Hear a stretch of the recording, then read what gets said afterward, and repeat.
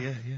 So, the two fellas are chatting, going, it's worked out well, hasn't it? Right, if there's a hostile takeover, and they sort of like buy up 51% of the shares or So something. it says, for this to continue, the monkeys are getting old a bit now. We need a little woman monkey in here to sort of get some kids going for, like, the future farm people. Forward planning, yeah. So they get a little woman monkey. They decided to only hire monkeys from now on. Why not? It's working. Why mess with something when it's not broke, right? So they get the little woman monkey in. They have kids and all that business, right? But the problem was, right, when they first got the woman monkey in, it was like, well, which one's gonna have the woman? Right? So, they started sort of fighting a bit and what have you. But because they'd seen the owners of the farm with, like, Don't guns tell and me the stuff, baby monkeys didn't want to go into the family business, went off to be a lawyer. they had a bit of a shoot-off. Shut up! They got two monkeys, right? And Don't stop! because they'd seen the owners with guns and what have you. No, that sounds So they had a bit of a shoot-off. Yeah. That's how they sorted it out. And who won? I think it was George. The one called George. Right. So I think they had 17 kids. The farm's still running. So that's like the last little monkey news there. Good little Rick, does happy it ending to that one. count if you were to rub your nipple against his lips while I held him down? Right, come off it now. Come on. No, I'm not doing Bruce Springsteen, Thunder Road, last track on XFM's Ricky and Steve. You can check this all out on the webcam. I've got fingers! Get his arm out the way, get the arm out the way. This happened on Scum. Mary's dress wave.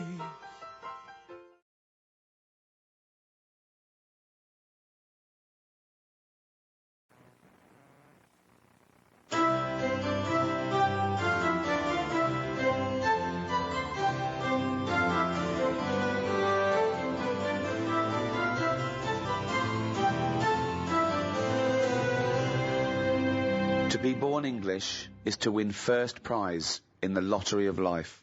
So said Cecil Rhodes, one of the grandfathers of British imperialism.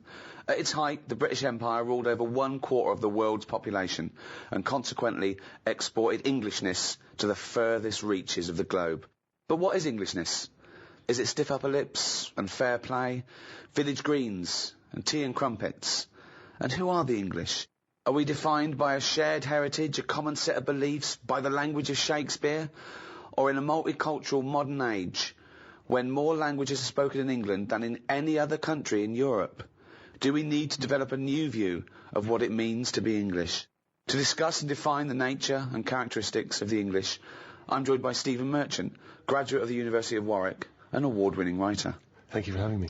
And Carl Pilkington, a man who, by his own admission, didn't go to school, has no qualifications. Mention the head, talk about the head. I'm just trying to get to the point that he's not qualified in anything, or really has no authority in any subject, or hasn't got the right to it. Talk about the head. And it was known the world over as a man who has a head like a fucking orange.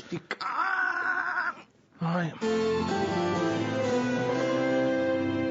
I think one thing that's very English is harping back and whinging combined. People saying, oh, England used to be better in my day, oh, England was better when I was a kid, England was better in the 50s or whatever.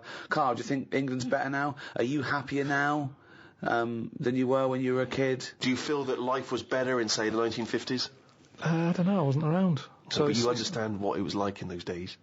I You've seen happy days. don't know, people always say, don't they, old people always say, oh, it was a better life in the 50s. And he's like, yeah, it was for them. Of course it was for them. They're old now. Being old isn't great, is it? So you're just happy with your lot. I suppose I was happiest in about 1984. Quite a specific year. Why? Why was It that? was just I was free and happy. Do you know what I mean? How old were you? I don't know. 22, He's just counting on his fingers now. 12. Right, okay. And it was just good. So the happiest days of your life were between the age of 12 and 13? Yeah, it was good. I had the world ahead of me. Little did you know your hair was going to fall out and you were going to whinge every minute of the day. I had my bike. I like messing about on my bike. You had your mates. I had a pet magpie. So you were probably the teenager that you eventually hate? Probably. Were you a good lad, law-abiding? I wasn't bad. I just sort of, just potted about. I mean, when people talk about what was on the telly back then, I don't have that much memory of it because I was always out. I was always playing out. What were you doing when you were out? Just playing about, just like on a bike or... Just riding in a circle endlessly Tell through ya, blizzards, I loved it. rain, sleet, Loved it. hail. I never seemed to be in. I was always when everyone always goes, "Where were you when Band Aid was happening?" I was always out on my bike, and everything was Like you and McGregor. a memory's always sort of like coming in for some orange and looking at the telly and seeing Princess Diana's getting married, and my mum says, "Have you seen this?" And I'm going, "Oh, I'm going out on my bike." I was always doing that. The only time I was in the house. This is why you don't know anything, because you never stopped. Yeah, but this is what being a kid's about. But That's all what I the mean, being information free. you have, Carl, is as though you've gleaned it as you raced by on a bike. It's almost like, every piece of information you have. Your hair blowing in the wind. Carl, your hair will blow out one day. Oh, don't talk stupid, ma'am. So yeah, 12 to 13 was good. But you see... And it was all downhill from then, was it? 13 is your teenager then, aren't you? Life got tough. Yeah. How did it get tough? Just straight away when I was 13, my mum was like, "Oh, it's your 13th birthday, you're a teenager now." Right. And she gave us a quid to go and get a cake to celebrate it. Went to the supermarket, got a cake, and I just thought, I don't like the look of this. Don't like the look of the way the future is here. On his 13th birthday. Well, you were buying a cake. What did you see at the supermarket? It was kind of like, I don't know, I suddenly felt grown up. I didn't like it. But I think you were always about 58, really, with your outlook. Well, yeah, my mum always said I was old. She said I was an old baby. She said I could frown before I could walk. So they always had a bit of a worried look on my face. Didn't say much, just always listened. My eyes moved about more than I did. Just sat there looking around, looking stressed. My eyes moved about more than I did. Oh dear, I couldn't walk. Well, I can't walk, but I'll try and get a bit of movement in my face. It's a workout, a baby workout. Oh, babies, well, if you can't walk, what about your face? Let your face do the walking. It sounds like that horror film. It sounds like Pilkington's Baby. Yeah. Just you lying there in your cot. I didn't like all the stuff that's set up for you. Like, my mum tried to send me to, like, a nursery. I said, no, I'm not having this.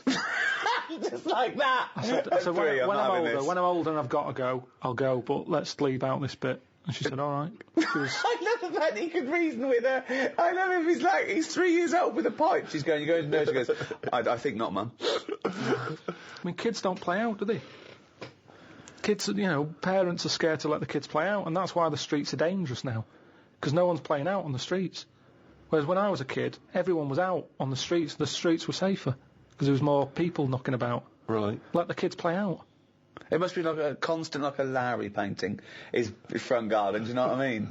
Just loads of people just there was walking never around. any problems. I was sort of taken away by some fella. What? Hang on a minute. What? No, I was playing about in the garden. Yeah, But my dad's mate, Tony, yeah. he did tiling with him. He drove past. And he saw me looking a bit fed up, so he just leant over, picked me up, took me to the pub. Now, the thing is, there wasn't panic. People weren't going, oh, God, where's Carl gone? He's out. Just... How old were you? He's down in the pub. Yeah, He's 4 years old, yeah. Well, he's only having a... He's down the pub with Tony, probably playing darts. Yeah, I was about 3 or 4. Sorry, so some bloke drives by who happens to be a friend of your dad's, thinks that baby looks grumpy. Yeah. I'm taking him down to But the pub. that's what it was Tony, like. you bringing a baby to the pub? Yeah, I might do. Yeah, we're bringing ours. All right, see you later, mate. But that's what I'm saying. Whereas now they go, the baby's gone. There's a big full-on panic going Yeah, on. but I think it says more about your parents that they didn't do that. They looked out in the back car and you were gone. Some bloke's driving off in a van. They're just going, oh, doesn't Princess Diana look lovely? This is absurd. So what happened when you got down to the pub? I just was there for a bit, and then For a bit, just had a game of pool. then my dad came in. It was like, oh, there you are. Oh, there you are! I love that! Where's my baby? I'm just going to have a quick pint. Oh, there you are. All right, mate. So, yeah, I think things were better back then.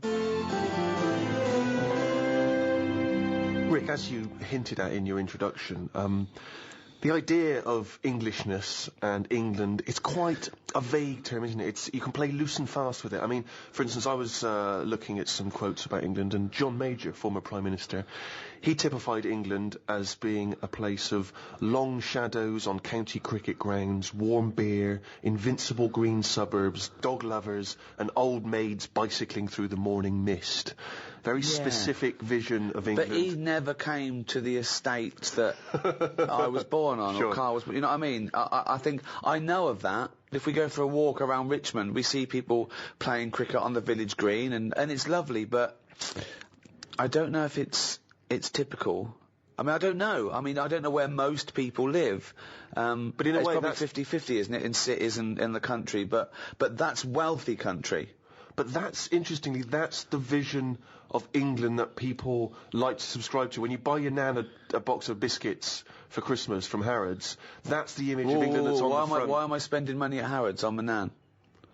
Well, Why can't I just, she's happy with sort of like broken custard creams. You've earned a bit of money now. Well, What's I know, wrong but with that? they don't need to know that. I mean, also, both my grandmothers are dead, so it'd be. Sorry to have brought that up. Well, no, but I mean, who buys who spends good money at Harrods on biscuits where she just suck 'em and eat the Garibaldis and leave? I mean, I don't know why I'm wasting money on the elderly. I worry that you've taken that too literally. I was trying to get to making more of a point, like an analogy, but I mean, I don't shop at Harrods.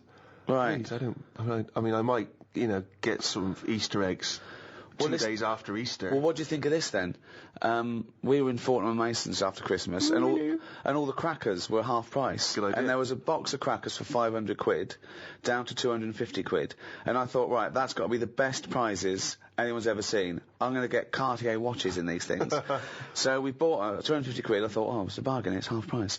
Got them home, pulled a couple, and there was a little notebook, right, that said wine notes.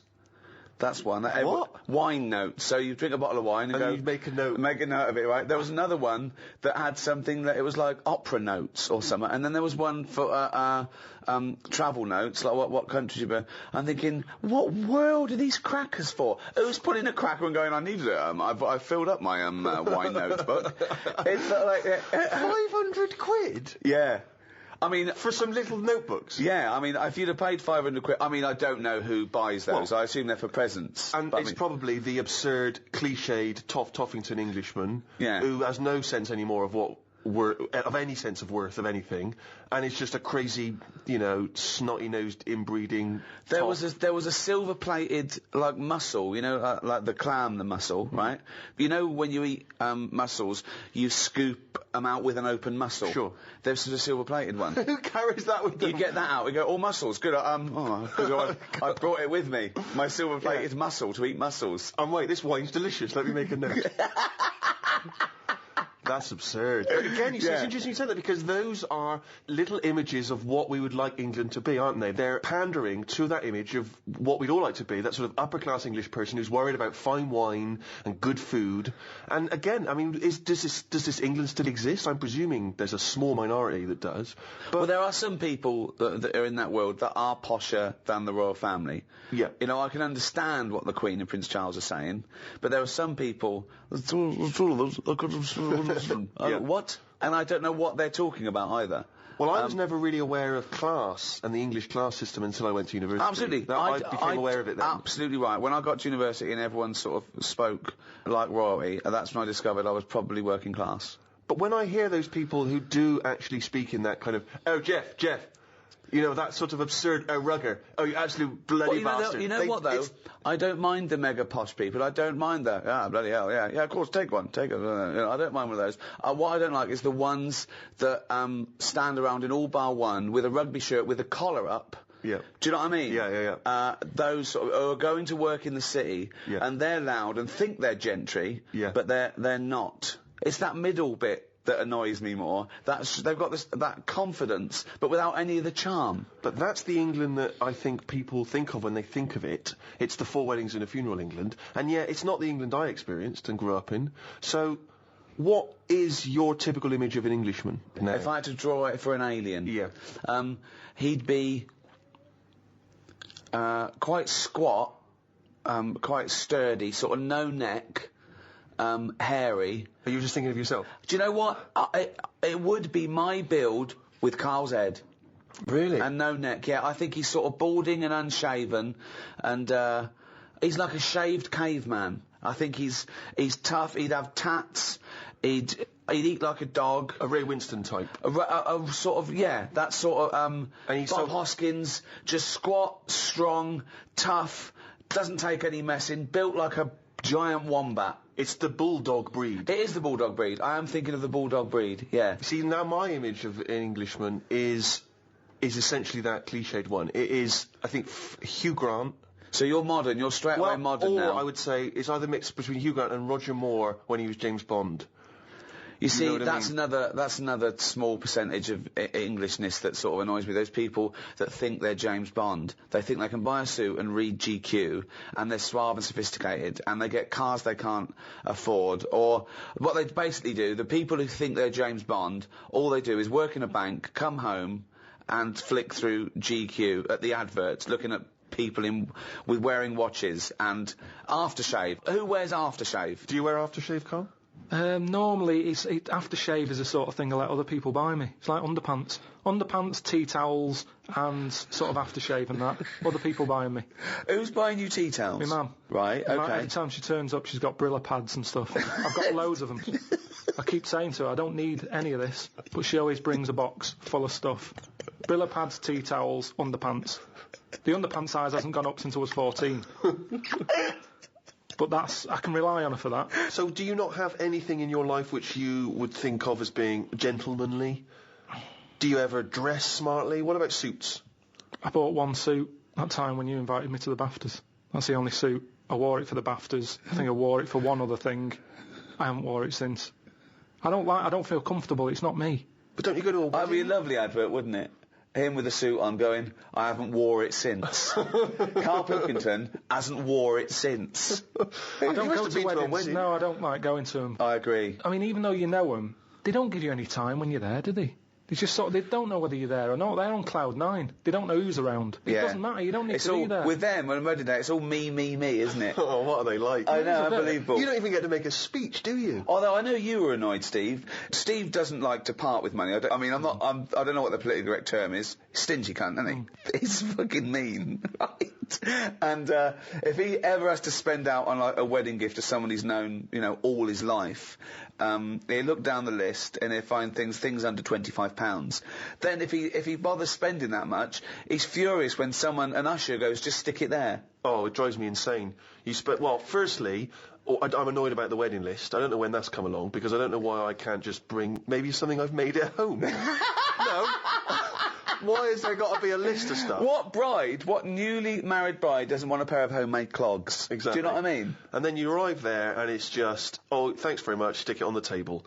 But saying that, I think people very much appreciate you being at their wedding. No, They do. They remember if you were there. No, they don't. They do. They don't. You don't get invited to weddings because you ain't got any mates. No, I've got to know enough people. Everyone's getting married. But they're always in the middle of nowhere. That annoys me when people say, come to our wedding. Yeah, fine, we're in Greece. Yeah. Well, no, down the road. I might make it down the road for the reception. Yeah. Go to what? You want me to book a holiday and come to your wedding? Well, the thing that drives me insane when you do go is when they put you on a table with people you don't know. Well, that's I've got it. all my mates there, and they put because I've got to mingle with some people. I don't care. I need these. But that's what I'm not good at. Talking to people once. Talking to people who you don't know. No. What sort of stuff would you make conversation about at a wedding?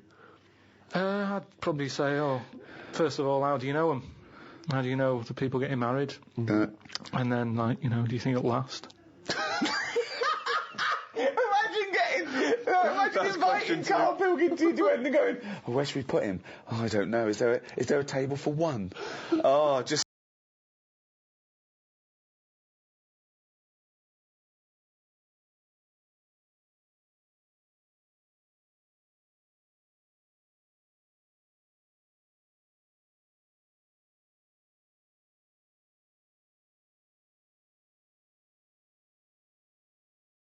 You'd be on the table with the kids. Imagine being stuck with Carl Pilkington at a wedding. Yeah, what else? So you've asked them to think it'll last. They've gone, I'm sorry? Who are you? Carl Pilkington from Manchester. Right. Yes, we think it'll last. What else would you ask? So what's your next? You know it's going badly. They're sort of like looking down their nose at you. They're thinking, why did they invite this bald-headed scum? There's just the last wedding I went to. It's going back a couple of years, but everyone seems a bit snidey. Do you know what I mean? Because you've got a mixture of families there, haven't you? Yeah. And none of them really like each other. No. And I got stuck with an old fella who had a flatulence problem. That sounds fun. And then he went on to say it doesn't matter, the suit's hired. And it's just kind of... I'm gonna die! I just don't like him. I love it. He's basically saying at a wedding, it doesn't matter if I shit myself. Control your own body weight. Oh. To be born English is to win first prize in the lottery of life. So what do you think of that, Carl? Maybe... Maybe it's that thing that I don't appreciate what I've got. But to me, being English isn't anything that great. Really? Why not? Because it's just what I've been dealt with. But what would you, I mean, I know you know nothing about the world. You've travelled nowhere. You've No, seen no. nothing. Yeah. But if you could be any nationality, what would you be and why? Probably be Italian. Okay. Why? Well, just yeah, I like the idea of it. I like Italians are all right. Where would you live? Rome? I probably wouldn't want to be in the middle of Rome. It's too much hassle. Have you been to Rome? Yeah, it's nice to visit and stuff, but it's just I wouldn't want to live there. You've got to get paperwork done and that if you just want to put a picture up because everything's old, everything's listed. It's hassle. He's only been Italian about 3 minutes and he's already slacking it off. He's already No, whinging. but I like I don't know why he's living Rome. Yeah. It's good. A lot of old stuff. Why have you chosen Italy? I'm interested to know why of all the countries you've chosen Italy. I was a late comer to pasta. But it's won you round. I like it now. It's like one of my favourite things I have. Which there isn't really anything like that in England. That even though it's Well, except pasta.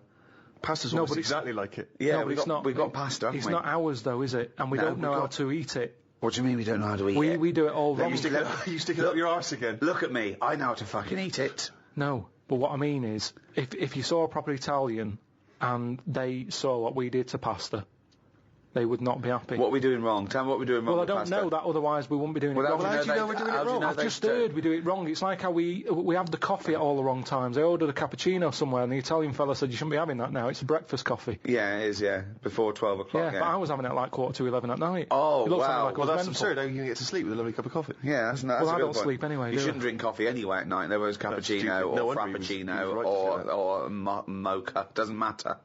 Don't drink coffee after about 4 in the afternoon anyway. Full stop. So, hang on. So you love pasta, but you're not eating it right, so you'd like to be Italian in order to be able to eat pasta correctly, even though you enjoy the pasta you What eat. do you feel being Italian is, and what's It's attractive just to being... very sort of, it's a relaxed lifestyle. Whenever you go to Italy, everyone's sat outside a cafe. It doesn't matter what sort of person Carl, you are. that's all you do now with your spare time is Yes. sit outside a cafe. But they get more respect over there. For Why? it.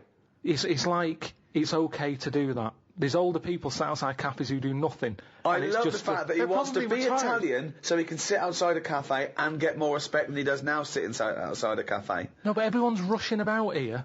People have like colder coffee. They have frappuccinos here because they haven't got time to have a hot coffee. It's like they've got a coffee with ice in so I can neck it. Get it down my neck and get on with my day. Relax, enjoy your coffee. I don't understand the rush.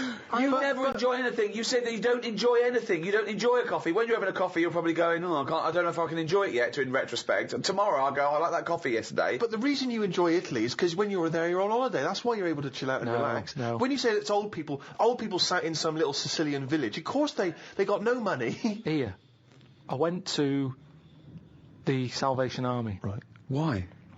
because it's nice. What do you mean? You can get toast and a cup of tea for £1. Go, you little skinflint. Right. You little roundy There's heady nothing Scrooge. skinflinty about that. That's just that should be the going rate, Steve. I'm surprised I haven't seen you in there, to be honest. But the thing is, Where is it? now, just near Camden. What is it? Is it like old people? A lot of old people, mainly old people. And this is what I'm saying. These are people who are old and they sat in a cafe, but they don't get any respect. People are walking past and they don't want to go in. The way you reacted when I said I was in the Salvation Army, that's the reaction they get. Yet an old Italian person, they looked after better. Well, it's certainly true they look after their older families, don't they? They Right, do and respect that's the all I'm family. saying. Whereas, I mean, it's a lovely place, Salvation Army. Every old fella in there's got a tie on. Yeah. They make an effort. That chokes me when I see an old boy still put a shirt and tie on. He's 90. He's like been through hardship, and yet on a Sunday they're still shining their shoes, and you know what I mean. I mean, you sometimes can't even bother to put your trousers on a I Sunday. know. Well, I've got an elasticated waistband, Yeah. and they're still fiddling with braces and buttons. Yeah. So anyway, yeah, that's what I like about Italians and that. There's a lot of So you want to be Respect. Italian because when you're old, you can sit outside a cafe and get more respect than you do here. yeah. Look at the old people in this country. They never look happy, do they? Really. Most of the time, when you see them walking around, they go to pot. No one's keeping an eye on them. Well, it's an important thing, isn't it? That my mum, this is when she was about 60, 65. There was a neighbour who was, 85, 90. And, again, completely alone. And my mum used to go around there every day. Do you want any shopping? Do it, right? She was good for her. She was like her witness in the world, to her existence. But I remember calling her once, and she'd come back. I said, "What have you been doing?" She went, "Oh, I've been round so and so." So I went, "All right." She went, "Oh, she won't die, Rick." Like she's helping her, but she's thinking this is getting silly now. You were meant to go years ago here. Well, that's the problem, if you get pally with an old person, then you could be stuck with them for years. And having to do stuff, that's what you don't want to do, is it? You meet an old, an old fella, and then you've got to start popping in his sort of piles or whatever when he can't do them himself.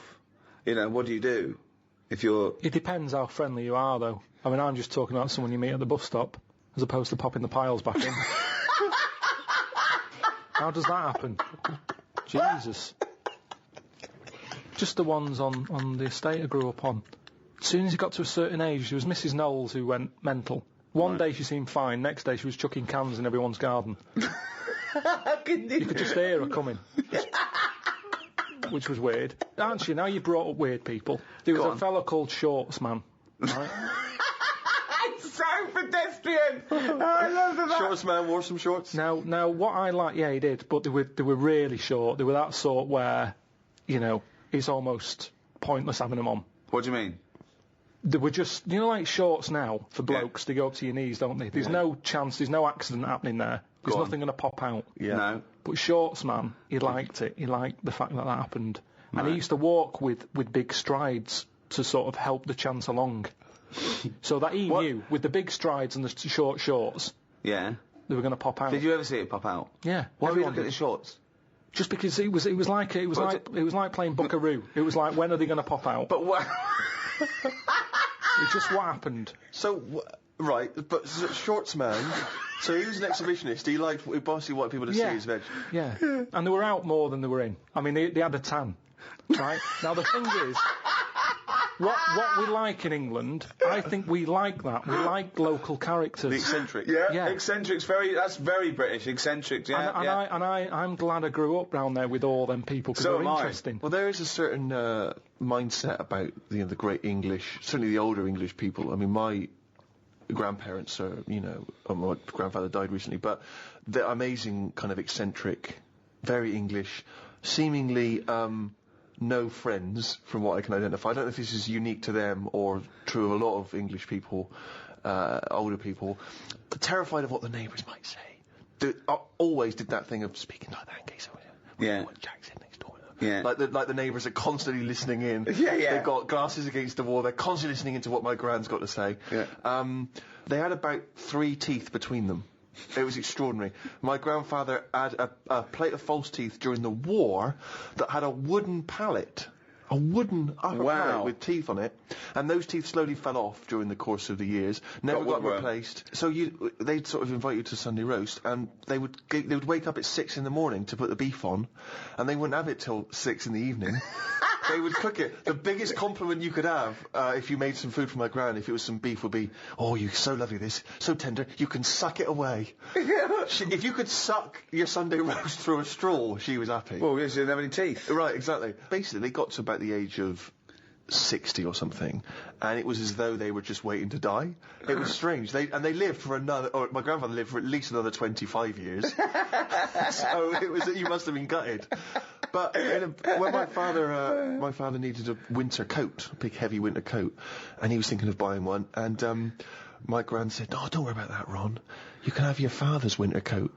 And he said, "Well, but he's still alive. What do you talk about? He needs it winter coat." She went, "No, he'll be dead soon.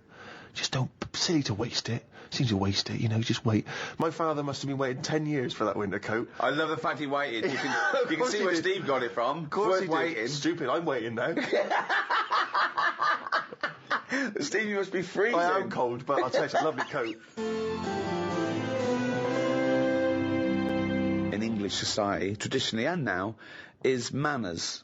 I mean, obviously manners change, but what is etiquette? What is good manners? I think that a lot of that has been lost. Well, I was thinking the other day, have you ever heard of the finishing school? Yeah, yeah, of course. Do you know that? No. The idea is that, you know, the sort of gentrified ladies, after they finished their education, they would go to finishing school, where they would literally be taught, you know, how No knives to... and forks, walking with a book on your head, just things like that, what to say. I mean, it's like a year of being Eliza Doolittle, isn't it? Don't put your elbows on the table. You start from outwards, going inwards with cutlery. You know, you eat soup, the spoon goes away. There's things like the fork. You're never meant to face those prongs up. So you either stab your peas, or, you know... There's ways of eating soup. You know, the spoon needs to be moving away from you. Yeah. And scooping it up and bring it back to your mouth. I mean, it's crazy, but, you know, the people that subscribe to that stuff would look at the way you live your life, the way you eat your food, Carl, and would be appalled. Yeah, but in the same way we think that's absurd, they would think you're a disgrace. But as long as you're enjoying it. No, they would say no. Well, no, there are certain things that I can't stand. I can't stand eating with the mouth open. I think that's rude. I banned chewing gum on the set of a film because I think it's rude. I think it's rude. Those people who stand there talking, yeah, but we all know you're a preposterous hypocrite. I mean, the way you eat food, come on. No, I don't eat with my mouth open. I don't. I do eat with just my right hand, smash it and scoop it in. But I see nothing wrong with that. I would say it was slightly rude when you're ordering the bill and getting up to leave when I'm still finishing my main course. Yeah. I'd say there was a touch of rudeness But I go about into that. a restaurant to eat. Yeah, but you're supposed to wait when you're with the other people and let them finish as well. This is my ideal restaurant. It is empty. They know what I want, and it's waiting for me when I walk in. I leave, still chewing, and I go put it on my bill. That's the ideal restaurant for me. Yeah, you're pretty much there. Yeah, I try and that's what I try and do. Yeah, but you know, there are certain things. I am one for manners. I think I hate rudeness. I hate lateness. I hate all those things. But some of them are ridiculous. The elbows on the table is arbitrary. Why? I mean, there's a reason you say please and thank you, because it shows courtesy. Those make sense. There's a reason you don't talk when you're eating, because it goes over and it's disgusting. There's a reason you don't lick your fingers and then put it back in the chips, because someone else has got to share that. But don't put your elbows on the table or start with that fork. I think it's ludicrous. You know, there's those rules when you meet a member of the royal family. For instance, if you were at the Royal Variety Performance and you met the Queen, there's various rules they tell you about. You don't fart or call her love. Exactly, for one. But also, you don't speak until you're spoken to. You have to do a slight bow. I was invited to the palace a couple of times. The first time was after the office sort of broke, and I got an invite. A company of Her Majesty the Queen would like you to come to one of those dinner parties, and I know what you're thinking. Why didn't you get one? Yeah, that's exactly what I'm thinking. Well, wait. I was a big shot quicker than you because I was in it. Don't forget, you didn't appear until Even series so, 2. If we'd split the atom, they would invite both of us. I know. Not just the guy who does the press conference. So the thing came through, and I thought, I was worried about it, to be honest. But it just said, I will be attending, I will not be attending. Tick the box. And I couldn't bear to just tick, I will not be attending, because it was too harsh. So there was a RSPV number, and I phoned up, and it was obviously the head of the house, or a butler, or I don't know, someone. And he went, hello, Buckingham Palace. And I said, hello, it's Ricky Gervais. I just got an invite to come and... and I said, it sounds weird, but I couldn't bear to just tick, I will not be attending. He went, well, you're the first person ever to bother to do that. Thank you so much. I went, my pleasure, sorry I can't make it. But don't you think that's weird? It is strangely brutal. It is strangely brutal, isn't it? I wonder if they've changed it by now. Yeah, there's a little asterisk. Thanks to Ricky Gervais, it now says, I am too fat and lazy and busy eating cheese to visit your majesty. What I think is this, that no one's ever ticked, I will not be attending. Right, yeah. So it was never a problem. So why did you not want to go? I don't know, I just thought it was a bit intense, and I turned down all those things. I think I would like to go now, just to look around. Yeah. I don't know, I just felt a bit funny, just being invited there. I was invited to all those things at the Downing Street as well, and I just thought, you're inviting me because I'm on the telly now, because I'm famous. Well, where was my invite when I was on the dole? Yeah. Do you know what I mean? With respect, I wouldn't have invited you circa 1983. No, I haven't got a problem with, you know, going to Palace or, except I do have a problem with sort of being wheeled around as a celebrity. Because I used to think if I was ever invited to get given an MBE or a knighthood or something, I'd be like, nah, I'm not part of the system, you know, I'm a rebel, I'm outside.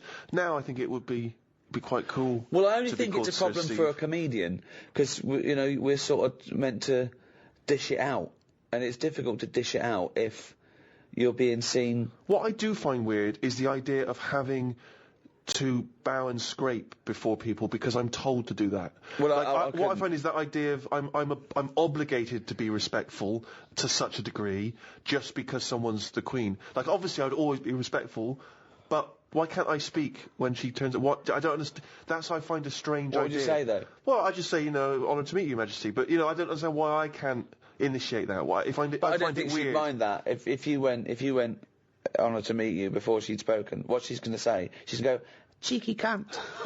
I talks first, lanky.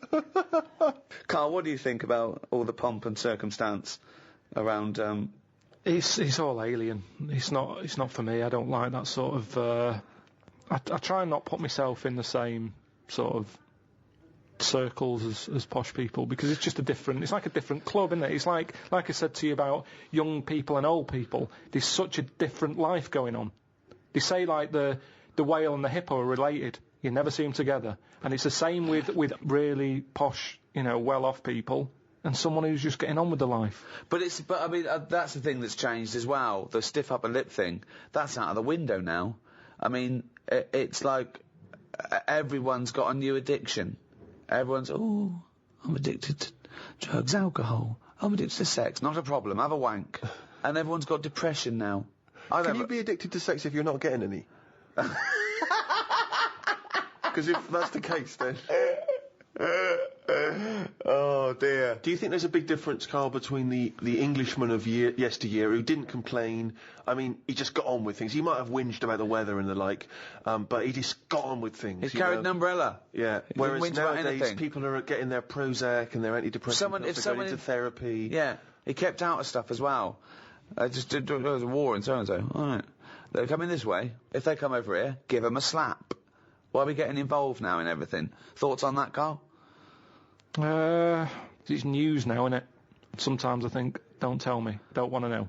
Just get on with it. Whoever's job that is, get on with it. Yeah. Why am I being told about it? When I've got a problem in my job, no one else knows. No one helps me out and goes, well, I've got an opinion for him. No. This might help him. No one helps me. But I'm being bombarded by everyone else's hassle. They love talking, actually. That's what the English do. Talking, but they never finalise it.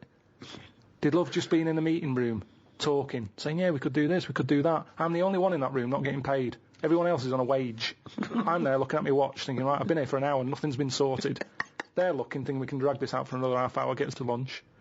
That's what annoys me. They're all sat there just pushing bullshit around the room like dung beetles. I'm sick of it. And that's what the English do. And it's a shame, because I don't think they used to be like that. I wish everybody just sort of kept to themselves more. Like, you know, certain animals do. Just get on with it. It's like an old-fashioned way. What animals keep Well, themselves? any animals keep themselves themselves. Like what? I've said loads of things. What animals keep themselves? Badgers. Why do they keep themselves? No, they just whenever you've seen them just sort of wandering about a roadside, they're on their own. Right. They're not sort of What are they doing? in pairs. I don't know. Most of the time they're dead. I've seen more dead badgers than alive ones. I've never seen a live badger. I don't know what his point So was. that's why they're one alone and two getting on with it. That's love it. Most I of love the time. that. It started off as some kind of poetic analogy. I don't know what that was. Most of the time. I just Oh God.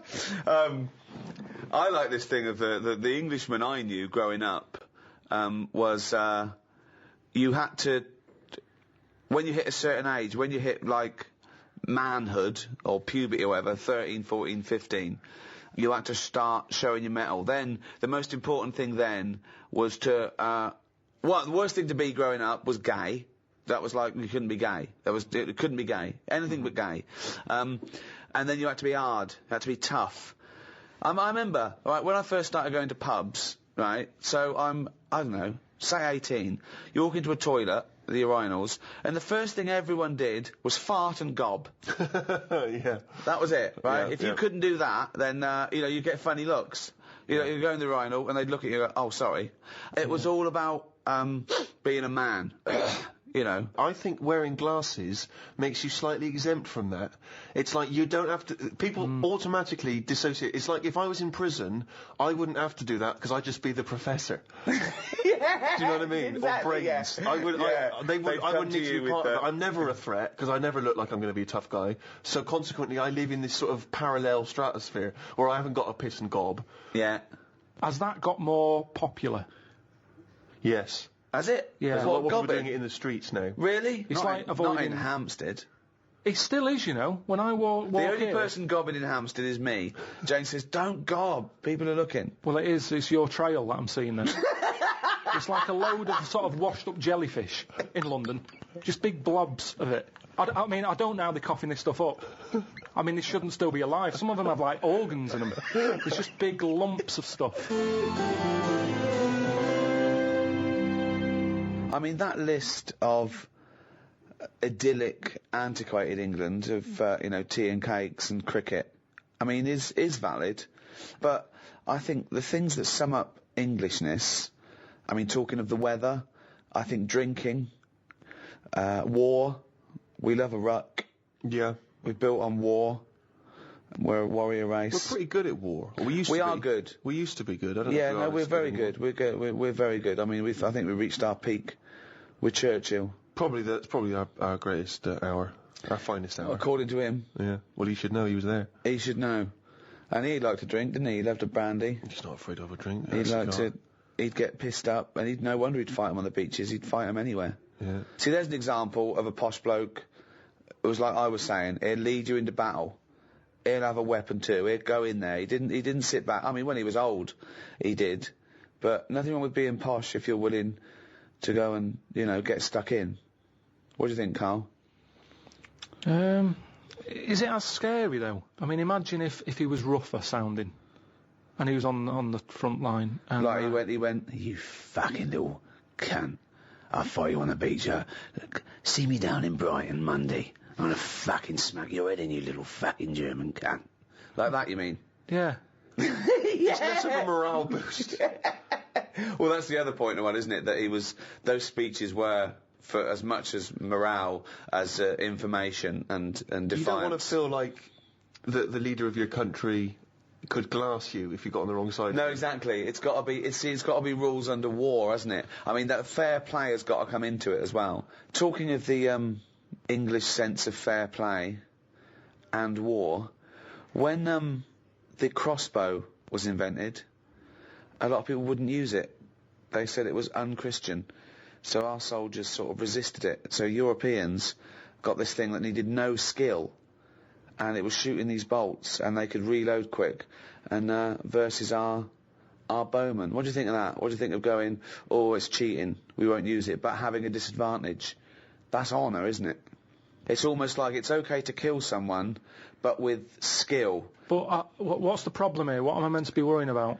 Well, you've got bow and arrows. Yeah. They're amazing. They're heavy. They're your arms. They've got trained bowmen. They're skilled. The most skilled sort of marksman soldiers in the country.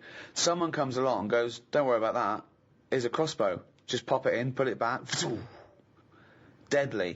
Deadly, quick. Anyone can use it. So now you've got anyone with a crossbow killing people. Women, children. Anyone can use it. So the Europeans, they're going crazy. Oh, William Tell he's shooting apples off heads. Yeah. Right?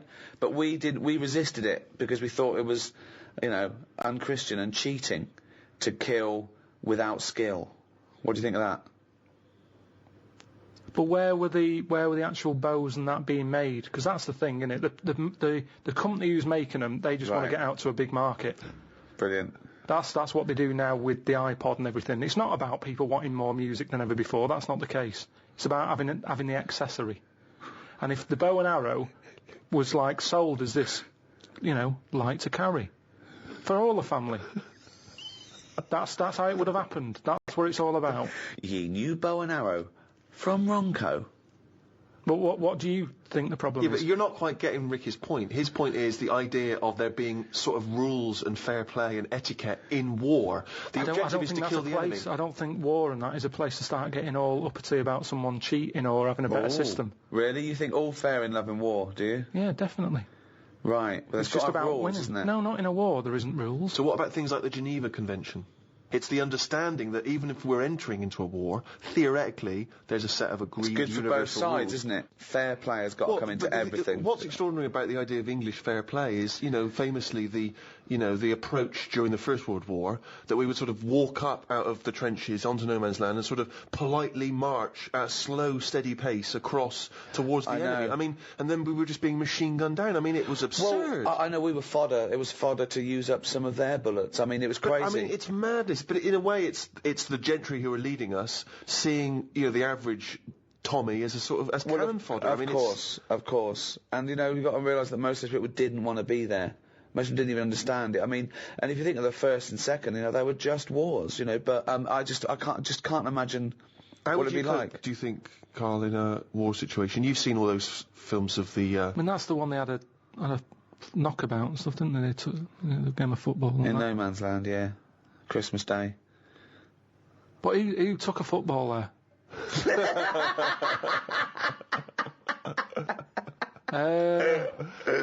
If I was on the front line, I would not be getting out the rule book. I can tell you that much. I'd be going mental. Are you saying there should be some rules or no rules? I mean, you've got to have some rules, otherwise it's just going to be like Grand Theft Auto, isn't it? I'm just going to go about battering everyone. Yeah. And you soon get bored of that. Mm. So I think you've got to have some rules. Right. Which rules would you repeal that already exist that you don't like? It's a shame you can't tip as much as you used to be able to. You mean in a restaurant? No, just when you're getting rid of a mattress or something. So flight tipping, you'd like to see more flight tipping. What do you mean? This is something so personal. He's fed up. He had to take something. No, it's just that they used to put stuff outside the house, and just like you had mattresses, you had sideboards, sewing machines. The thing is, it was a good way of recycling. Now they say recycle, but we're not recycling. It's just being put in a bin. So you'd like to see more fly tipping? No, not you see. That's see, what we need in London, more rubbish. This is the problem. You see, look what's happened. Look what's happened to what I've said. It's been taken the wrong way. Right. I'm not saying tip. I'm not saying chuck your bin bags out the door and let crisp packets go everywhere. I'm saying if you've got old furniture, you should be allowed to leave it outside your house without the council going, move that, it's dangerous, someone's going to trip over it. Mm. Well, if they Right. trip over it, you should have been looking where they're going. Well, what if they're blind? What? What if they're blind? That's why you don't leave things out in the pavement, because blind people will fall over them and smack their face in. What if a woman with a couple of kids in pushchairs has to go out into the road Yeah. to get past your piece of junk? And get crushed. No, because I'm leaving it. I'm not leaving it on the pavement. What you just said you were. Where are you leaving it? Sort of outside the house. Right. In your front garden. Well, who's going to take it from there? That's just thieving. No, sort of. Just Where are you leaving it? Where are you leaving it, Carl? You haven't established where you're leaving this yet. Because so far, a blind person's fallen over and broken his nose. I've never and seen a lost 2 blind teeth. person trip over anything. You've never seen a blind person trip over anything? Definitely not. They're better on the feet than some people because they're more cautious, aren't they? So Make it more fun for them, if anything.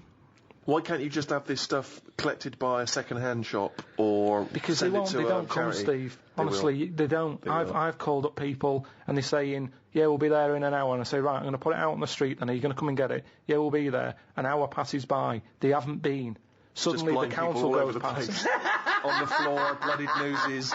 Then the council said, I call them up, "Do you want to shift it?" "Well, we might, but don't know when." "Well, it's outside the house now." "Well, you can't leave it there. It's your responsibility. You'll have to stay with it." Suddenly, I'm wasting time sat outside the house with rubbish that someone else might want. But you're not allowed to leave there because a blind person might come along. What's the dog doing?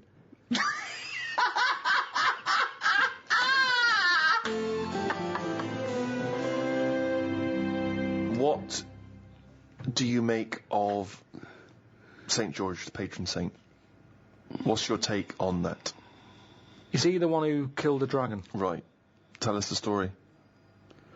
There was a dragon problem. Where? Must have been in England. Right. George took it on. He took on the job. He was like a rent-a-kill. He came out.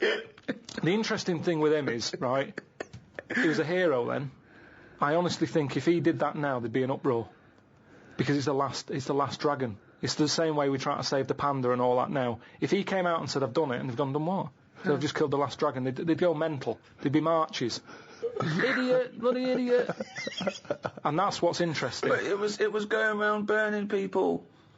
Doesn't matter, we shouldn't have killed the last one. It's the last one.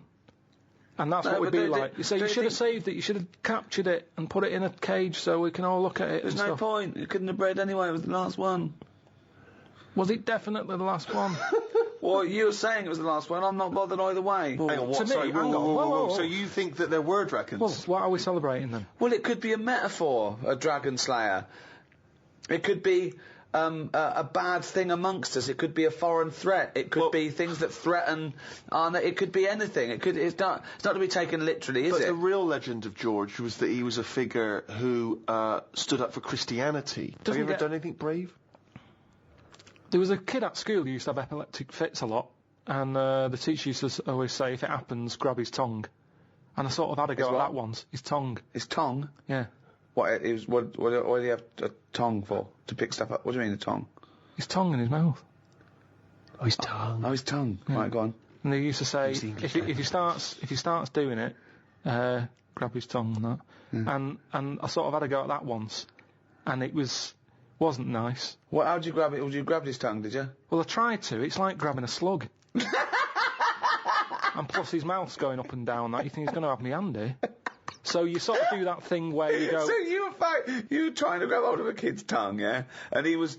He's throwing himself all over the place. It was in a physics lesson. I sort of had a go, and then I thought, this isn't happening. So I just sort of kept putting my hand in, like I'm having a go. But in my head, I was going, I'm not going to get hold of it. What you could have used is a pair of tongs. Well, firstly, I don't see why this is brave. Kids having an epileptic fit and you're just supposed to help them out. I don't know why that's bravery, but even given that, the fact that you were thinking more about yourself in that situation than this other kid. You were thinking, I'll make it look like I'm helping, but I'm not really.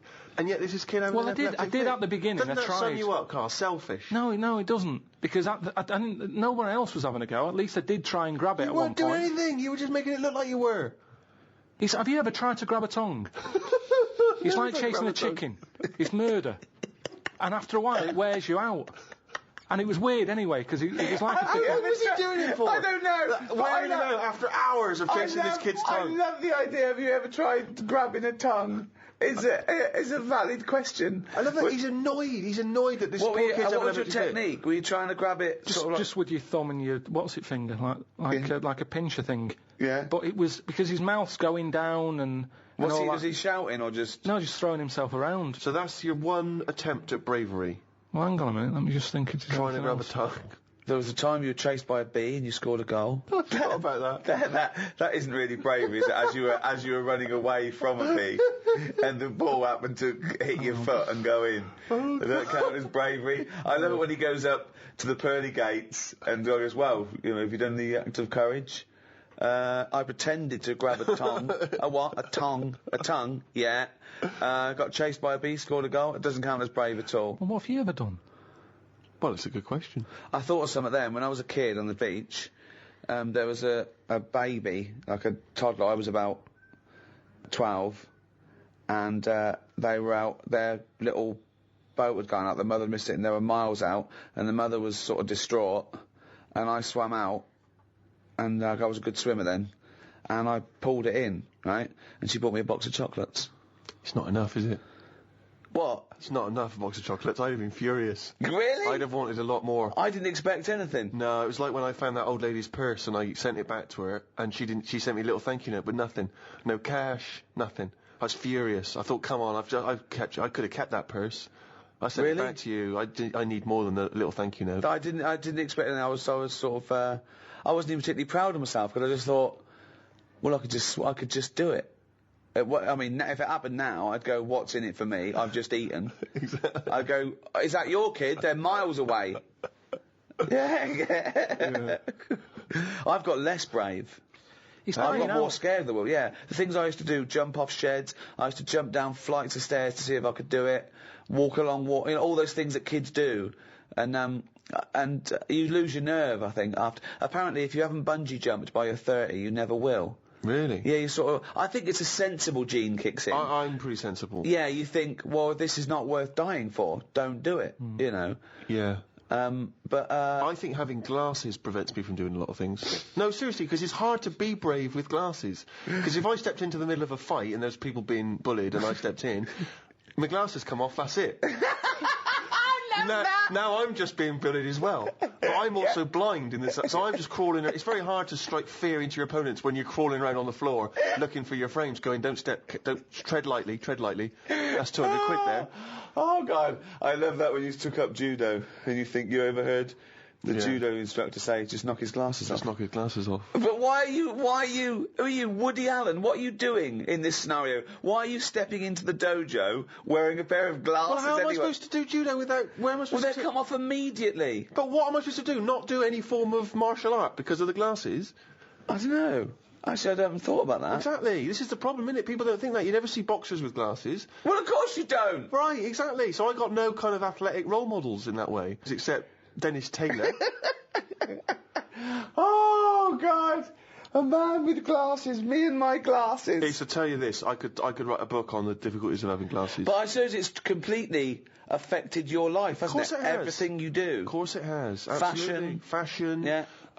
Sort of sport, dancing, moshing. Can't go in the mosh pit. Can't, I've always wanted to jump on the stage, take my shirt off and then jump back in and everyone catches you and you sort of sway along on top of everyone's hands. Can't do it. The glasses would come flying off. But how do you swim in the sea? I'd have to hand them to the singer and then do it. I went to, I was in India recently, I went to Goa and I got myself a pair of prescription goggles. Could not believe my luck. It's revolutionised my swimming experience. All right. Goggles which have got the same lenses in as my glasses so I can see all right. That's good. Went in there. Literally, and they're pricey as well. Went in the water, within seconds, giant wave had come over, and it was crazy. It was like Rio all over again. It ripped off both my trunks and my goggles. They went flying off my head. What? Now, I can only grab one of them. My trunks have never come off. Maybe once I've dived in, they come down a little bit. They came loose and they slipped down, thus revealing penis.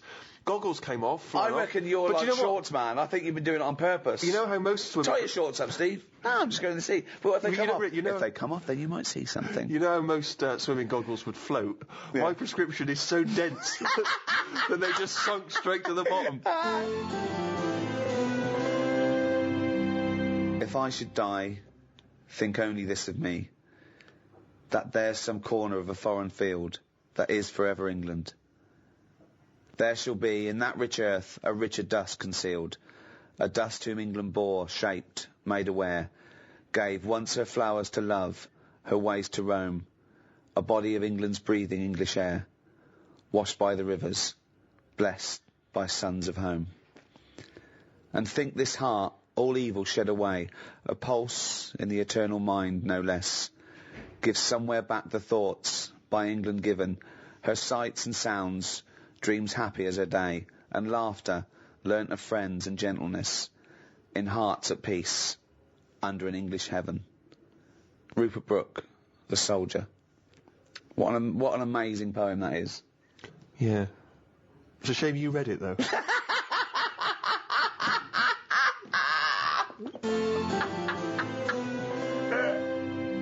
Thanks for listening to the Ricky Gervais Guide to the English. That's it for a little while. 5 in that series of guides too. Plenty to be going on with. There's also the rest of the back catalogue as well, and we might do the odd free one, but we'll be back soon anyway with maybe another series of guides too. Who knows, Carl?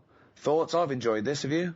Yeah, my favourite ones. I like learning stuff, you know that. If I can learn something and make a few quid, I'm happy. Unlike the people who are listening to this who are down £2 and have learned absolutely nothing. And what they have learned from you is total bollocks. So, thanks. That's goodbye from me, Ricky Gervais, Stephen Merchant. Goodbye. And Carl Pilkington. All right.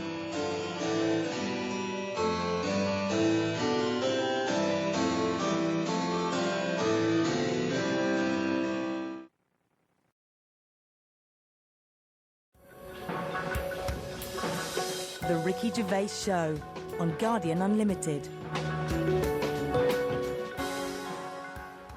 Hello and welcome to number 11 in our series of 12 podcasts with me, Ricky Gervais. Hello, Stephen Merchant. Hello. And Carl Pilkington. All right. Now, Carl, you have become a phenomenon. Okay? Right.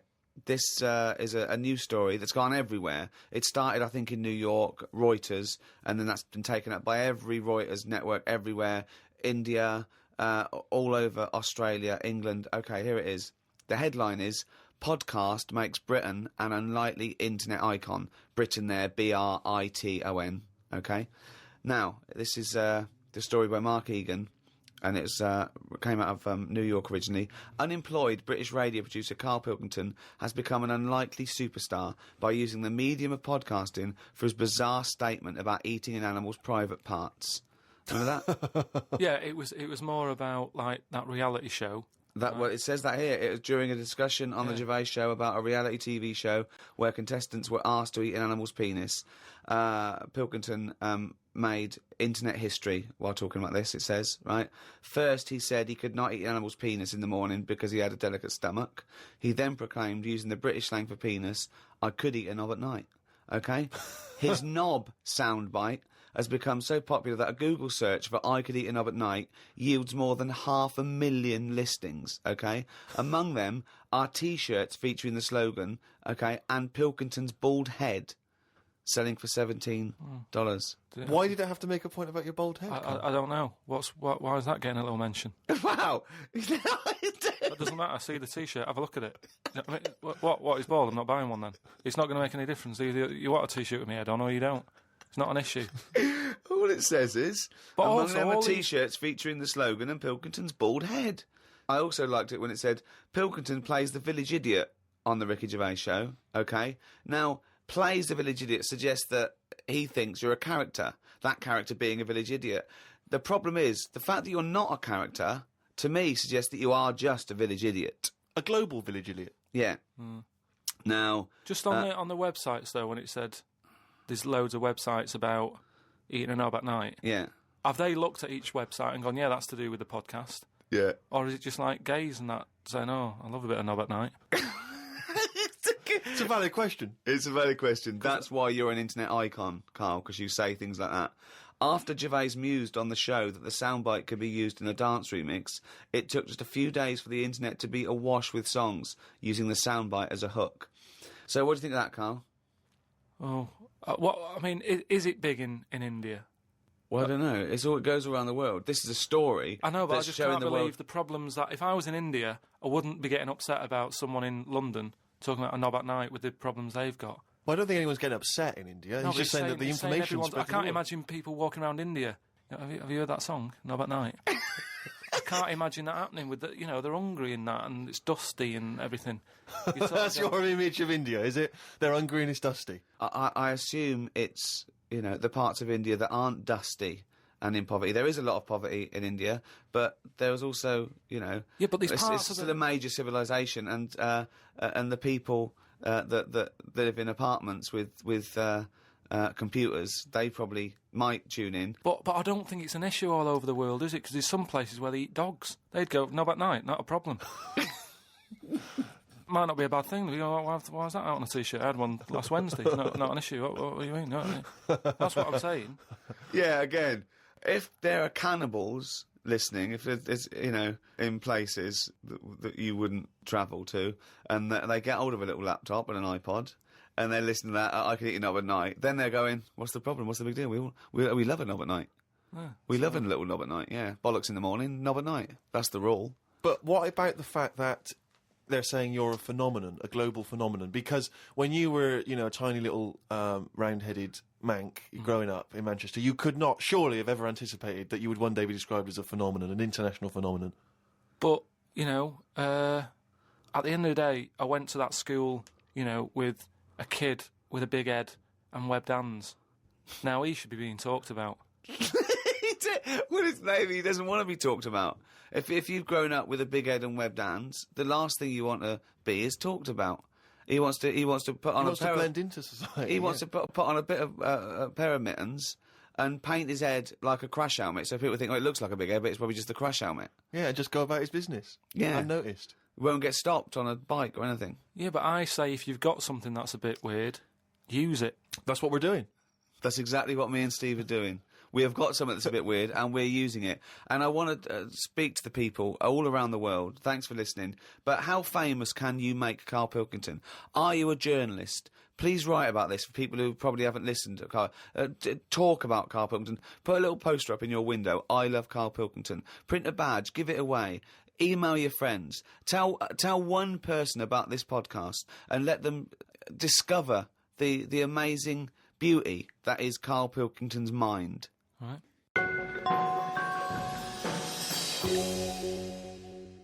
Hasta la vista, baby. I'll be back. I'm here to tell you about Friday night comedies on Channel 4. There's 3 great comedies. New Green Wing, it's nearly ready. My Name is Earl and The It Crowd, the great new comedy from creator of Father Ted. Get your ass to Mars. Friday night comedy this Friday on Channel 4. Switch it on. I'll be back. Uzi 9mm. Cause they did a divorce. The Ricky Gervais Show on Guardian Unlimited. As ever, Rick, there are hundreds and thousands of emails coming in. People contributing all kinds of stuff, pictures as always, and little video clips that I think might be of interest. And of course, as ever, lots of questions for Carl as well, just to sort of try and tap into his brain, see what's going on there. Question from Jade Ramira. Carl, what would you change if you were in charge of what kids are taught in school? Right, you know, because, I mean, your school experience was a bit iffy. You got very bored, didn't you? You got very disillusioned by school. Yeah. What I'd do, right, is instead of sort of teaching kids about 2 and 2 and that, she's 4, right? Well done. Show off. I think they should be asked more questions that make them think rather than something that has just got an answer, I totally agree. right? So, To teaching them the quest for knowledge, inflaming their but imagination. just freaking them out a bit as well, just going like... See, I knew that's where it was going. Because as soon as you started talking, Rick, I was thinking you're thinking some of the big existential or philosophical questions. You know, does it mean to be human? What does it mean to interact with other Exactly. humans? To be a humanist? Or teaching them sort of like philosophy on a basic level, that, you know, teaching them the love for learning. So, you know, get them back to a roots level so they want to learn and then they will learn, as opposed to just teaching them facts. Whereas... But he was thinking, freak them out a bit. Yeah. No, just like, you know, like I read the other day, and someone sent it in on email, like how there's a dishwasher that's been found on Mars. Rubbish. Whoa, what? But it's not true. So tell them that. But it's not true. Go home and write about it. How did that happen? But it didn't happen. Well, it did happen. It was in a science magazine. No, it didn't happen. There's not a dishwasher on Mars. Why not? Because... What do you mean, why not? How did it get there? But we're always sending, like, rubbish out there and that. It's like... Not dishwashers. What, you think the council take it away and they go, where can we put it? Well, the tip's full. Well, where's the nearest thing we can dump this? Mars, I imagine. No, but the same way that fella who, I don't know, was it 2 Christmases ago when he was messing about saying I can get stuff to Mars and all that, he did it wrong because he did it on, like, Boxing Day, and I just think nobody's concentrating. No one wants to work on that day. It's kind of like, do you know what I mean? They're going to do stuff sort of half-arsed, aren't they, on Boxing Day? So... it didn't really get there, I don't think, but it crash-landed. What are you talking about? What was he trying to do? He was sending something up to Mars. Yeah, that little fella that wanted to get something on Mars, and it got... probe, you mean? And it didn't open properly. Yeah. It got there, didn't open. But the thing is, it got there, it didn't open properly. No one's been back to pick it up. And what I'm saying is, we're saying about going to Mars as our next planet. It's a tip. There's loads of stuff that's been flirted up there. No, it's not. What are you It has, talking 'cause about? it's just all, like, that probe thing is still there, rotting away. Yeah. So, ipso facto, there is a dishwasher on Mars. We've settled that. Why would they have a dishwasher on Mars? Would they take the dishwasher up in the space shuttle in case they had dinner parties? What are you talking about? I just think they would have a little dishwasher in there. There's a lot of them, tight space. You don't want a bit... Who's going to do that? You know, that means... Do you know how much fuel it takes to move a kilogram Yeah. out of the Earth's atmosphere? So they're going to take up a dishwasher, are they? Sorry, but what are they cooking up there, Carl? How many people does it take to fly a rocket? I... How many people? Tell me how many people. Well, it's either one monkey with a banana shoot that feeds it, or probably 2 or 3 humans. Right, say it's 3 humans. Yeah. Now, there's 3 humans because they need one to steer it, one to, like, be going, yeah, we're all right. Yeah, and one Want to to make some hors d'oeuvres. One to stop at the petrol station to but get what, more. What I'm saying is, if you're going to start having a sink, then whoever's They washing haven't got up... a sink. I know, because they've got a dishwasher. He's got you there. But anyway, I'm not going to go into that. But all I'm saying is teach kids things about... Say to them, right, when you go home tonight, there was dinosaurs knocking about ages ago. How would you have lived with them? get on with it. See you later. Well, they didn't. I've told you this before. You got a lot of your information from the Flintstones and 1 million years BC with Raquel Welch. There weren't dinosaurs knocking around where there were little fellas knocking around in furry pants. No, but just sort of saying to him, all right then, here's a different question. Go on then. Would it be better to have dinosaurs knocking about now whilst we're here? Because I put that in my diary the other day, that when you think about it, there's a population problem. Yeah. There's too many of us. Yeah. We're saving people all the time. No one's allowed to get injured anymore. You've got to, wear a helmet when you're on a bike. There's speed bumps to slow people down. Zebra crossing. Cures for illnesses. No one's dying anymore, right? Well, I think they are. Not as many as they should be, because the world's crowded. All I'm saying is I think there's still people dying. I think there's still people dying. not that many, though. Yeah, I think there's still millions of people dying. Apparently, a handful. Loads of people are living longer. And that's a problem. So what you I'm saying feel that is, you should introduce Tyrannosaurus Rex into, say, wandering London, about. just have him wandering around, just picking people off. That's what, just sort of random and that. Because I don't know, I mean, I'm not wishing that anyone I know dies and that, but all I'm saying is, I don't know anyone who's died for ages. Right. Whereas if a dinosaur was knocking about, you'd go, Neil's gone missing. Yeah. And Annie you go, Nora's had her head bitten off by a... Whatever. I just think then it is survival of the fittest, which is, we've lost all that now. You don't even have to be fit to survive. They just keep sticking a new lung on you. Or... Do you know what I mean? They can do too much now to keep people going. They just keep sticking a new lung on you. Question from Kevin. He says, Carl, other than the famous boxing match that you've often talked about, I know that took up about 20 minutes of your time, have you ever been in any other kind of fight? I don't suppose a slanging match. I think they're talking, have you ever been in a physical fight? Once that I can remember. It was over a woman. Well, a girl. I was at school. Yeah. And it was because, like, it's hassle, innit? Right? Relationships when you're younger. How old were you? About 7. It was over a woman. Go on then. Yeah, go on. And there was this girl knocking about who, she was quite good looking, everybody liked. And my mate, he really liked her. And I didn't sort of ask her out on that, but she just sort of took a shine to me and stuff, right? And didn't really go out with her properly. It's at that age where going out with someone is just like sort of going, all right, in the morning, do you know what I mean? You just sort of nod your head. Yeah. And that. Anyway, there was some sort of school disco. And they were playing Spin the Bottle or something, right? And I sort of wandered over to see what was going on. And I stood on this girl's dress and put a hole in it. And she started crying. I was like, oh, I can't be dealing with this, right? What's up with you? It's a hole, what's up with you? And everyone's going, Carl, what are you doing? That's meant to be your girlfriend and that. You should be sort of saying, oh, I'm sorry, and giving her a hug and all that, and saying it'll be all right, we'll sort the dress out. I said, I can't be dealing with this. No. Right? So she's crying her eyes out. I said, it's over, right? Oh, it's over, you saying, right, in the morning. Yeah. No more of that. Yeah, there's no more. Right. In the morning. So I go to the toilet, right?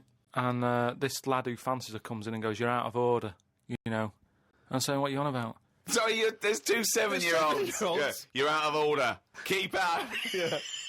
Cut it out. Show her a bit of bloody respect. Sorry, were you wearing trilbies? Yeah.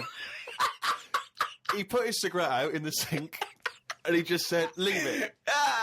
Get out of my face.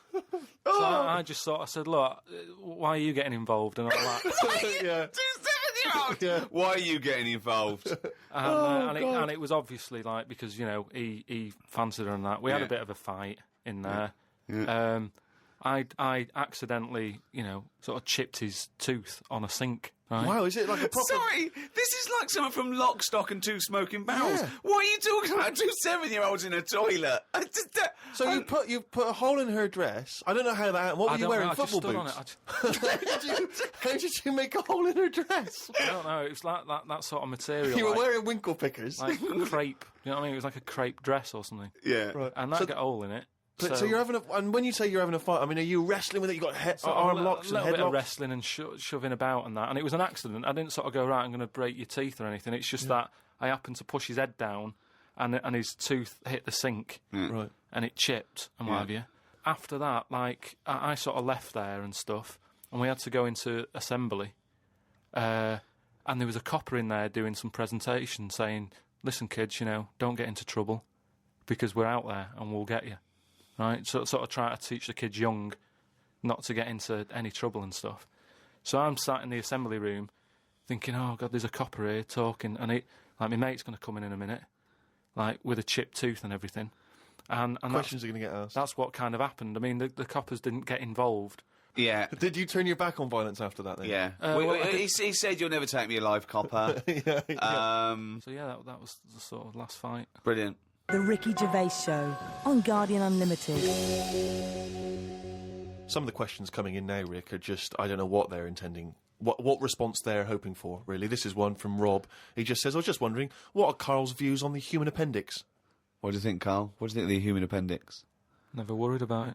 Well, no, I think Rob's point is that it's sort of pretty redundant now.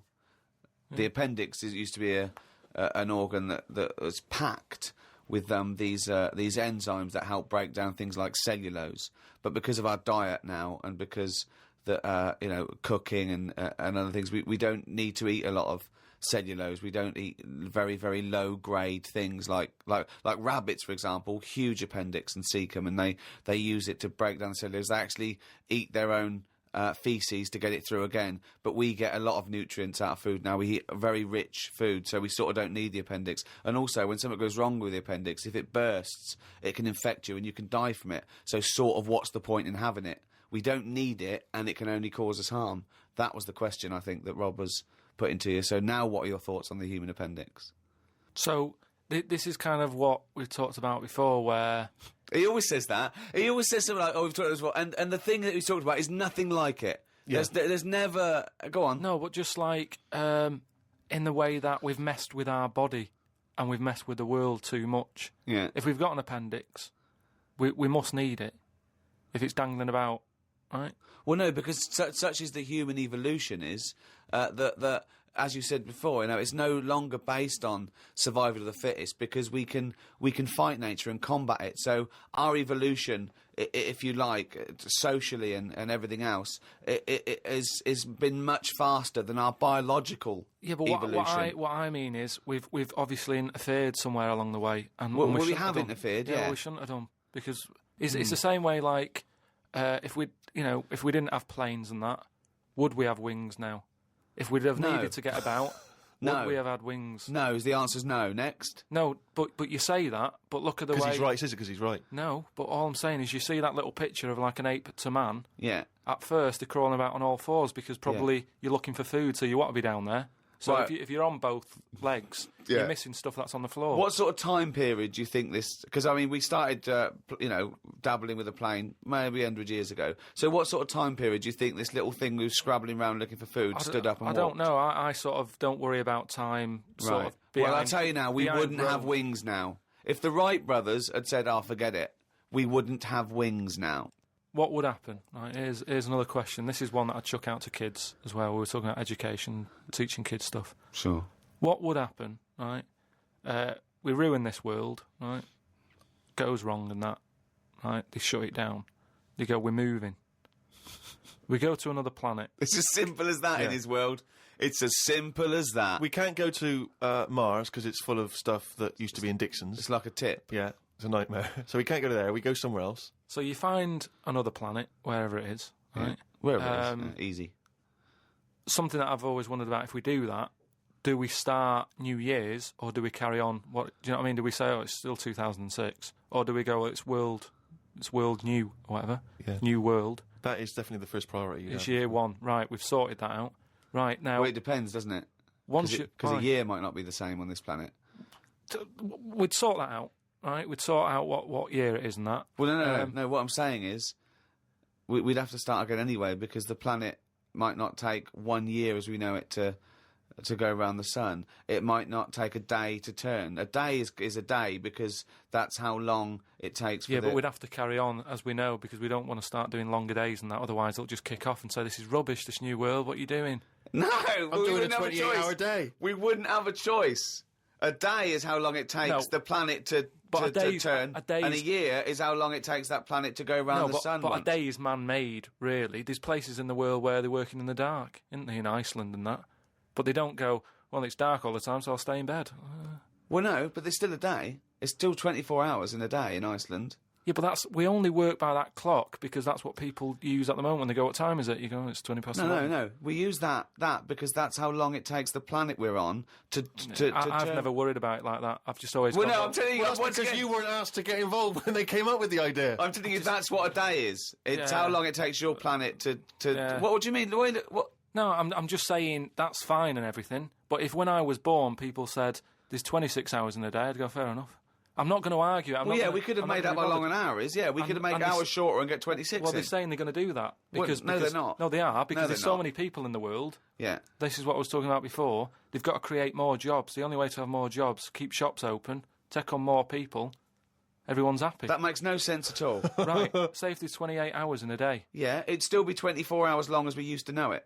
No, you'd have like, oh, what time is it? Oh, it's like 20 past 25 or whatever. Well, you're not making any sense at all. No, I'm just saying. The Earth would still take 24 hours as we know it now.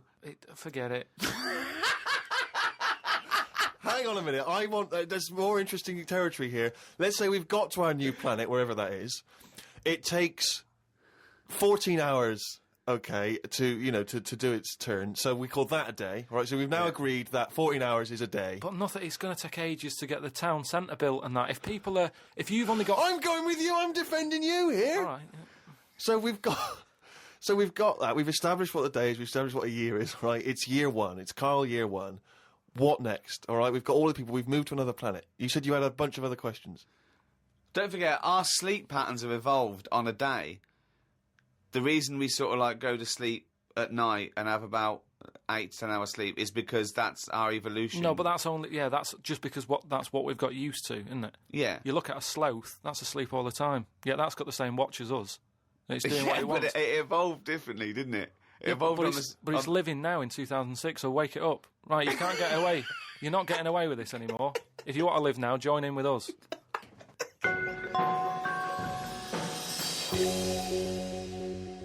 Well, it's that time again. It's the feature that the world is saying could rival Monkey News one day. Ready? Oh, what's he written today?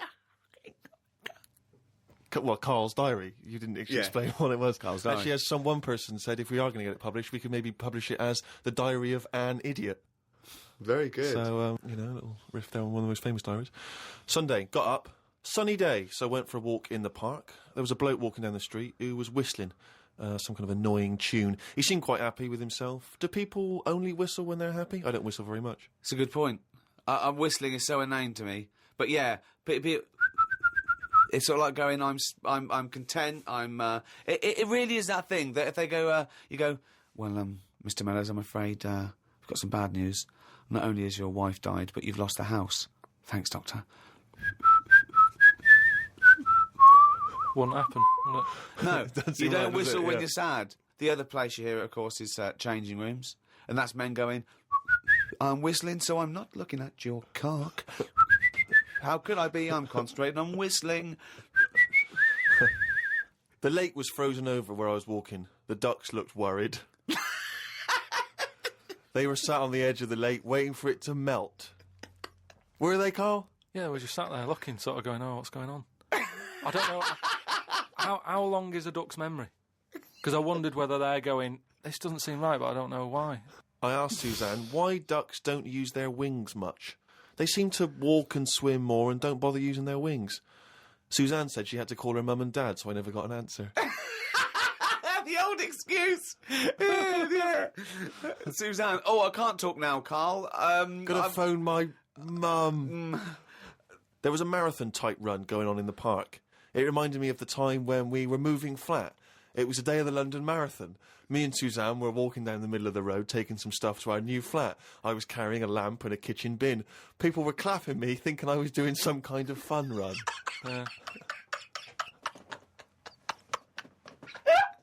Why were you walking on the same route? Because it was when we lived on the Docklands. Oh, brilliant. There was no other route. The flat was just about 100 yards down the road. They're going, look at the bloke with the bald wig.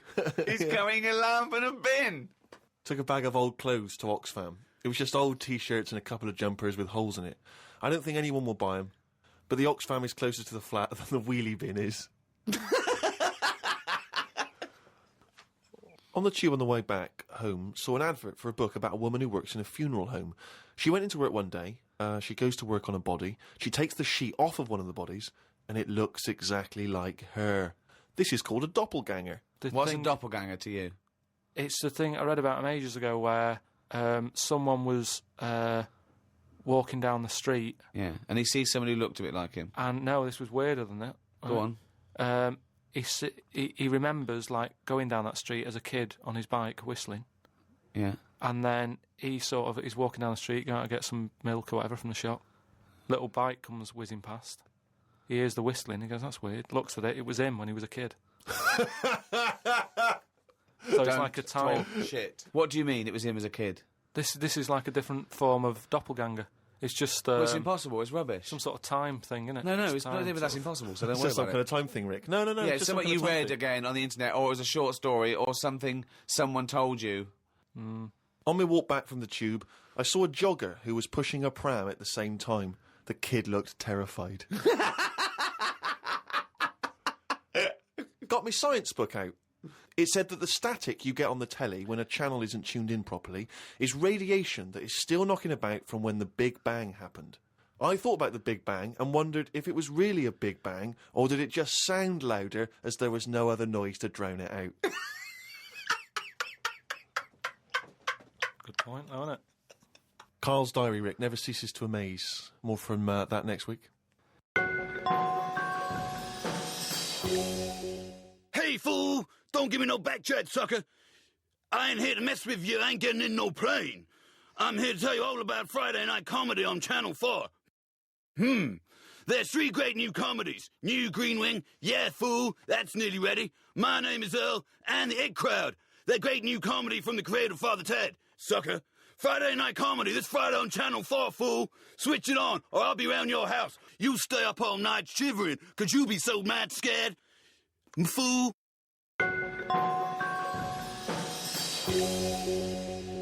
Oh, well, it's that time now. Yeah? It's the big one. Oh, chimpanzee that monkey news! Right, there was this Monkey? this fella, right, who he had a problem with his eyes, right? Yeah. So he goes to the doctors and he goes, oh, I've got a problem with my eyes. And he goes, yeah, they're bad then, right? He goes, it was in America, you know, like how you have to pay for medical stuff and all that. And the doctor said, oh, if I fix them, it's going to be like 10 grand, right? He's like, but I haven't got the money, doctor. He goes, well, I can't help you then. You know, there's a lot of people with bad eyes like them. Can't do anything for you. So he's going, oh, it's getting worse. I can't do anything. So anyway, so he goes home. Is that the price of human eyes, is it? So he goes home, he's looking in the paper, right, and he sort of sees in the adverts at the back, and there's a little advert there saying cheap doctors, right? No, bollocks. Oh, no. No. So he's thinking, oh, maybe that's what I need, right? So he calls him up. Woman's there. She's like, wait, what can I do? He goes, I've got bad eyes and that. She says, oh, come in tomorrow, we'll sort them out. She's like, brilliant, I'll see you then, right? So he goes down there, and he says, right, you know, I can hardly see. My eyes have got in really bad state and what have you. Right. Need to have them sorted out. I don't know what you do. Whatever you do, Right. I need Now, doing. his eyes are so bad, can he see the doctors? He can...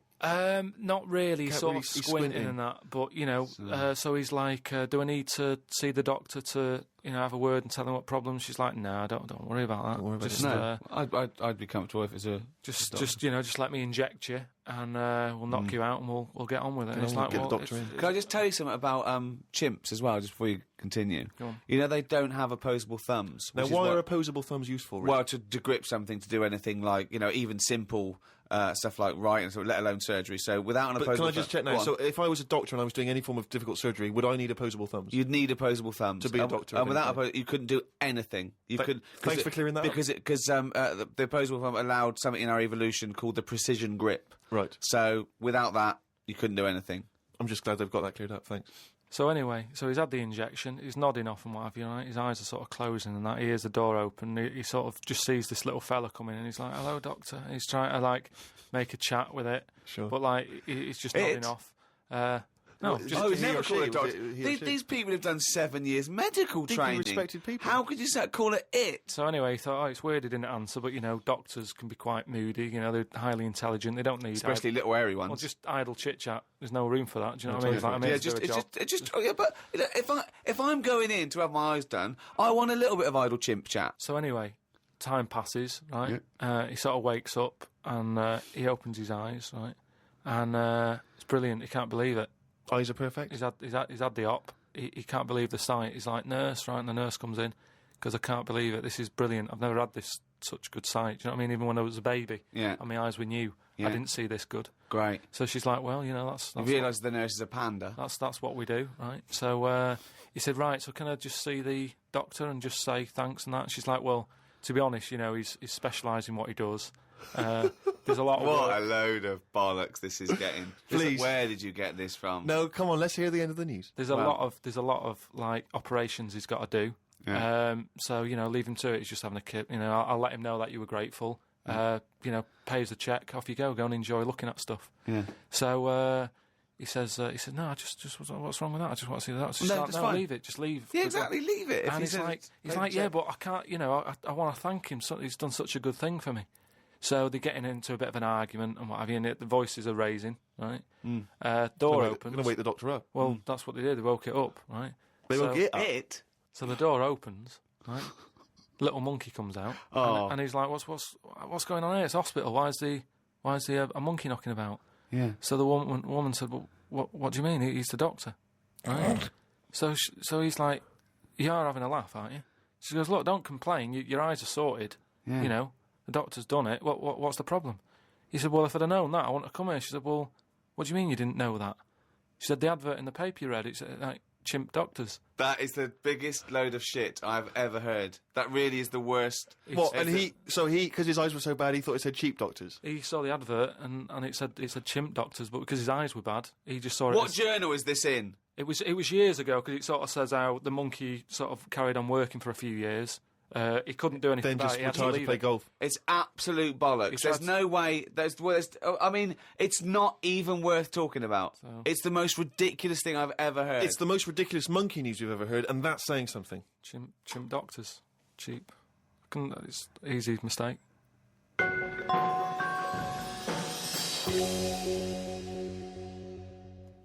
Well, that's the end of another podcast. That's week 11. We've got one more to go next week. So go to rickygervais.com, see some of the things we've been talking about, register, so we can let you know what's happening when we're back. Who hosted this podcast? It was the great guys at Positive Internet who host the world's #1 podcast, The Ricky Gervais Show, with me, Ricky Gervais, Stephen Merchant, Bye-bye, and Carl Pilkington. The Ricky Gervais Show on Guardian Unlimited.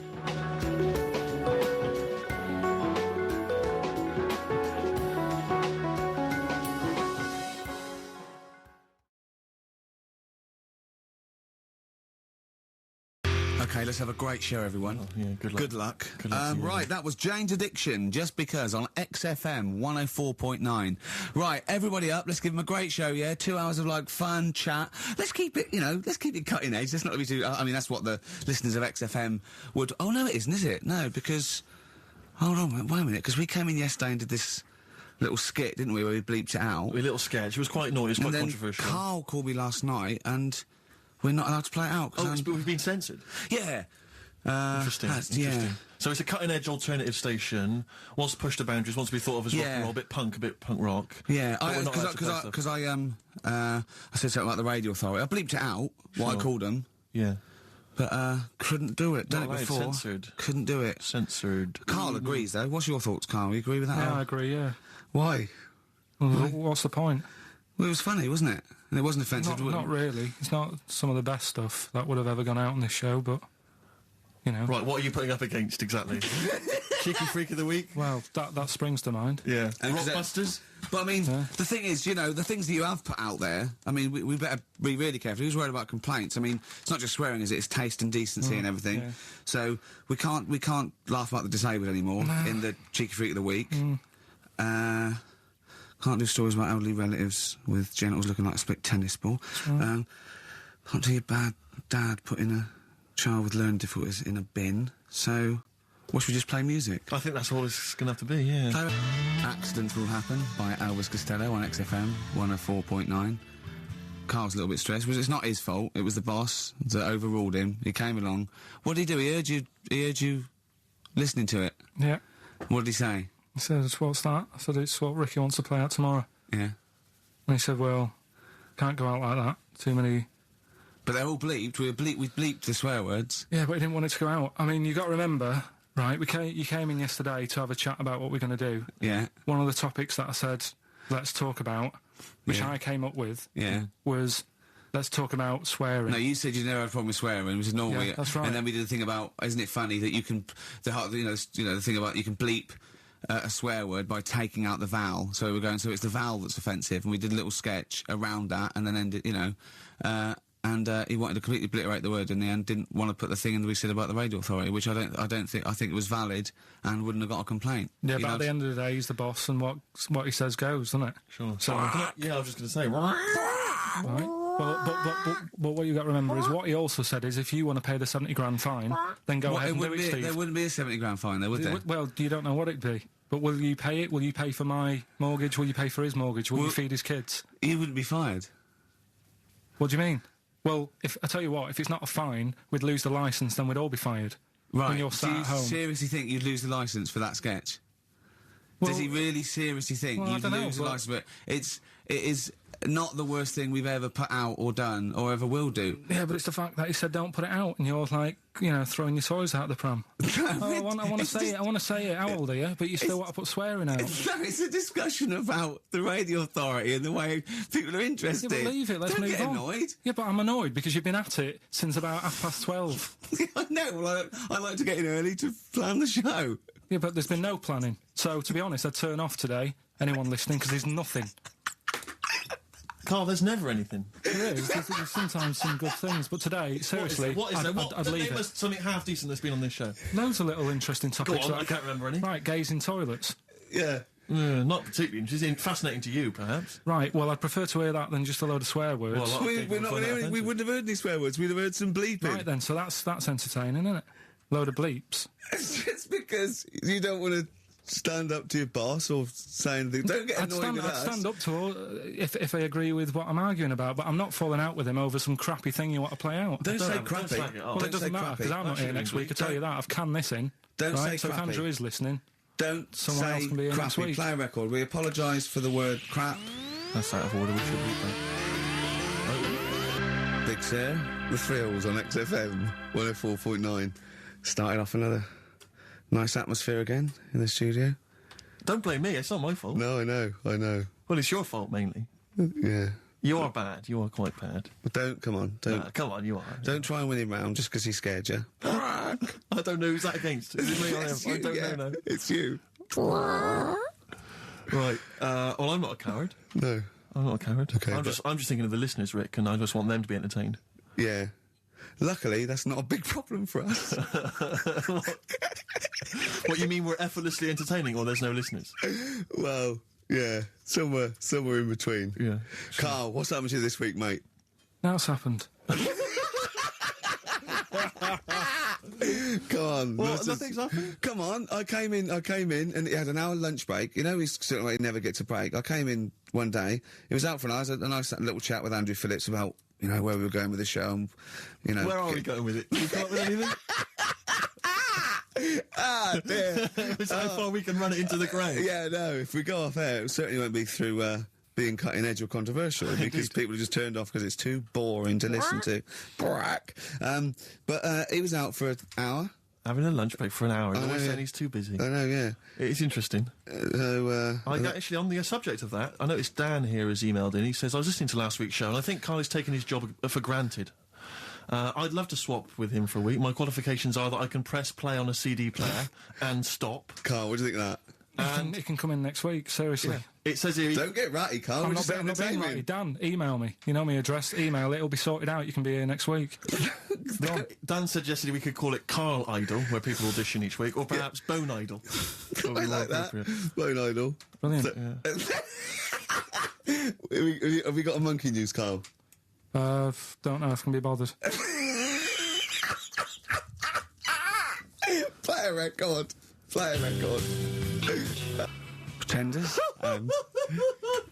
Good. Oh, dear. On XFM 104.9. That's professionalism, isn't it? Yeah, that is unbelievable.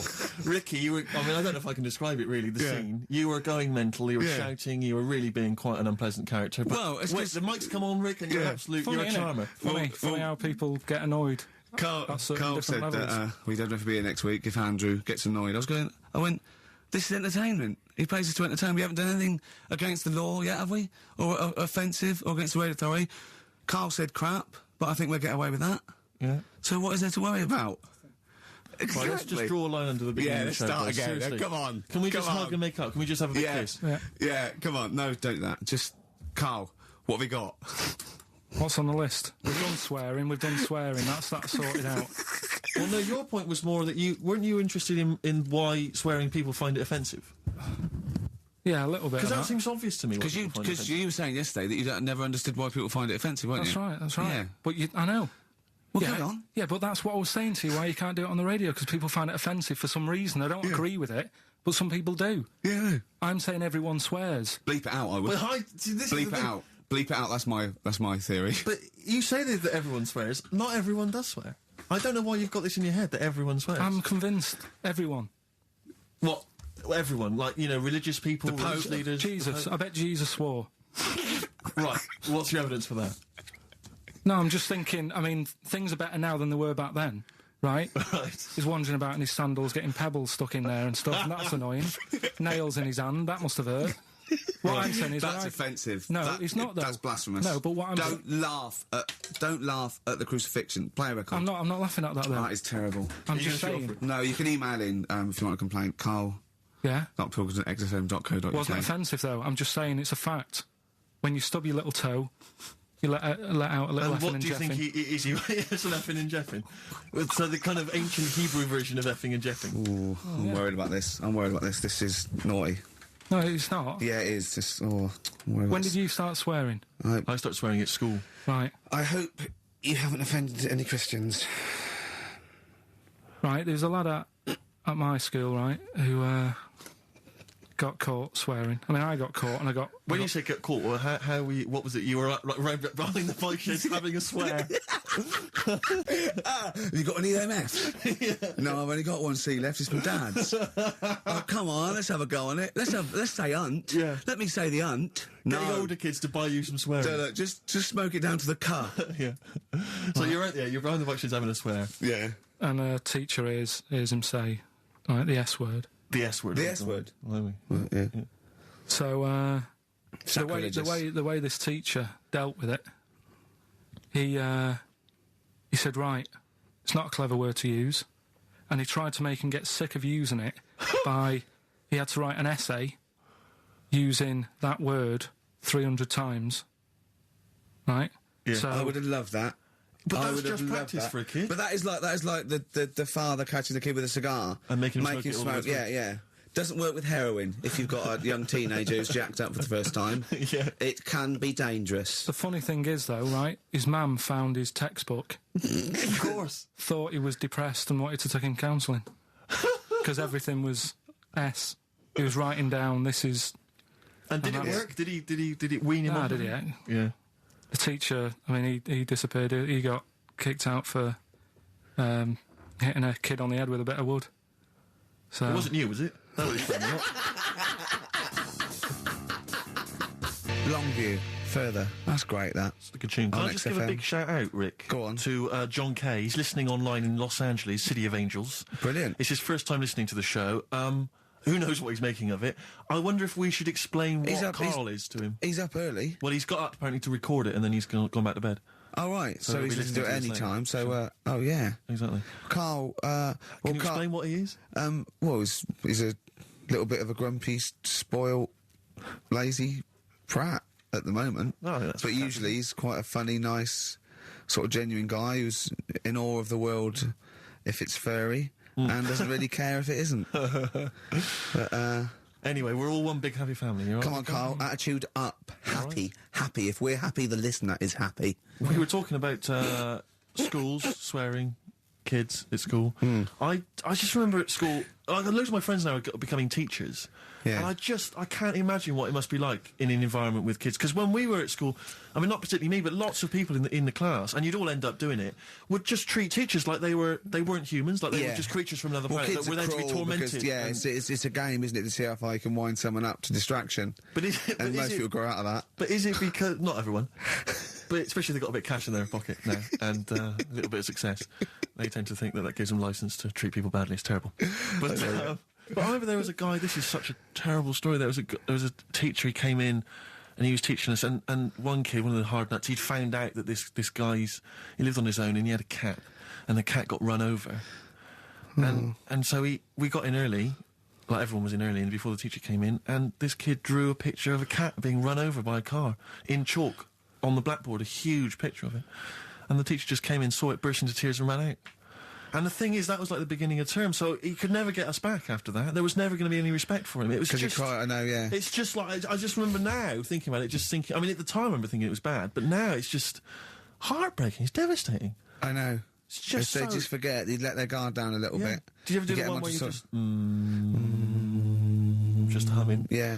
And he'd tell us to stop it, and then everyone would just... We used to, there was one teacher, me and my mate used to go up to, and just when we saw the other one, just sort of sniff him slightly, and then sort of like, so he goes, what? I go, nothing. And he'd walk away sniffing his armpit. But those kind of mind games, it's like... I know. Once, right, I was talking about this in the week, actually, we had this, teacher, and he must have been sort of 60 then, right? And we're all about sort of like 12. We had to do French. You had to put your thing on the booth, and it was I told you something. Le chat est and all that, right? And répété, cats on the wall, right? He'd repeat it in French, and of course everyone was going F. C, just for fun, and he heard this, and he listened back to all of them, and he realised it goes, and he went mental. He went, I don't believe this. Do you know how much these cost? He was going mad, and he was going red and bursting like Carl was earlier, and it was like, I can't stand this anymore. Anyway, he picked up an exercise book, said, look at this exercise book, look, and I won't say the kid's name. He went, so and so, look, he's put.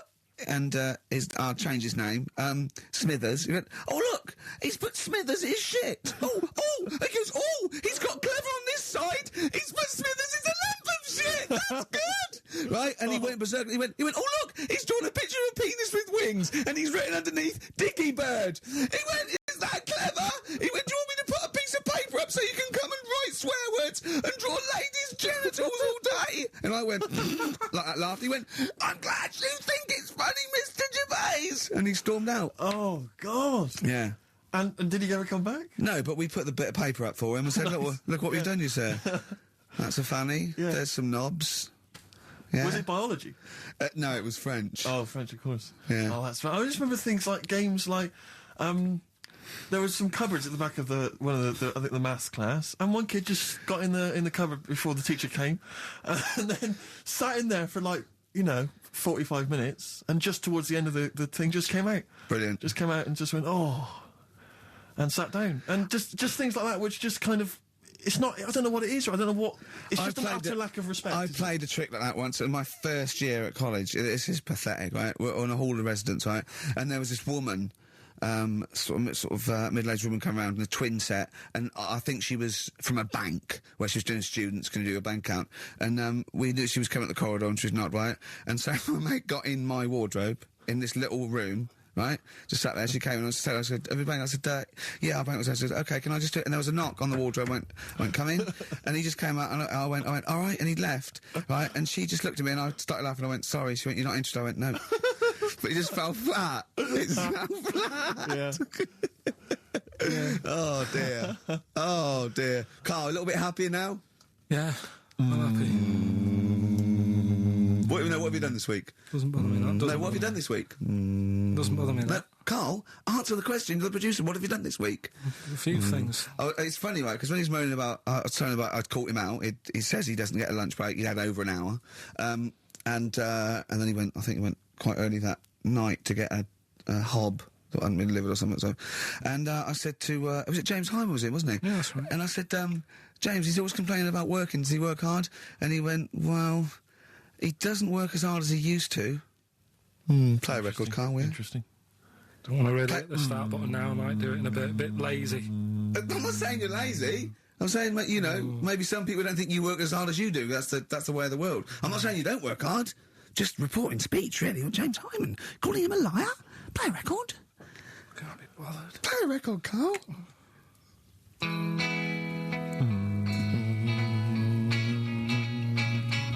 I reckon we could do this all the way through, Billy Bragg. Play a record, no, let's not ruin it. It's not Billy Bragg's fault. No, It's not the bad mood.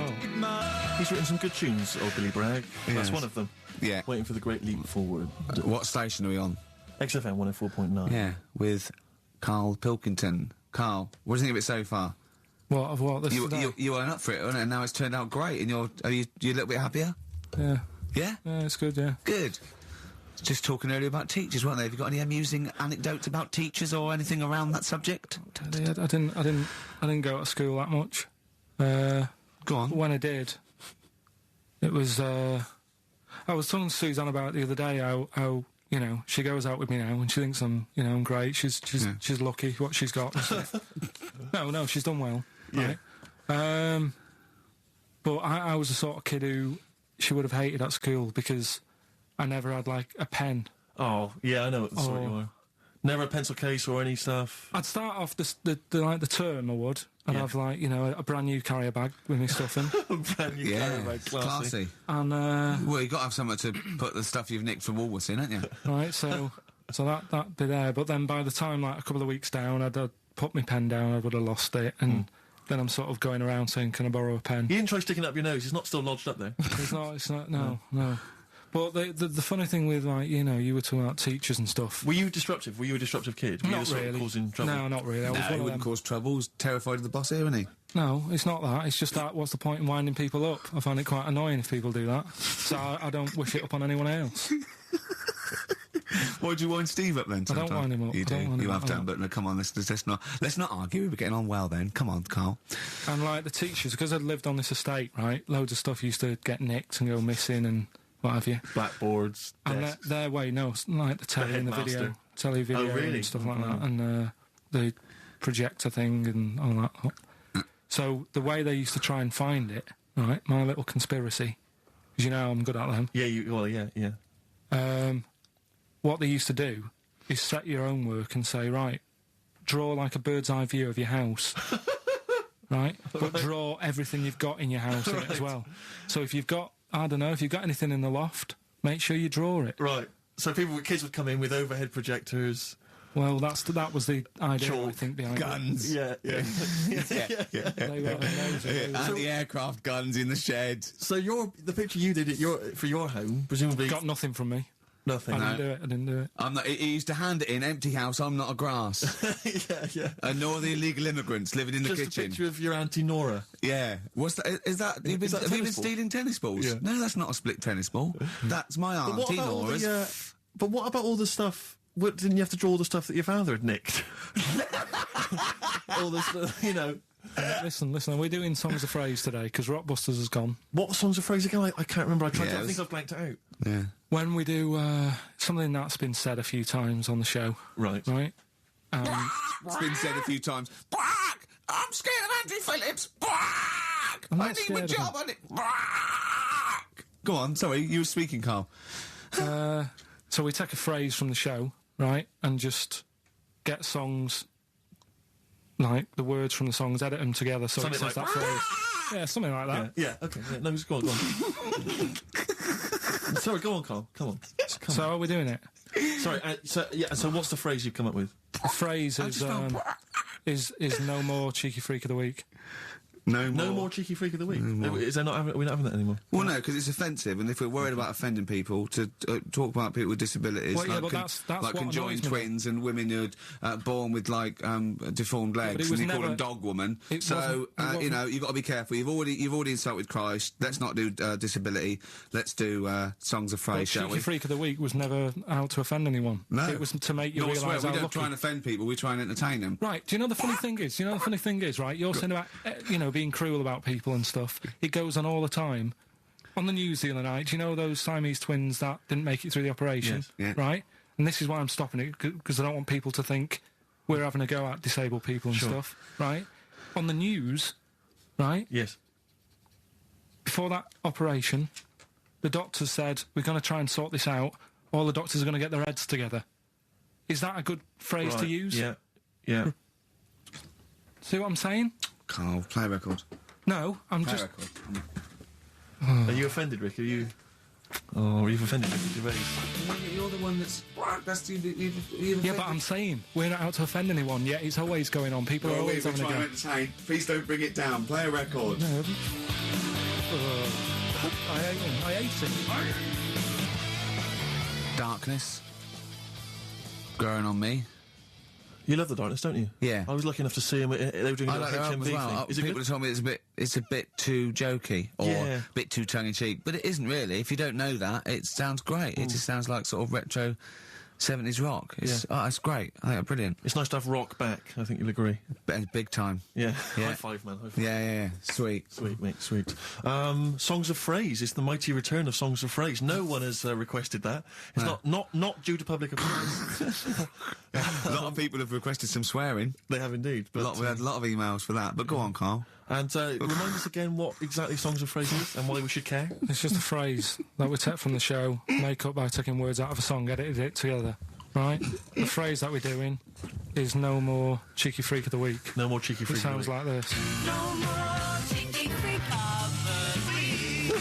Right? So No, that's nigh on impossible. Play you again. got to Play again. I email didn't hear in. that. You got to email in with all the songs that you can hear there. Right? I think there's 5 songs. And we in just total. want the names of the songs? Yeah, that'll do. Okay. All right. Should we just hear it again? No more cheeky freak of the week. Right? Yeah, that's It is good. It's probably one of the best you've done. It's very tricky, though. that's not too tricky. Play it again. No more cheeky freak of the week. How many have you got, do you think, Rick? Just Well, I've noticed the same person singing twice. Is that right, In Carl? a band and solo. Yeah.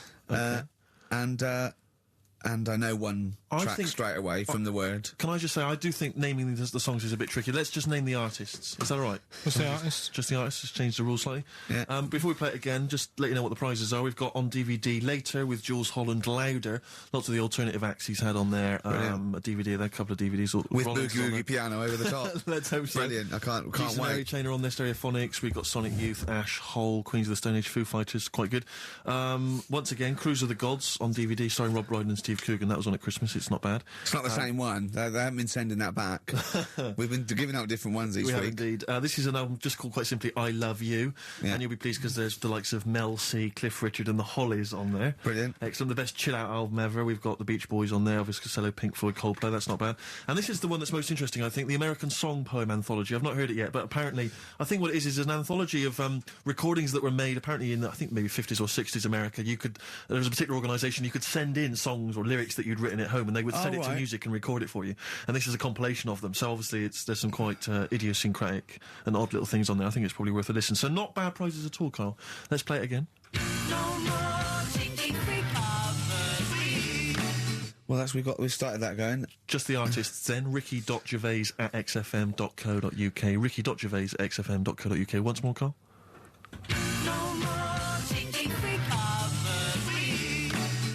See, we're just great. Yeah, not bad at all. A little bit of Elbow. Nice to hear them again. This is the one Red. XFM 104.9, Ricky Gervais. Carl Sure. Elbow and Red. Good tune. The old Spanish archer. All right? Yeah, Elbow. Oh, sorry, you've lost me. I wasn't listening. Elbow. Elbow. All right? Sony award-winning from Ricky Gervais. Well, we're not allowed to do anything. Sure, a bit naughty, Andrew likes those sort of things. Rick, I can tell you now that the answers to Songs of Phrase are quite literally dribbling in. I think there's 2, maybe 3 answers so far. So very excited about that. And we just had an email from Dan. He says, my Mrs. Lynn is pregnant and is 8 days overdue. Carl, could you offer any words of encouragement to coax the baby down the birth canal? I've sat Lynn only inches away from the speaker to allow optimum audio transfer to the uterus. What would you say to that child there, just to lure it out to the wide world, Carl? I wouldn't rush out, to be honest. Right. It's not good, is it? Out here. Sure. And I don't really want to talk about kids either, because Suzanne's mate's just had one and now she wants one. Oh, God. Yeah. Please never bring a child into the world, Carl. Promise us that.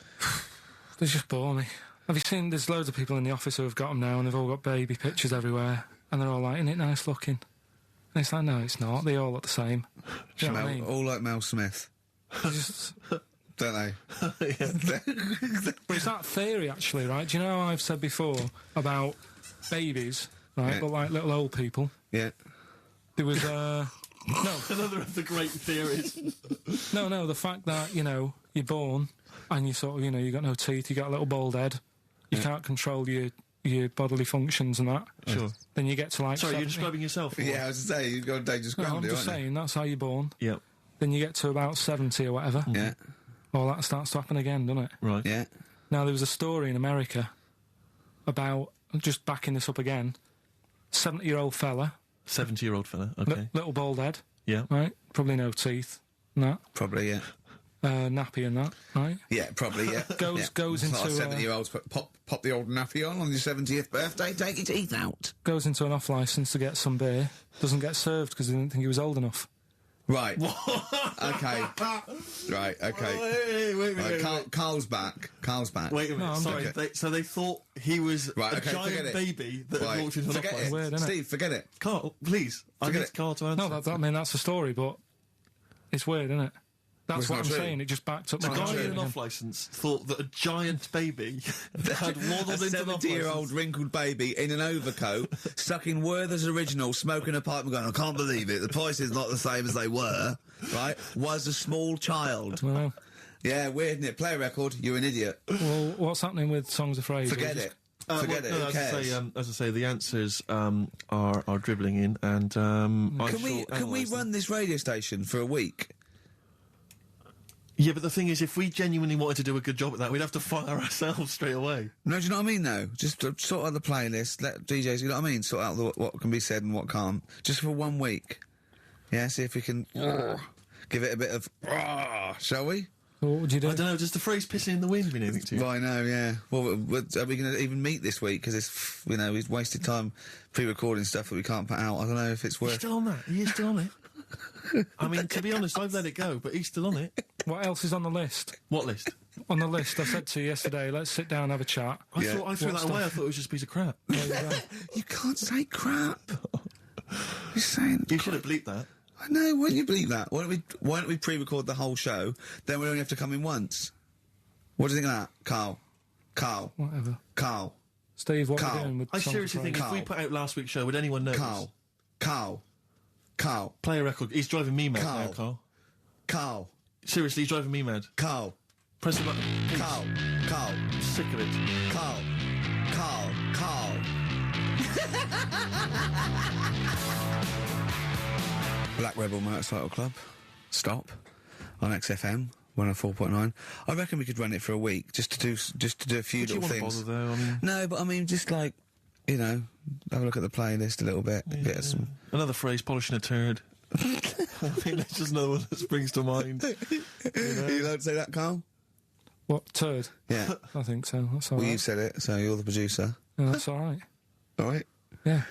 I'll tell you, I got it together. Capital. Oh, no, that's a classy station. I came in the week to just check Carl out if he was here. He wasn't. He was out for about an hour or so. And I heard in the lift, I don't know what DJ it was on, he just went and he was talking about that little girl, Summer, who went missing, but then she was just found reading a book. And I swear, right, I swear, he went, and there's a lovely picture of her there, just reading a book. So what a happy ending. It's a shame they don't all end like that. Oh, God. And he played a record. What's his point? Unbelievable. What's that? I don't know. It's those people who think that they're being a little bit philosophical, but profound. And then just everyone goes, Thanks very much. Yeah. I noticed in the story of Summer, the little girl that went missing, I don't know if you read that it mentioned her family. Now, it mentioned the father of the house. I don't know if it's her father or certainly the guy, the parent, the male parent. And it was something like, I think, I don't want to, libel him, but it was something like Paul, 24, and he's a graphic designer, recently changed his name to Dragon. I just wonder what exactly is that? How is he, her family is that, really? Yeah. I don't want to... I'm always a little bit worried about people who change their name adults, to certainly. something really, really cool. Yeah. Because, Kevin Smethurst isn't, it's not sexy enough. Exactly. So I call myself Clint Iron. Yeah. What would you call yourself? I mean, Carl Pilkington, nothing wrong with that. It's quite a superhero's name. It's Pilkington. When I was about 7, I wanted to be called Brett. Yes. I can see why. I don't know, I just had a mate who was called Brett, and I thought, that sounds good. It's different. Yeah. But then, I'm quite happy with my name now. Because Carl, I have to say, where does that come from, Carl? Because it's quite a rare name. Told you, didn't I? My mum had a dream. I forget this. What? Your mother had a dream? She wasn't well. She had pneumonia or something, right? Dear. And she had this dream while she was pregnant. That some doctor sort of, she was going off to another place. She was going to die or something. And this doctor went, I can sort this out. I know what to do here. And she remembers on his name badge it said Carl. Really? So when she had me, she said, right. Call him Carl. Dr. Carl. Calling Dr. Pilkington. Calling Dr. Pilkington. She hoped, I imagine, that you'd grow up to be like him in every way. I've done all right for myself, I think. Sure. I'm all right. Yeah. This was what we were talking about, actually, weren't we? We were talking about the fact that you're quite proud of the fact that you've got no formal education, really, and yet you've pulled yourself up from the bootstraps. Yeah. Well, I know people who've got results and that, and don't do anything. Sure. Do you know what I mean? They're on the streets. So I've used all my energy as I've got older, rather than burning myself out as a kid. Right. Yeah. Do you know what I mean? Sure. So I don't know if that's advice. Should we advise that to young kids out there? Don't take exams, don't work at school, just, move away from Manchester and get a job on XFM. They'll employ anyone. Yeah, you get an hour's lunch break, you're away by 5:45. You need no qualifications to work for XFM. Because you don't have to think for yourself, because your boss tells you what to do, you can have some time off to go shopping for hobs and shower units. He's all right, he's a good boss. Yeah, I know. He'll let me have next Saturday off. He knows how tired I am. How many Saturdays has he had off? He's going away again. He's had 2 holidays. He gets 26 holidays, 6 days a year. 26 days a year. It's unbelievable. He was sick because he put on wet trousers. Yeah. And now you're going down to Hastings. Are you leaving early? Because you left early last time, didn't you? No, I wouldn't do that again. Now, what are you going to Hastings for? Just having a break. Listen, though, we were talking about depressing news, right? And with that kid and what have you. Yeah. You see that thing in the week? There was 3 bits of depressing news, right? There was one, an old woman who swallowed a fork. An old woman who swallowed a fork? Yeah, did you see She's that? dead, the dork. An old woman swallowed a fork. So what did she swallowed a spoon? Why did she... Yeah, everyone knows she swallowed a spoon. When she swallowed a spoon. What's her name? She swallowed a cockroach. Right. Sorry, whoa, is this the old rhyme now? Sorry, is this a rhyme that you've got slightly wrong? No, you've changed dog for fork. This is the truth, is it? This is what you read? Oh, no, yeah. Sorry, yeah, don't never confuse the two. This is what you read on the spurious website, or some mentalist emailed sorry, just before you move on from that, there was an old woman who swallowed a cockroach. Yeah. And in order to get the cockroach out, she swallowed a fork? It doesn't rhyme, but it's good. She tries to get it out. With a fork? She went, what forgot? I'm thinking she's in a kitchen. Yeah. That'll do. She grabs that, she tries to get it out, and she lets go of it. And swallows a fork. Yeah, it was in the paper. The terrible thing was, it was a gardening fork. it was awful. Or is that stupid? That'd be stupid if it was a gardening fork, wouldn't it? I tell you what annoys me though with things like that. 'Cause in the paper, it was, well, you do, and everyone knows that. Honestly, no. Right? You do me head in. The way people say it must be great working with him. Must be brilliant. No, it's not. It's a nightmare. It is a nightmare. Get on with it. I can't be bothered now. Let's just play something. Because I'm interested. I'm interested. Yeah. Seriously, I am. Come back after this. No. Let me finish the story. Come on. Long links. I'll tell you in a bit. 'Cause I'm getting annoyed. I'm getting so angry. Alright, the player record up with his... and lucky man. That's for Carl, who is a lucky man. 2 hours every Saturday here. Just a little bit of chat and laughter. Some great records. All right? What are you going to Hastings for? Just to chill out? Yeah. What are you going to do? Just chill out. What specifically is in Hastings that's of interest to you? They having another battle? Nothing, it's just cheap, isn't it? If you can get a B&B for about 40 quid. Sure. The weather's good, so... Let's all go. Why not? Yeah, why not? Do you want Ricky to come down with you? No. Right, okay. Now, you were going to tell us something before we started winding you up. What were we talking about? We were talking about the old man who was mistaken for a small child. It was actually, the 70-year-old who they thought was underage. Right, so then we got on to... Right, so the old woman, I was saying... she ate a cockroach. Right? She ate a cockroach, yes, Yeah. by mistake. How did she eat a cockroach? Why was there a She was cockroach? cleaning up, she was cleaning up, it jumped in her mouth. Right. So she immediately, the first thing she did was immediately grab a fork and plunge that down her throat. Yeah. Well, no, maybe not immediately. I mean, she tried other methods. She tried plastic spoons, her fingers, maybe washing it out, maybe going, oh, I nearly swallowed a cockroach. Did she try that one? Ugh, how horrible. Right, so anyway, the fork went down, Yes. and it's got this picture in the paper of, like, the X-ray, and you can see the fork just, like, going across like that. Yeah. Wow. That's mad, isn't it? Yeah. Well, it was... where the fork was in her abdomen, was it? In an X-ray? Yeah. Are you sure she swallowed it? Yeah. Sure she didn't just say that to the doctor? Like, how did it get in there? You got a fork inside you? No, I know what you're getting at, because I remember years ago, do you know Dr. Steele? Do I know Dr. Steele? Yeah, on... he does... Is he a it him? superhero? The one on Richard and Judy. Right. What's he, a psychiatrist or the He resident just doctor? pops in and Is they've that got the a sort of problem. like the suave sort of... He's not that smart. I know the one He's you mean, just, yeah, I know the guy just you a normal doctor fella. Sure. And, yeah, this was like in the 90s, and Richard and Judy said, we got the doctor in again today. We're looking at things that, have been inside people. And there's this one, right? Fella comes on with an X-ray. Yeah. It's sat on a pint glass. He sat on a pint Well, glass. that's what... He hadn't had That's what it. he said. Sat on a pint glass. I remember that story that was published about the bloke, and this is the excuse he gave to a doctor when he had to go and have something removed. It was a bottle of sort of HB sauce or something up his... what word can we say in case Andrew's listening? You don't need to, people know what you're saying. Okay. Right. Rectum. Is that right? No, you didn't need to say it, but... Well, no, he might as well. It's a medical term, isn't it?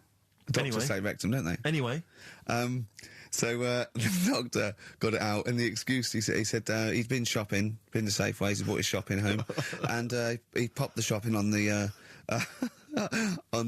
front step, and he realised he's locked himself out.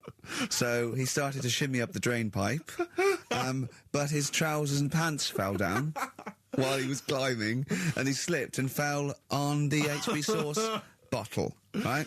And that was the note thing, right? And the doctor had put at the bottom on his notes, this would be somewhat more believable if Safeway sold their HP sauce with condoms already attached. Wow.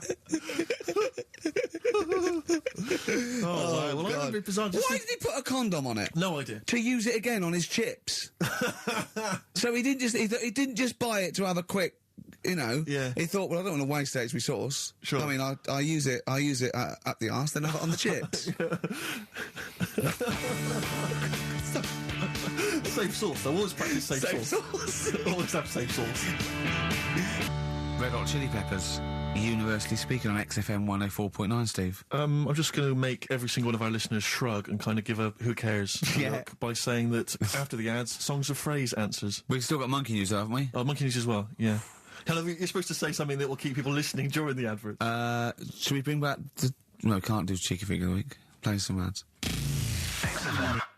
Blackalicious and Deception on XFM 104.9. Ricky Gervais, Carl Pilkington, Steve Merchant. Well, we were talking just before the ads about I think we're talking about objects being stuck up people's arses. Okay. I think I that don't was remember. that was the If someone link, can just wasn't it? confirm that. It was. perhaps one of the listeners. It was objet d'art. What objet d'art? RCS. Objet d'art. Objet d'art. Which maybe that's a new feature. Objet d'art. Objet d'art. Using objects you've stuck up your French for stuffing stuff up your arse. Yeah, but I remember when it's not really, it was just about objects and odd things in odd places. I used to work for a magazine when I lived in Bristol, and I remember the editor said to me once, he said, "Oh, we got half a page to fill.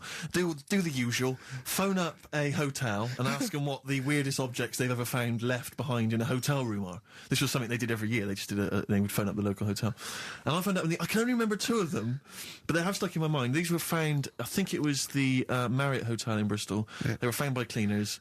A chicken. A live chicken? Yeah, a live chicken in a hotel room. And that was just left behind. And a false leg. I mean, I don't know who leaves behind a false leg. I mean, presumably you'd notice if you didn't have your false leg, because you'd be lying on the floor. But I just remember, well, yeah, I don't know where else you'd find those 2 objects, except perhaps Paul McCartney's farm. But I've always thought to myself, who left behind a false leg? Maybe the chicken pecked it off. Yeah, well, possibly. The person with it just went and goes, so much different, I keep falling over. Yeah. I don't know why, and where's my chicken? Yeah. She probably called later and said, did the cleaners find chicken and a false leg? I'll check. Yeah. Hold on, have a look. We haven't had them handed in. Yeah. I don't know, we got a lot of chickens and false legs left behind. What was it like? Yeah. It was just a wooden thing with a foot. Has it got a foot on the end? Well, yeah. Yeah, we might have found it. It might be yours. In pirate films, they always had the pirates would have the peg leg, which was just a piece of wood. There was no effort to make it look like a leg. I don't know why it didn't dawn on them then to make it look more like a leg. I mean, I don't know at what point. I quite like a big. Do you know I why? wouldn't really be that interested, but I'd be marginally interested to see the history of. It was peg fashion leg. because they didn't wear long trousers then, so they all stopped to the knee. So Right. why are you wearing long trousers? No reason. Let's have a look at your legs. Yeah. Oh, it's more embarrassing, you see, if you hide it. Yeah. It's like they had a hook. Yeah. Why didn't they have a glove? A hook is never a good idea. It's not a practical enough thing. It is if you're abseiling between 2 buildings in a hurry, because then you can just use it straight down the wire. But a hook is such a grotesque thing. I mean, because I don't have a go at them. But I mean, there's no one except that weird guy who's up in North London who's still got a hook for a hand. Well, I think it is Such useful. an impractical Because it's thing. good. Well, no, it's good for carrying bags. Yeah, carrying shopping. Do you think that was the concern of pirates? Well, like what them Tesco ate. Well, they didn't have animatronic sort of stuff then, did they? I know, but it's just so. I mean, if it's just not very flattering, is it? A hook. I mean, James was at school with a kid who had lots of different things, like knife, fork. He could screw onto the end of it. That's brilliant. That is brilliant. That's good. That's almost as good as having a hand. Yeah. For the canteen. But at school, you'd be the coolest kid in school, surely. Bit more frightening in the swimming pool or in a suppose so. bouncy castle. Yeah. But yeah, for chopping up a bit of I imagine pork. him being banned from the bouncy castle at the fate. You can't let him on. Oi, hooky, get off. You're not welcome on here. Like to apologise for some of the things said in today's show. But what happened when he started asking girls out and stuff? I imagine he spent a lot of time with his hands behind his back. Oh God, with a sauce bottle in one, probably, That's so and I can tragic. get out with this one. Yeah. Doctor said that's handy. There's a fella in Ward 2 that's got a shopping We should bag put up you his two arse. together. Just pop it up there, pull it out, shopping intact, done. Anyway, Hastings answers to soon. Rockbusters. It's going to Hastings in 10 minutes, isn't you? Can't wait. He's looking forward to it. Lovely day, lovely town, nice little trip. Chill out, come back refreshed. Monday. Let's do some work. Ooh, you'll sleep tonight. What does the boss want me to do? He's done you there, Carl. I was letting it lie, and he comes back with that after we were getting on. So, who's the winner? Answers. Well, let's give us the answers first.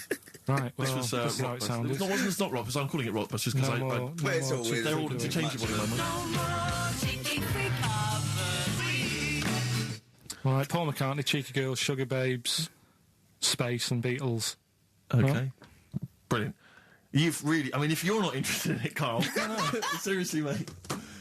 Anyway, we're going to give the prizes, which were pretty good this week, to James Waters from Colchester. Well done to him. He's got them pretty much right. Where's Dickie Anderson? Not heard from Dickie Anders for a long, long Because time. I wanted to... if there's one show I'd wanted to hear, it's this one. Because we've pulled out some of the stops now, haven't we? He's excited because he's going away, so he's putting an extra bit of... Come on, let's play a record. Let's play a tune, then let's come back with monkey news. Can we have some monkey news to end with? He's excited about it. Placebo in this picture on XFM 104.9. 8 minutes to go. Let's make it a good 8 minutes, and then we can all chill out. Yeah, enjoy the rest of the weekend. Play the jingle. Chimpanzee that monkey news. Excellent. A particularly aggressive jingle this week. Wow. Yeah, looking forward to this monkey news. Carl. Right. Come on. So, what's the name? What? We've done. Sorry, what? Brilliant. We've done a lot of monkeys who got involved in crime and stuff. Yeah. Right. We had the one on the train station, nicking a bag. Yeah. We had the one who went Don't into a remember that bank. Who cares? Went into a bank and walked out with the money and stuff. Yes. Right. Didn't happen either. Next. But the thing is, you never sort of found out what happened to them. If they sort of got worse, got more involved into crime this and monkey stuff. news update. That would be amazing. Brilliant. What they found out in India is Yeah. it's got a prison. It's just for monkeys. You mean wild animals? You mean A zoo? Yeah, a zoo or a kennel or No. something that where they've been gone mental or something. No, it's a prison. Yeah, It's a prison. does it have fraud cases? It's got. It's Mainly sort of animals that are attacked things. It's mainly violence, I bet. That's my that and theft. say it Making again. Stuff. Theft. Say it again. Theft. Say it again. Robbing. No, let's go back to that word. We're going to keep doing it. We've got 6 Robbing. minutes. You're going to say the word right before you go to Hastings. Well, you say it. No, Well, you no, say because it then you know how to first. say it. Well, all right, robbing then. It's been caught robbing. Say it again, though. Who's anyway. robbing? Who's robbing? So they've got this prison. Right? This is extraordinary. Say it again. No, you're not going to say it? Oh, go on then. So they got a prison for them, right? And there's 11 of them in there, 11 monkeys Right. that are in there for life. Because that's... I think there's one just got out on parole, right? No time off for But good there's behaviour? 11... I'll give you the bit of paper because I thought this was... Weird. Even Now, you thought it was a bit weird. Now, Carl, what are they in there for, then? Because, I mean, they're in there for life, so I'm assuming it's murder, is it? Premeditated murder? They're not crime bosses, are they? They're not... not they into the- kind are they of the- prostitution and Are gambling. you sure they're not racketeering? just the pawns and the head sort of like orangutans up a tree going, remember, you don't know me. You're on your own. If I go down, you're all coming with me. You take some of your gorillas down there and sort him out. Oh, the great banana robbery. It's I wonder if they get them. Right, go on then. Okay, let me see. Now, I don't know what source this is, as ever. Is it just the back of a fag packet found in a toilet? Well, no, I mean, someone's clearly... If this is nonsense, then someone's clearly gone to a lot of effort, because it does open with the headline, Parole Unlikely for Inmates of Monkey Prison. Yeah. Officials say 11 inmates at India's only monkey jail. Officials? Now, what kind of people work at a monkey jail? Where do you work? It says officials say 11 inmates at India's only monkey jail are unlikely to ever be released.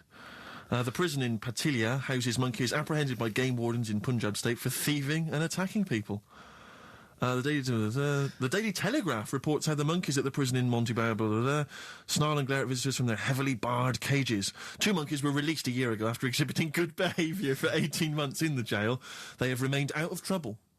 Prison can work, that's good. So all 11 basically, monkeys... they were aggressive wild animals that were taken away from the public for their own good. And robbing and that. Wildlife officials believe part of the problem has been caused by thieves training monkeys to help them. Lorry drivers training monkeys as guards for vehicles, and itinerant entertainers Oh, that using is so ill-treated annoying. monkeys as and part it's of their act. it's the monkey that takes the rap. It's a shame, that, isn't That it? is awful. They didn't know what they were doing, did they? So there you go. What do you think of that, though, Carl? What would if you could visit them, like Lord Longford or something? What would you say to them? You go there and you get a visit a week or something, you know. So can you get us a video? Right. Do they get conjugal rights? Do you reckon? You wouldn't be interested in that, though, would you? They get what? Would you be happy to give them their conjugal rights? Yeah, would you? Fair enough. All right. Off to Hastings. Off you See you go. later.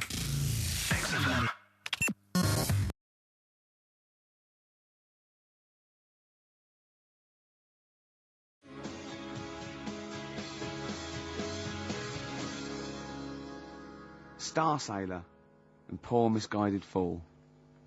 With me, Steve Merchant, and Carl Pilkington. The K-Man, round of applause for K-Man. Yeah. But no one's announced who you are. Ricky Gervais. Ricky Gervais. It's XFM 104.9. Saturday afternoon. If you didn't know that, I don't know why I mentioned it. That was stupid, really. You must know that by now. Well, we've got some great things coming up. We have haven't indeed. We've got songs and chat and things. We'll also, of course, be running through the White Van Man questions from the Sun again, but this time Carl will be answering them. I'm looking forward to that. Yeah. Can we do that fairly soon? Oh, there's some good questions this week. Yeah, we will, but as I was coming in, there was like a bunch of posh lads, I think university students, trying to get in, because they're doing one of those scavenger hunts that they have to get points for charity and do stuff, and one of theirs is get on a live radio show. Right. So I sort of felt sorry for them, so I said they could come on here, just for 5 minutes. Who are that's they? all right. They're just... Are they toffs? They are sort of like toffs, but they're trendy toffs. They're obviously... Trendy toffs? I don't know Yeah. what's that. Is that like Lady Victoria Hervey? Is she a No, I don't mean that, no.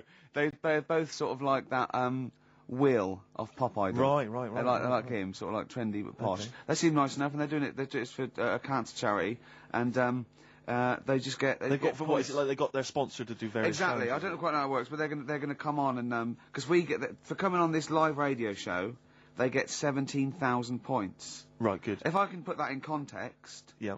if they were to say to help deliver a baby, they only get 7,250 points. But it's much easier. It is. There's lots of women just Happily gonna dropping let a couple of sprogs posh all toffs. over the place. You can't get on a live radio show these days for love nor money. That's true enough. You know what I mean? Yeah. So when are they coming in? Carl said they're going to just... 1:30. I had a word with them. Okay, what did you make of them? They are posh. Really?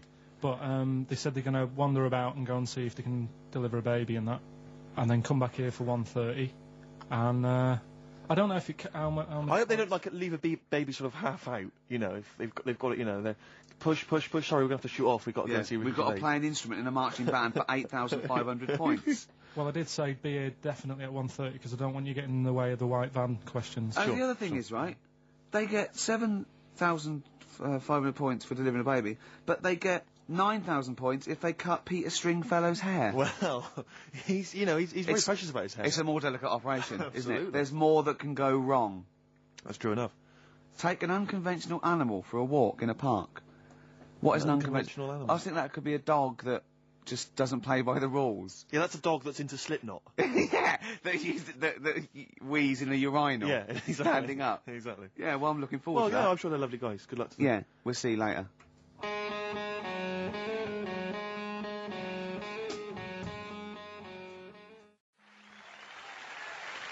Nirvana, Man Who Sold the World. Carl's all confused because it didn't tell you it was ended, did it? What is that then? Is that a sort of glitch in the computer? Just applause, isn't it? I Careful, can't they hear it. might start swearing. You know what they're like.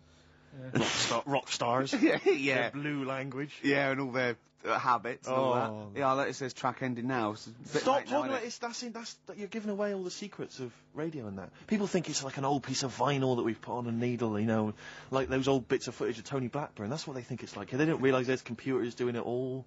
Yeah. Rick, you're showing them behind the curtain. Never do that. I won't. Never do that, mate. In the week, I called Carl up. I said, "How are you, mate?" He went, "Not too bad." Now, as you know, his girlfriend's been away for ages, hasn't she? Yeah. Covering the World Cup, the African nations. Nations Cup. She's a sports journalist. Well, yeah. All right. Okay. I love the fact you're thinking, what does that mean? Like, well, she's not much of a journalist, Rick, to be honest. Oh. I've read some of her stuff. No, but she's not on air. She does stuff, you know. Yeah. Behind the scenes. Yeah. Sure. A lot of journalists do. You always want to make clear that you're not going out with Kate Adie. That's what you want to make clear, isn't it? Yeah. Now, so she'd seen none of the meteoric rise of Carl as Right, a 'cause broadcaster. she's been away for the whole time a since you've sort of raconteur, become... a wit, Yeah. a cult figure, to be honest. And he hadn't told her this. So apparently he went home and she was sitting there looking a bit grumpy. He went, "All right," she went, "Yeah." She went, "Should we go out then?" She went, "I'm not sure I want to go out with an idiot." Right? Oh, no! Yeah. and she went, Loch Ness Monster. Won't you just think? Of course the Loch Ness Monster lives in Loch Ness. And she was giving him a bit of a hard time. And she went, that's why I don't... He said, that's why I didn't tell her. I didn't tell her, really. Same thing happened when I was at school and I had to play drums in Little Donkey. I didn't tell my parents, right? But my dad turned up anyway. And what happened? He, How old were you, Carl? well, it was the school that I used to go to. Oh, yeah. Like, Oh, yeah. so You went... Well, you used to go to the school you used to go to? No, but what I mean Go is, on. I didn't go to secondary, did I? So I missed a lot of that. Sure. But primary, I liked. Oh, it was okay. all colouring in and stuff. Yep. And it was a Christmas play, and I managed to get a part in it. And Did you audition? got a part in it, and I should have been playing the drums to the one about Kings. The We Three Kings. yeah, Yeah. I was meant to be doing that, but Little Donkey came on, and it was one of the. What do you mean came on? That was like next up on the next song, Right. and it's one of them songs that you can't help sort of. Tapping along to. Yeah. Do you know, like if I was to go, Yeah, you'd have to finish it with. yeah. Do you know that they actually send that into space? Do they?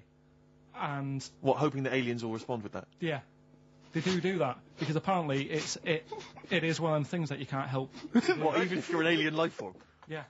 They know that, do they? But anyway. What, because they watch Star Trek or something? Hello. Knock, knock. Yeah. No, seriously. Is it true, like, if you who's send there? out knock knock into space, yeah, they have to say Augie, Augie, Augie. Ah, You that don't is do this, that but is you look great. into it. Seriously. Oh, hold on, what's something out there? Was a little green fella? That is great. Yeah. So anyway, That is Little Donkey is like one of them tunes that you can't. And I was there, and I had the drumstick, and I thought, oh god, The drumstick. I could feel myself. And anyway, just wanting to do it, yeah. I started going along and playing Little Donkey, which I wasn't meant to do, but it went down such a storm. What, were there people like parents and that dozing off, and then suddenly they heard your version of Little Donkey, and they thought, wait a minute, now it's really picking up. What do you mean? I'm glad we paid £1.50 for this. What do you mean it went down such a storm? I'm going, hold on, was it like when People have Ringo... lighters in the air. It was like when Ringo joined the Beatles, now going, Yeah. boo, Pete Best, but he went... Yeah, And they went, whoa! Oh, No, God. but the teacher just said, oh, it went down really well, you can do that again tonight, Right. when you're in it again. But anyway, so my dad was there, and... And you hadn't told him about this performance, so no, he I never just did. turned up I off his never own did. back. I never took the letters home and stuff to No. show my mum and dad, because it just put me off. So, anyway, he turned up, don't know why, he must have heard from someone else's dad. Yeah. He turned up, and he swore about me, which... Did he? I don't... Could you What- use Do you think a it's- word it's allowed that's... to be said? The word? Of course it is. Right. If you got a kid in the car or anything, you can turn it down now. Yeah. Right. But he said, there was a guy stood next to him with a camera, big video camera, filming it, and he said, yeah, film it, but try and avoid getting the twat in the hat in the shot, because I had one of those porters, you know, the little round pork pie hats on. Right. This is so What? sad. What, was this a nativity play? It was about Jesus and stuff. Yeah, well, there was a porter there helping him with his Of course bags. there was, I forgot. I yeah. mean, Mary and What, Joseph, managing the they got stable? there. Yeah, because Sure. it was the hope, you know, because the inn was full. Yes. But I think the porter doubled up with the inn and the stable. Right, that was nice. So of him. he He'd carry bags over, yeah. Yeah, no, so yeah. You're right, though. I don't know why I was wearing one of them, but I was. And And your father said that, and how did you know your father said that? Did he you told hear me it? about it later. Oh, he told you about it later? Yeah, I was talking about stuff I'd done at school, and he said, "Oh God, remember that?" And I spoke to him the other day about it, Right. and yeah, Oh, God. shame. So that was the end of your sort of drumming career, really? Because it could have been, I mean, you know, the audience loved it the night before. Yeah. You could have, like, been, like, who knows, a whole new world for you. Yeah, Have that you is. done any stuff? I've never drummed. I wish I had, man. I wish I But had. that is That's a movie story, but... is that, and that's why you don't tell, your mum and dad don't know you on the radio, do they they? think when they were down the other weekend, they had to come in. I just said, "Oh, I'll just go in and press the buttons." Because they could listen on Sky Digital, couldn't they? They could do. But you wouldn't want that, But would you? I don't want that. No. Play a Carl- record, and I want to talk to you again a little bit about this later. Yeah. Right.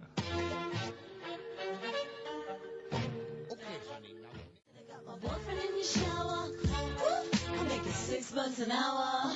Princess Superstar, Bad Babysitter, first played on this show by Steve Merchant, by Bad Steve Merchant. That's true enough. By Steve Scratch Merchant. That's I right. mean, I still like that, but the videos put me off it a little bit, because it's just, it makes it into the novelty record it always had the potential of being. Do you know what I mean? I agree. Although I was never a big fan of Bad Babysitter was not my favourite from the album. Sure. Sure. If people want my interest and my views on hip hop, then they can always email in, Rick, of course. Or call you at home. Just give me a ring at home, no problem. Yeah. Or I just pop out and hang with them in the hood. Yeah, sure, You know, sure, so, sure. yeah. Now it's time for White Van Man. White Van Man.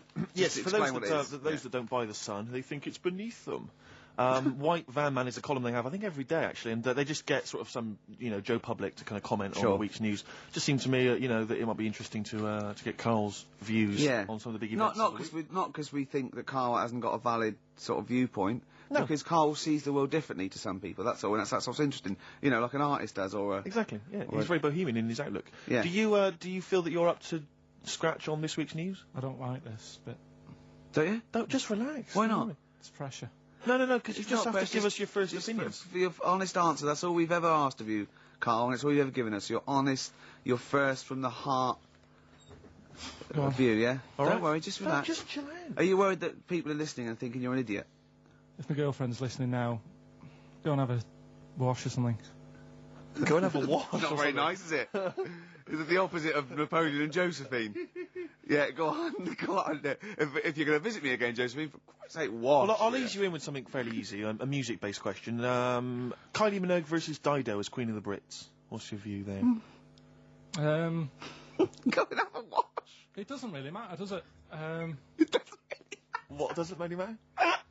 With the Brits. I was watching it the other night, and I think Kylie will be a good-looking old woman. Do you ever do that? Sort of see I want people? to, Steve. I want to celebrate with you every time he opens his mouth. I want us to open a bottle of champagne. I know what you mean. Do you know what I mean? It's sort of like we did that. Yes. No, do you Go ever on. do that though? Look at people, and another person who springs to mind, Jenny Powell. I don't think she's that good-looking now. Who's Jenny Powell? Is she that girl that used to be the assistant on Wheel of Fortune? Yeah. Leslie? Yeah, I think she's a bit over the top for a young woman. But when she gets older, I think she'll look Be a bit of a nice. stunner. Okay. So for you, Kylie Minogue, whereas you don't feel that about Dido, is that right? She's alright, she's normal. I prefer Kylie's sister to Kylie. She Okay. looks, I can imagine her being hard work to live with and Who, Kylie? not Right. being washing up and that. and Right, sure. being a bit fussy. Okay. And what do you make of taxes rising in the next budget to pay for NHS improvements? Well, my dad went to hospital to have an operation once, Yeah. so I feel like it's worth paying it, because I've got something out of it. Because people might have to go to hospital. Yeah. Yeah. Well, it makes a change when it's someone in your family, doesn't it? Yeah. Because you sort of realise... Yeah, a change is as good as a rest. And the weird thing is, if it weren't for my dad, I wouldn't be here doing this show, because when he was in hospital... Well, no, I'll stop you there. Yeah. To be honest, that's all you need to know. You wouldn't be here, true, but no, but... Well, no, because this was after I was born. So, I would be here. But his more direct involvement was what? Yeah, because when my mum was seeing my dad in the hospital, I got a bit bored, went for a wander, found the hospital radio station, Yeah. and got a gig.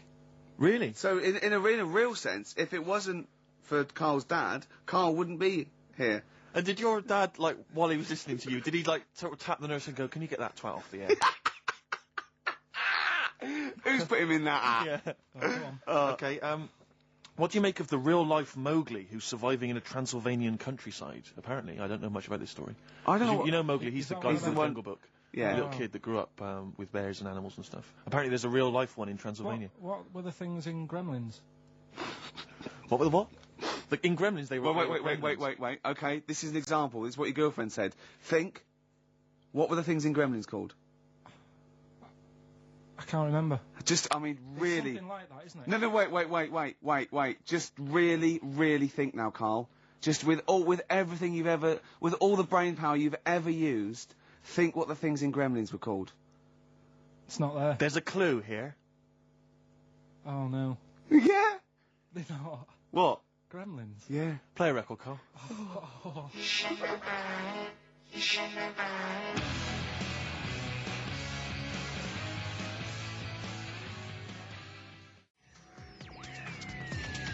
This is XFM.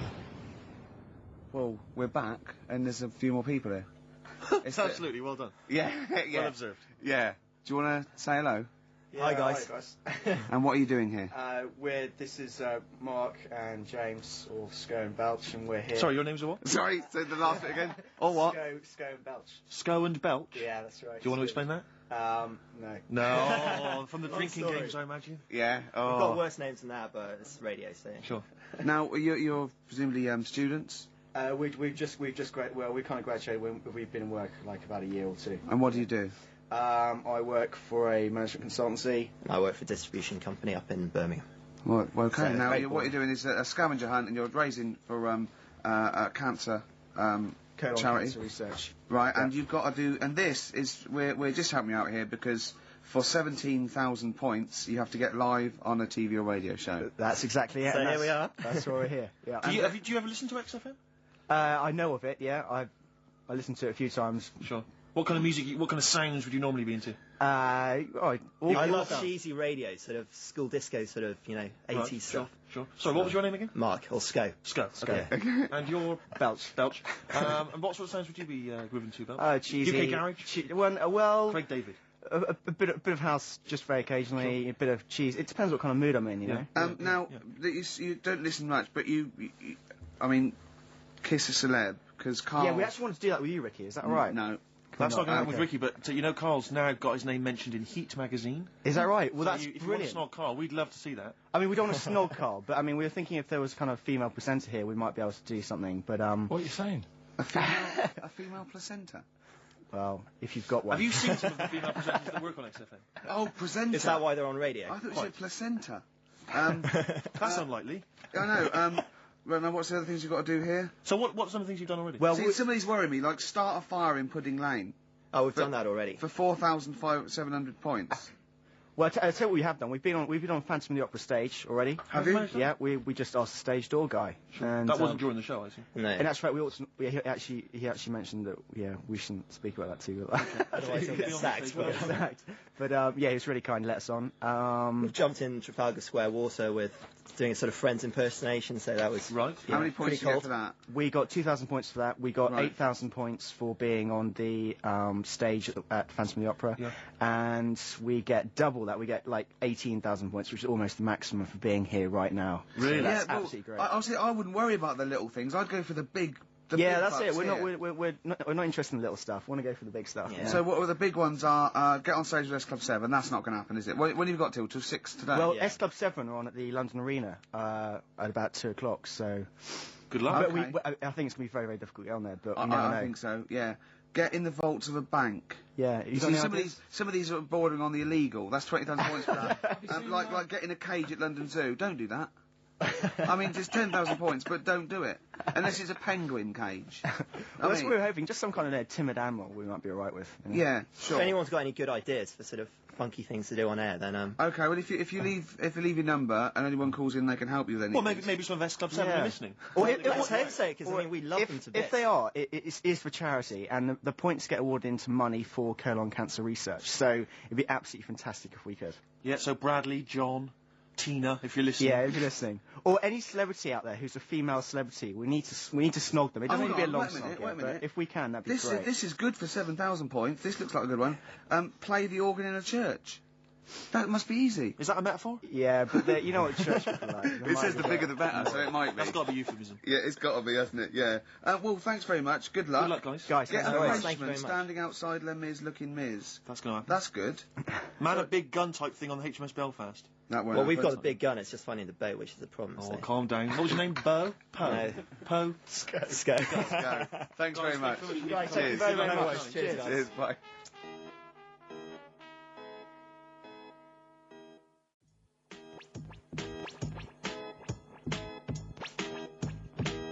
The streets, let's push things forward on XFM 104.9, the home of charity. That's true enough. Yeah.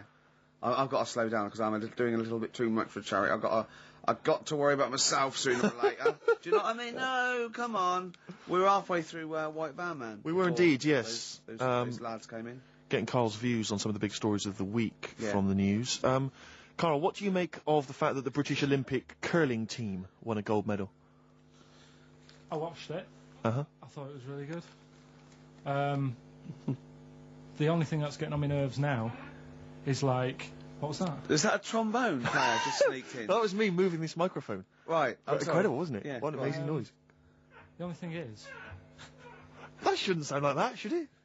That's incredible. What a shoddy tin pot station this is. Well, we know that. Sorry, Carl. Go on. is like in all the papers now, in like the you know, the Star and the Sun all week, they've been like traipsing models over a bit of granite. Do you know, like how those things are made out of granite, the things they throw? Oh, yeah. And it just, that bit annoys me. Okay. The Daily Star? No, the way that, you know, this sport, nobody had ever sort of heard of it a couple of weeks ago. Yeah, yeah. Sure. We win a gold medal, Yeah. and now in the papers it's like... They've gone crazy. They've gone curling mad. over it. Yeah. It's a good game now. Yeah. Good. Okay, next. All right, good. Let me see. What about the fact that the world's tallest man is living in a semi in Neasden? It's alright, isn't it? Something that someone told me in the week is that, do you know all these tall people like this guy? Yeah. Which is a bit weird they've only just found him, considering he's the tallest man. I think that's a bit weird. Yeah. Someone told me that, do you know the guy who was in James Bond, the big bloke? Yes. Jaws. He's got the same illness as this bloke. Right. And what it is... It's called tall. It's something about... You're suffering from tall. You've got a small tumour or something just behind this part of your head. Yes. Oh, yeah. Just sort of in the middle of your eyes. Yeah. And the pressure on that makes you grow really tall or something. Yeah. So he needs to get it sorted. That's your advice to him. Get it sorted. Okay, very finally, Carl, this is important. This is just projecting into the future. Just projecting into the future now, K-Man. Apparently, global warming will bring sizzling summers and weird wildlife to Great Britain in the future. Are you worried about that? How soon? Soon enough for you to worry. Yeah, it's pretty worrying. Okay. You wouldn't prefer it to be sunny here all the time? No, because with hot weather comes weird spiders and that. See, I always think we're quite lucky here. Yeah. If you live in Australia, you might have the sun and stuff, but you've got, like, deadly snakes. Yes. Yeah. Which are deaf. Did you know snakes are deaf? Snakes are deaf? They don't have ears. Okay. So you're all right walking about behind them. Yeah, but if they see you ahead of you, you know. you're in trouble. But yeah, with places like Australia, you know, people go, oh, it's great, it's sunny, but they don't talk about the spiders and... They keep the spiders... lizards yeah, and stuff. quite. So I think we've got a bit of both the best worlds. So you're worried, though, about in the future, vultures flying through the sky, we've got various creepy crawly snakes. You concerned about that? Yeah, well, there's a load... I saw something in the news in the week that a load of sparrows or something was somewhere. Maybe that's the start of it. That's an interesting story. Was that front page, or...? There's a load of sparrows somewhere. Read all about it. Sparrows somewhere. Some sparrows somewhere. Sparrows somewhere. Load of sparrows somewhere. Sparrows somewhere. There you go, anyway. Excellent. That's Thank great. you very much, Carl. That's Carl giving his views on the news. Don't do that next week. Why not? I just don't like it. Why? Pressure.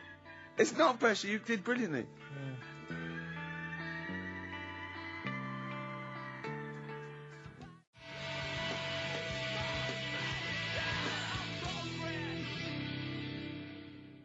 Lost Prophets there on XFM 104.9. Now, I like that. Mm-hmm. It rocks. I like the guitar, atmosphere, it's good.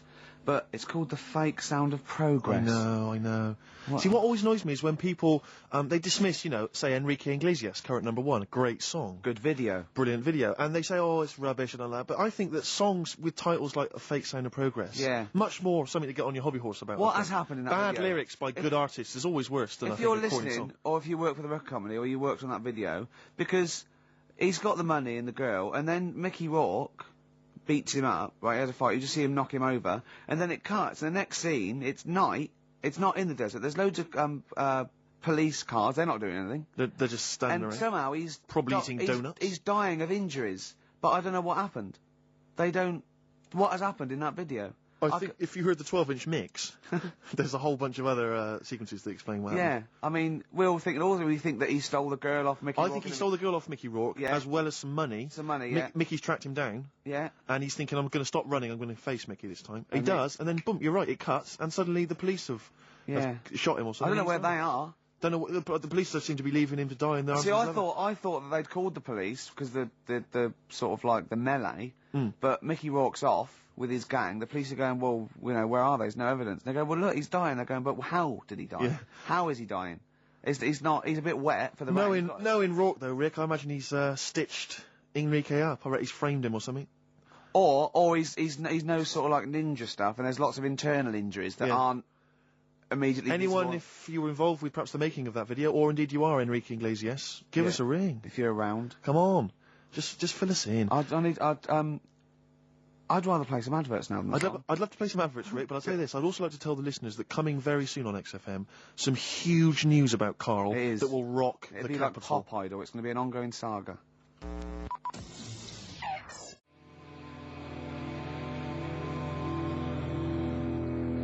Going shot. Good track, good band. But I'll tell you what, in the second hour I just want to play classics. I'd love to hear a bloody I want to classic, play mate. some Cure, New Order, Smiths. Sure. Do you know what I mean? You know, we played Nirvana earlier, but it's not enough for me, Steve. No, you need I your want- fix. I want. I do. Well, it's that point in the show now. Song for the Lovers. One of my favourite singers. Probably one of the most beautiful singer-songwriters of all time. Well, you don't mean that, like, you don't mean that he's a good-looking bloke and you fancy him. I mean, I just want to clear that up, Rick, because otherwise... That would, yeah. What you mean is that the songs he writes are beautiful. Yeah. You can take or leave him as a bloke, can't Yeah, you? of Imagine course, his yeah. physicality. he's And not and he's written such brilliant classics with his lovely arse as. Oh, why did I say that? What did you Why say did I that say for, that? Rick? Because Why did I people say will that? listen and misinterpret. Oh God. He wrote Galveston. He wrote Wichita Lineman. I am He a lineman wrote for the county. he wrote MacArthur Park. And just to tickle him down below. What? I don't know are what. you saying See, there? you've and this is a song.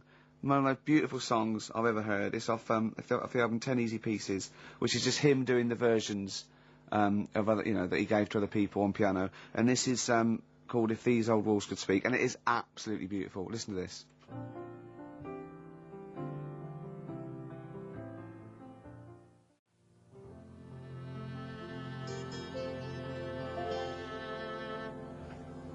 If These Old Walls Could Speak by Jimmy Webb. Might play another track off that later if we've got time. What, today? Yeah, well, maybe, or maybe next week. We've got lots to pack in. We've got things like New Order, Cure.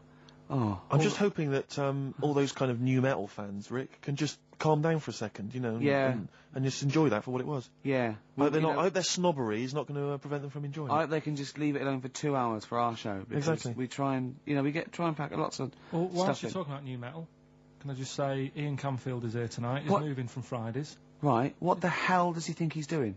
He's just offering up information now. No, it's just that you were talking about the new metalers, and now seems like a good time to Carl, say. listen. You're here for our amusement. Yeah. You don't sort of come in any time you want.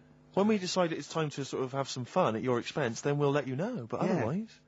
We're not here to help other DJs or even this station. We don't give a about this. See, this is what my girlfriend said. What's that? Well, you should listen to her. She knows what she's talking about, clearly. Now put your microphone down. She said they just wheel you out when they need you.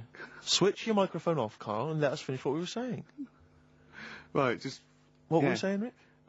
Ian Canfield has got a rock show. Oh, right, yeah. Starting today. It's 4 hours of pure rock. Yeah, he's probably here smoking, drinking Jack Daniels and just like having pictures of Vance put up around the room to get in the mood. Then he'll go out and rock. Carl, don't be silly. Turn your microphone on. We're joking. Is that right? When's he on? 8 till 12 tonight, 4 hours of rock. Lovely. Listen, some big classics coming up, plus No, huge play some news ads. about no, Carl. Please, let's play some more ads. Do you really want some ads? I'm tired of the music and chat. Please play some more ads, Carl. Oh, Please. Carl. Christ's sake.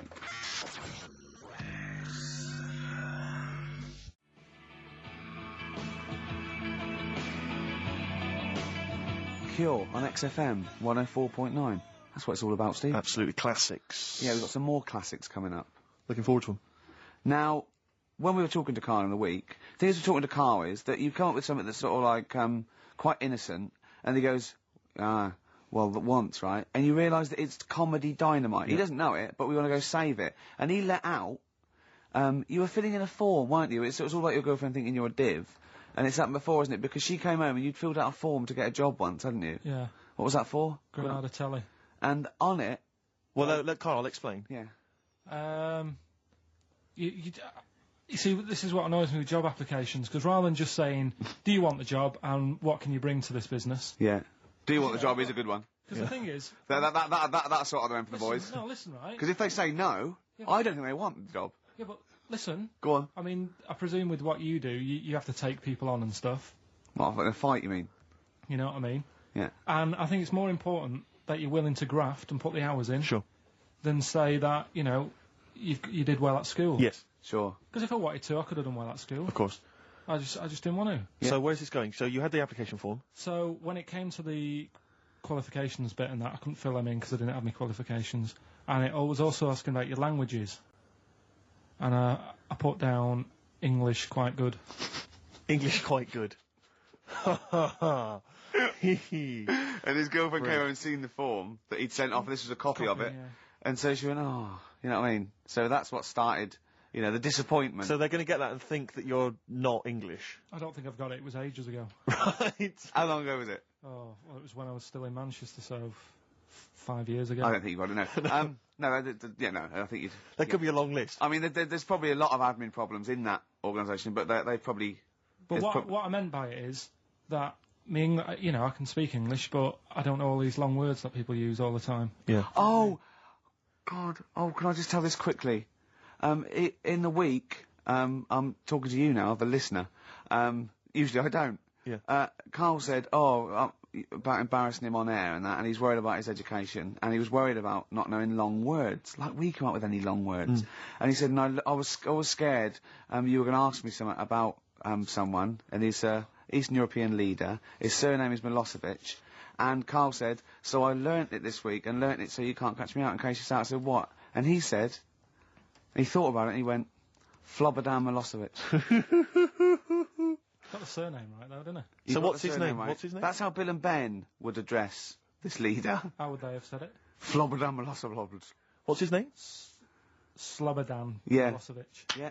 Well done. Anyway, Carl, look, you almost let it slip then as you were talking about your filling out that application form. There's some big news that everyone needs to know, which we were stunned by in the week, although the more we sort of talk to you, the more it starts to fall into place. Yeah. But Carl, what's the story?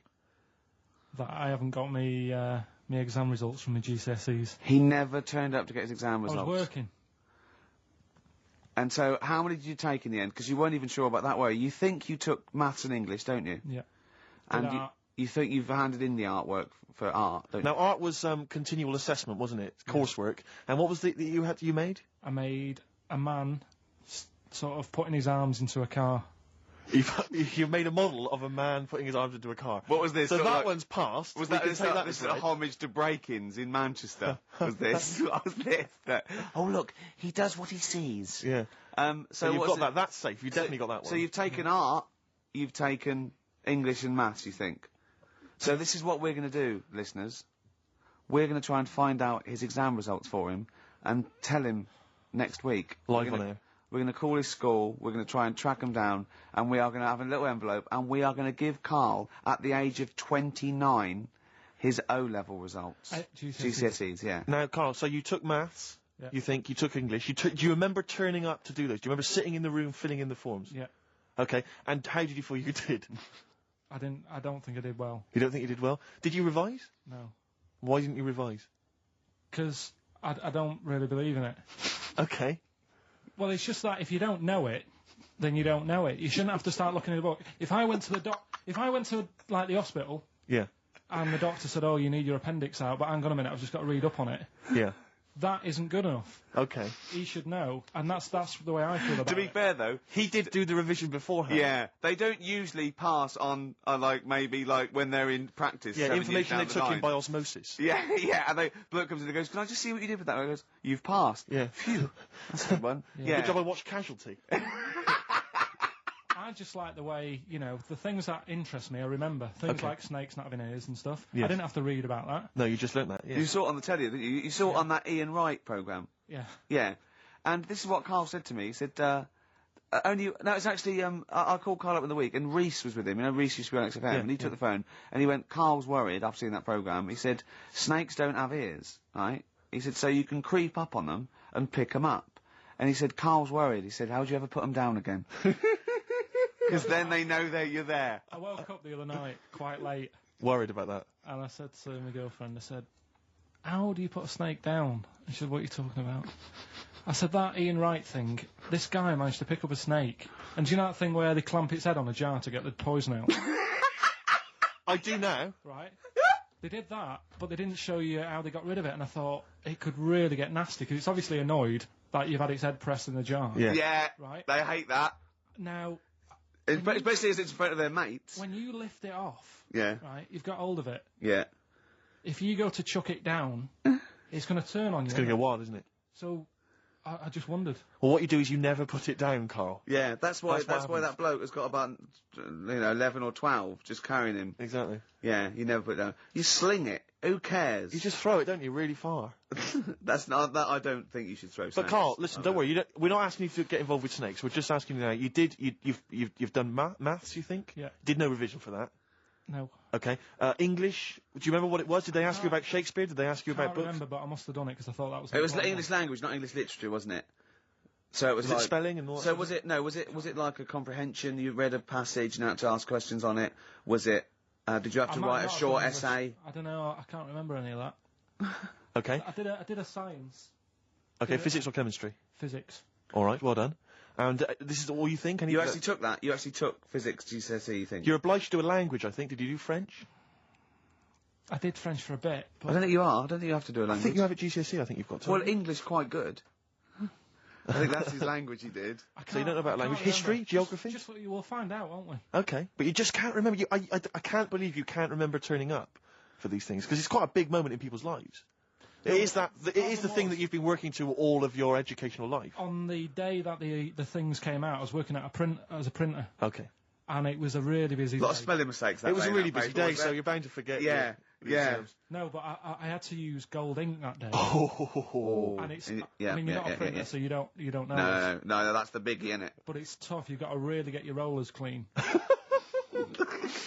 Carl, play a record, mate, and good luck with the exam results. Hopefully we'll have them for you by next week.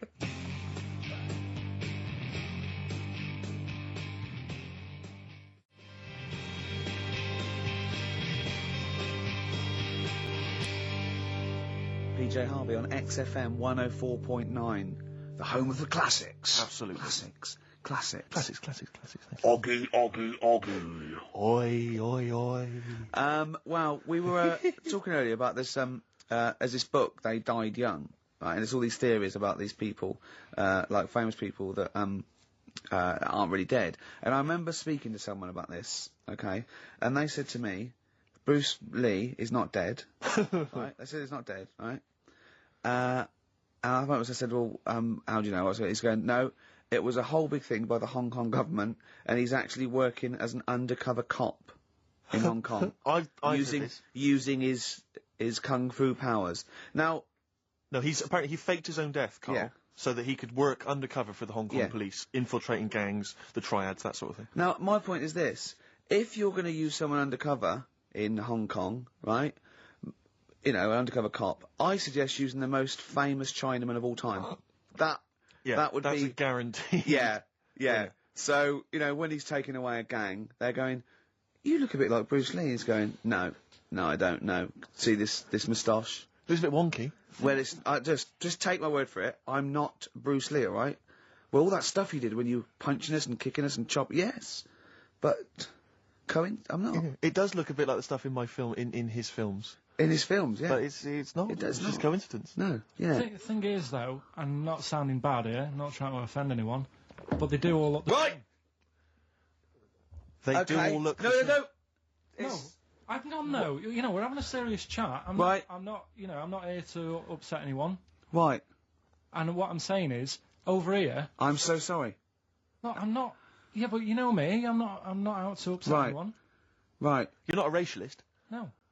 What do you mean? Are you saying Oriental people all look alike? Well, look at the people over here, right? Yeah. With, like, you've got ginger people. You've got people with black hair, you've got people who are fat, people who are thin, but they're all so sort of fit, which isn't a bad thing. They all do that sort of thing in the park. They're all fit. It's a place where black hair... I mean, when they come here, they take pictures of people with ginger hair, don't they? Because they don't get them over there. That's what I'm saying. So calm down. Jeez. So you're saying that Bruce Lee the most famous Chinese movie star of all time. They can't tell him apart. Other triad members would. How are they? I mean, how are they going about the business at all? I mean, what I'm saying is, how would they even realise that was the guy? What do they have to do? Wear numbers in, because there's a billion of them. When you know them, then you know. So what? Oh, I see. They can tell each other apart, can they? Well, they got signals. This is amazing, isn't That's it? how he got away with it. Simon, which one are you? Just raise your hand, Simon. Yep. Chang, which one's Chang? Chang, good. Yeah. Oh, it must be murder, mustn't it? Just that can be the only people going into the wrong houses all the time, getting off with their mates' wives. Exactly. Yeah. It must be a nightmare. It must be a nightmare. Please don't complain. He doesn't know what he's doing. So I'm really sorry to anyone that's... he honestly does not know what he's saying. XFM 104.9. Yeah, but what I'm saying is... Go on.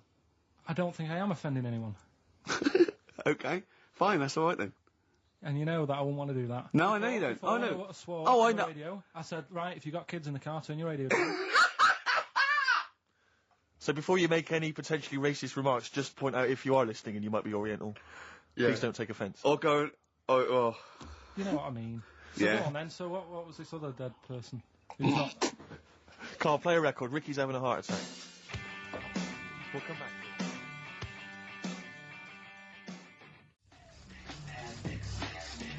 The music of tomorrow is here. XFM. Well, the music of tomorrow is here. That's true enough. Yeah. XFM Must been some sort of muck up with the post. Rick, a lot of the times when I've played Hip Hop Hooray, my hip hop track of the week, you've sort of scoffed, you've thought that maybe I don't have credibility amongst the hip hop fraternity. No, it's just the way you dance. Well, it's merely the way you dance that worries me, because people can't see it really, and it's sort of like, imagine if Mr. Bean thought he was in D12. You know what I mean? It's that sort of. And I don't diss you. I mean, I know you're a hip hop appreciator. You know, I wouldn't expect you to diss me. I'm a black queen. But the point is that there's a little something that Carl's got on tape for you that I think might change your opinion of my whole hip hop credibility. Oh no! Now I've told you in the past. Not you know, videotape, is it? Not at all. Actually, Carl, just play it. Yo, 1 2 1 2. We are the Dilated Peoples, chilling on Hip Hop Hooray. That's right. With Steve Merchant, y'all. XFM 104.9. LA to London, Dilated People expanding them all day. Now, who got that? How about You did that? that, Carl? No, it was just when I was hanging out with my homies. Who did it? Do they come in the week? They were in the week, I think, and somebody got them to do it for him. No, that was when I was just hanging in the crib with them. No. I was just hanging with them, very nice of them. and the guys just laid down some beats for me. Yeah. You know, just laid down some vocals, and I gave them max respect for it. You know, and the place was mad deep with girls at the time. I assume you're going to play Dilated Peoples this week then? Well, maybe. Yeah. Let's play it, Carl. That's very good.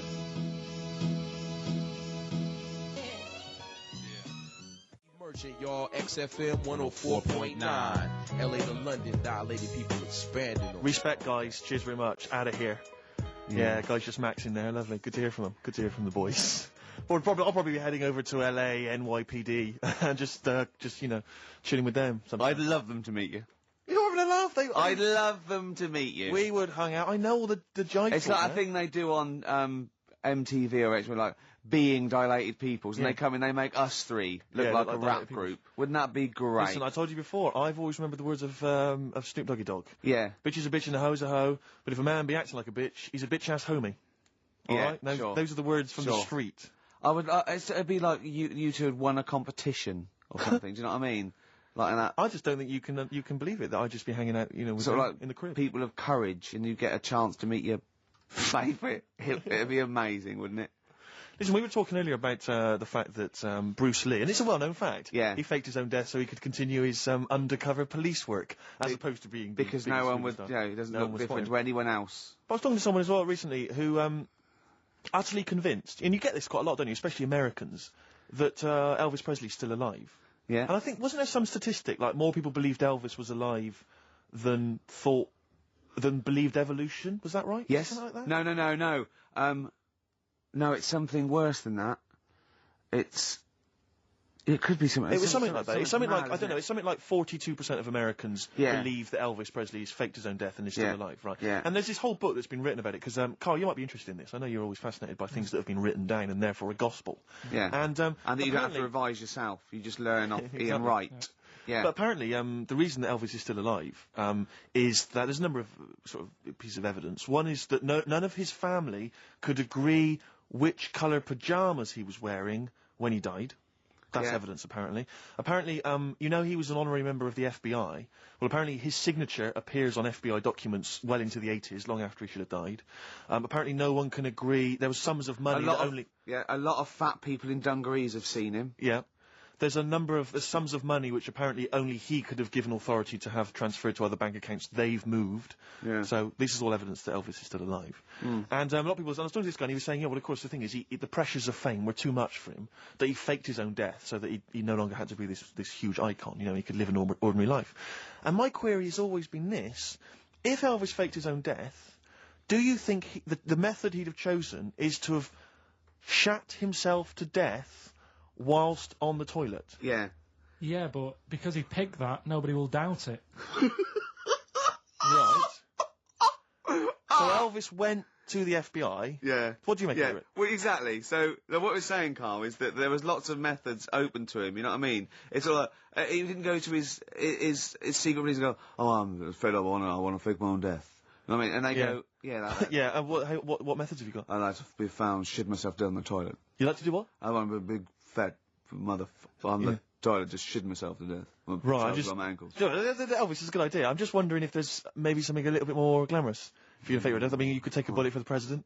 What, and shit all over him? Just shit No, myself? we know crap at all. That'd be what No, you just take a bullet for him, or you could. There has to be shit involved. Why has there got to be? There has to be shit involved. Why has there got to be crap? I want this way. Make it happen. Yeah, it's probably Carl, head in hand. Look. Yeah, he's worried about the things we say. Yeah.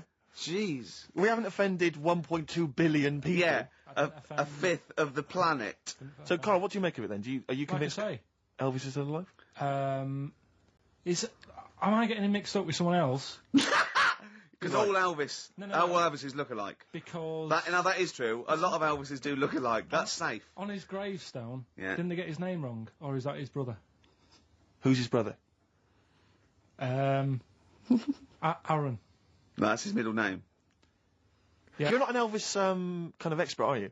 Hold on, wasn't Elvis one of a twin that died? That died, and I'm sure they got his name wrong on a grave or something. Oh, I don't know. But that's consequently that's proof he's still alive. No, the thing with the still alive thing, like I say, he picked that awkward death because nobody would be saying, hang on a minute, going round upsetting the family, wanting to talk about it because they'd be embarrassed to be saying, you know, he was found sort of in a pile of mess. Weighing 25 stone. Yeah. So... Because you notice he also expanded to a huge size as well, so he was just a huge fat blob of a man. He also did that to add, you know, extra... To the glamour. I don't quite understand these people who fake the deaths, because... Well, a lot of them don't. A lot of them don't, Carl. This is what, in a roundabout way, we're saying. We're saying that a lot of people that say people fake that they didn't, like Bruce Lee and James Dean and Elvis Presley. We're saying they didn't fake their deaths. He did die, didn't he? His head come off, didn't it? Very good. Who's this? James Dean. His head came off.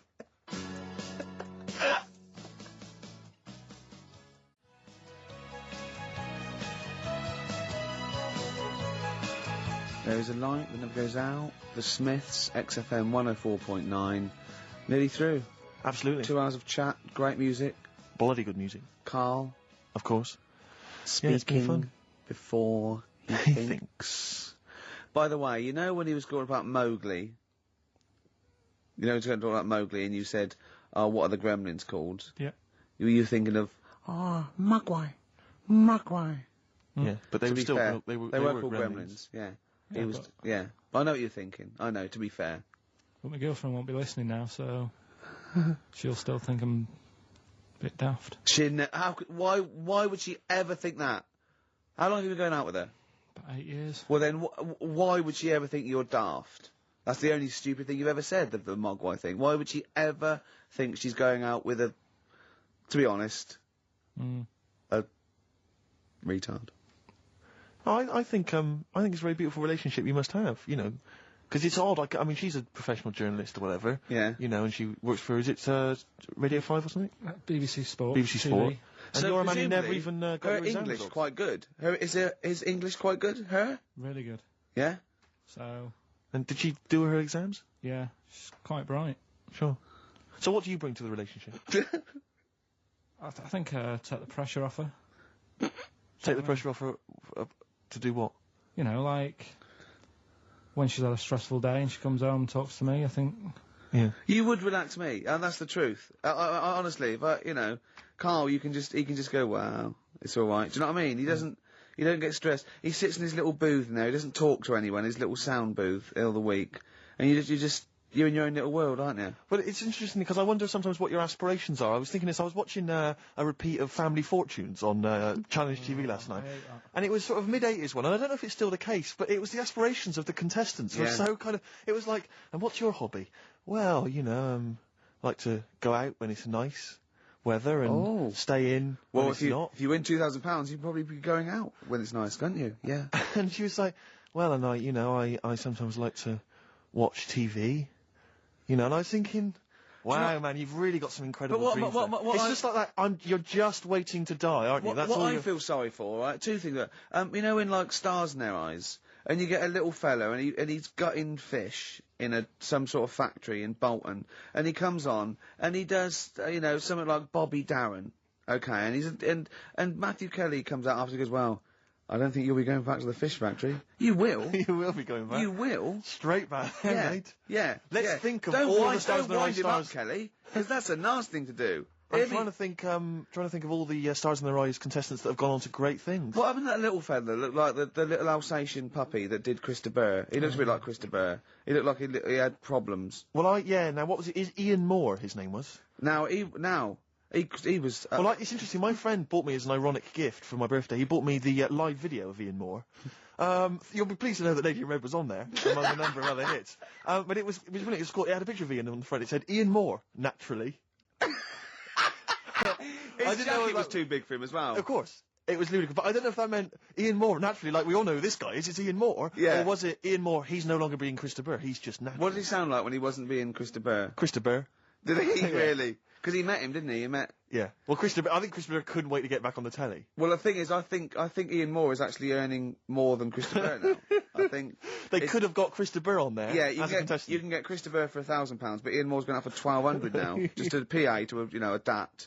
But he does Lady Made. He does all the hits. He does Don't Pay the Ferryman.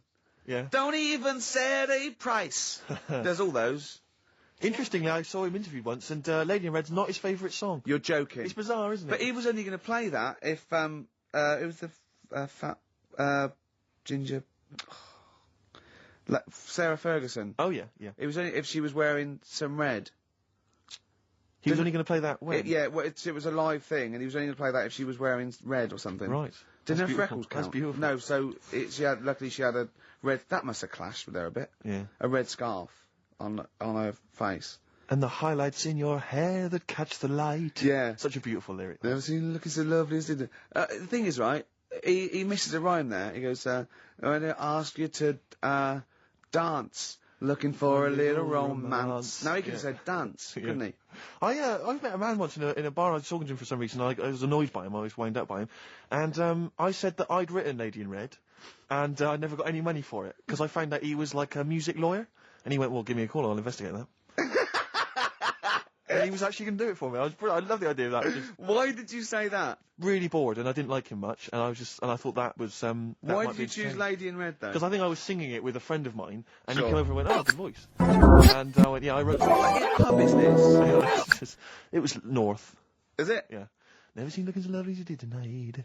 So, anyway, that's enough of my Chris de Burgh anecdotes. Yeah. It's very much the end of the show. And it is. It's been a great show. Hang on, have I got time for a song for the lovers, or have I missed that? No. If you give it me Of course now. you have. Yeah, what are you going to play? What are you going to play? What, are you going to play a song now and then we've got time for it afterwards? No, you'll have to give it me Yeah. now. Oh, I better dig it out. Well, can What, you keep people what have you chosen? I'll keep it going. Well, a friend of mine who keeps making me little compilations has stuck on an old Tom Waits track, which is from his first album, one that I've not listened to for a while. Brilliant. Re-listen to it. It's absolute dynamite. Brilliant. Can anyone hear me?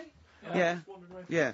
He's just getting out of his bag now because we weren't prepared for this. We sort of ran out of time. We're having such a great time with the philosophy of Carl. What do you fancy doing anyway with your future? Me? You know, I'm just going to tell you now. You know we're still on air, don't you? Before it gets too casual, you know we are still broadcasting to the capital. Okay. Yeah, what do you fancy doing with your future, Well, Steve? once I've made all that money from suing Krista Burr, my future, I'm living my future, man. I wanted to have some good mates like yourself and Ricky. Yeah. You know, Carl, I wanted to be on the radio, I wanted to play great songs. We're like the Three Musketeers, me, you, and Steve. We're like the original Rat Pack. We're like Ocean's 11. I'm Sinatra. Yeah. You're Sammy Davis Jr. and you're what's his name, Dean Martin, aren't you? Yeah, or Joey Lawrence. What's his name? Joey Lawrence, not Joey Lawrence. Joey Bishop. Joey Deacon. Joey Deacon. My dad said the ending on the old one's better than the new one. We should definitely get your dad in, man. That would be just dynamite. When people get tired of you, we've got the whole Pilkington family to choose The from. whole gene pool. Have you seen it?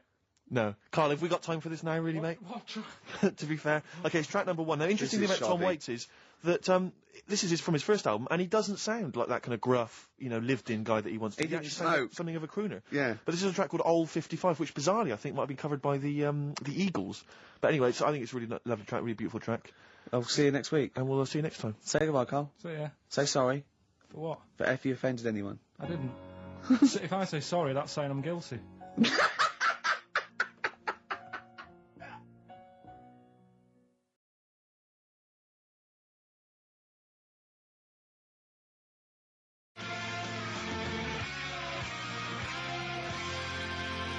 Jane's Addiction, Just Because on XFM 104.9. I'm Ricky Gervais, with me Steve Merchant and Carl Pilkington. We're all here then.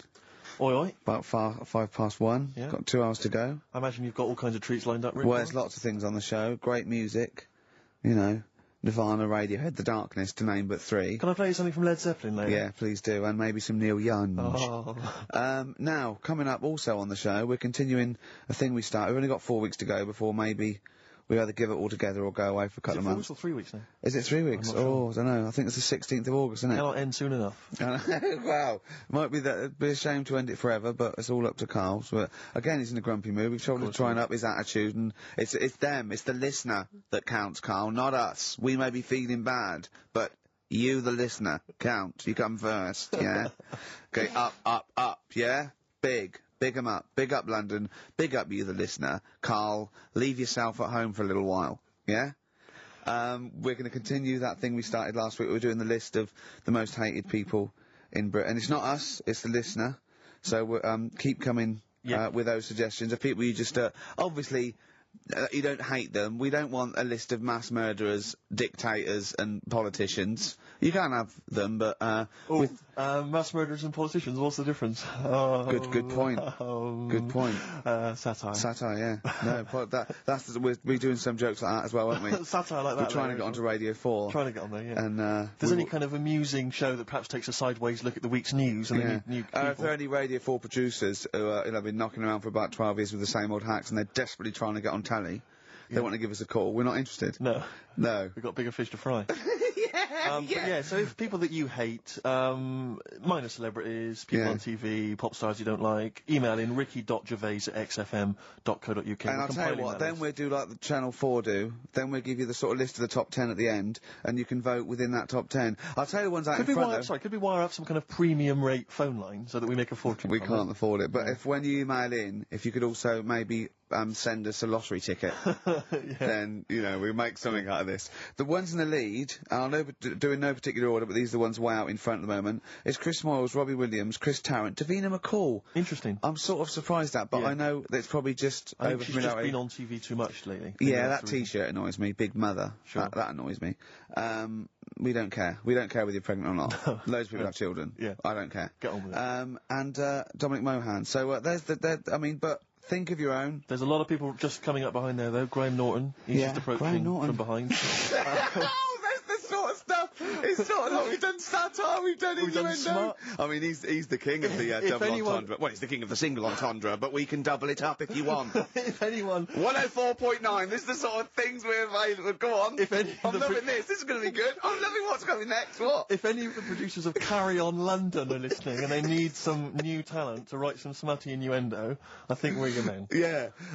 Anyway. Carl, you better press the knob, right, to start the record. Spunk. Smutty.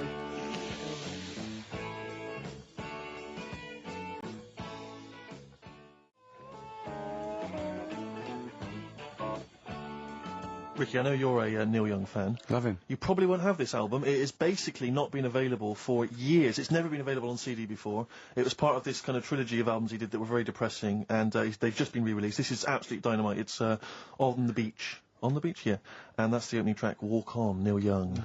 Brilliant. On XFM 104.9. That's the sort of stuff. You've had satire, you've had a little bit of politics. You've had, we said Spunk, which is a bit naughty, isn't it? Which Exactly. is a bit cutting Rock and edge. roll. Yeah. And you've had Neil Young and Jane's Addiction, so I can't think probably of quite anything else I'd rather down like. with the kids and everything, aren't we? Yeah, pretty hip, pretty weird. Yeah, so, do you know what else? Wish Tony Blair would just stop Oh, doing Yeah. doing stuff wrong. good, that's good. Who else is there to have a go at? Oh, Peter Mandelson or someone. No, he's good, isn't he? Because he's good because he's gay, isn't he? I don't know, I don't know. I don't know if he is. If he's not, then I'm sorry, but if he is, then well done. Brilliant. Good to, all gay people good. Yeah. Any underprivileged people, you're all brilliant. But people who are overprivileged, oh.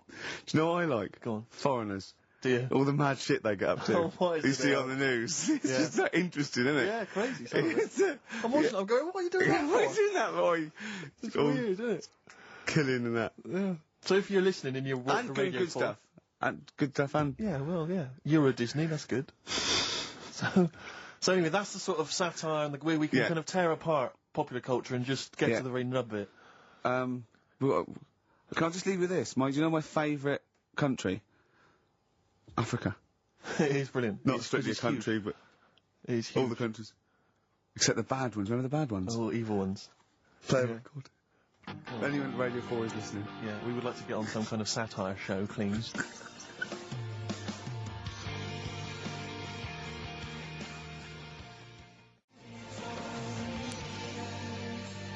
Longview and further on XFM 104.9.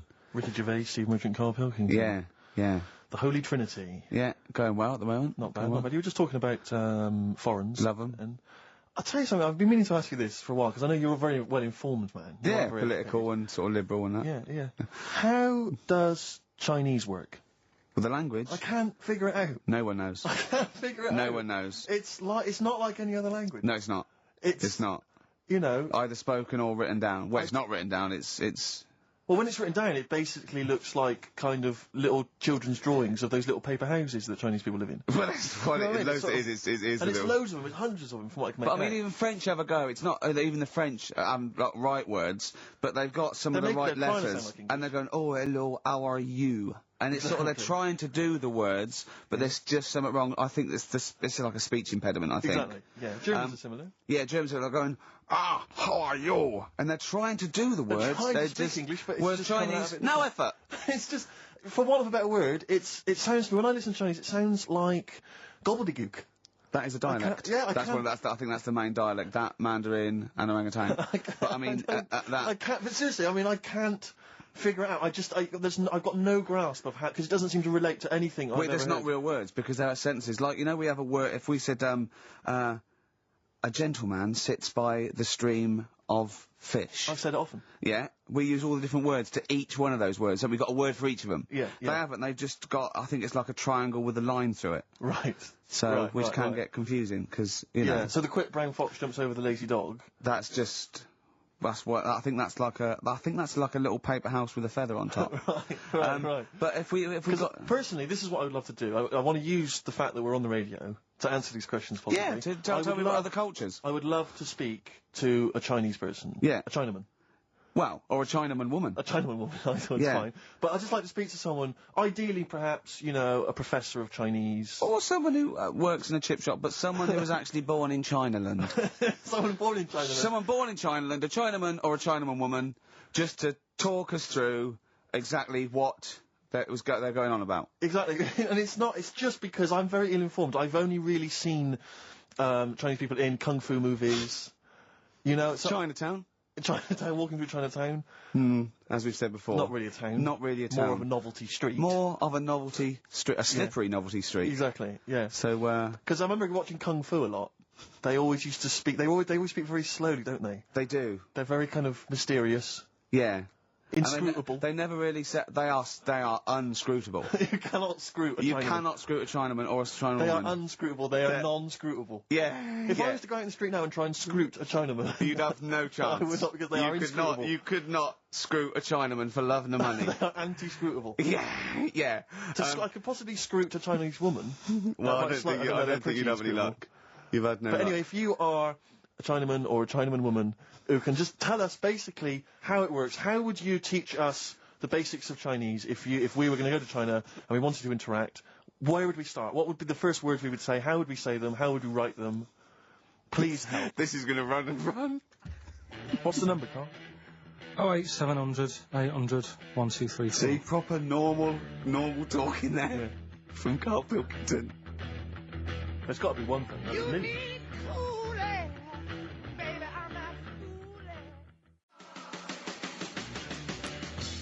Whole lot of love from Led Zeppelin Classic.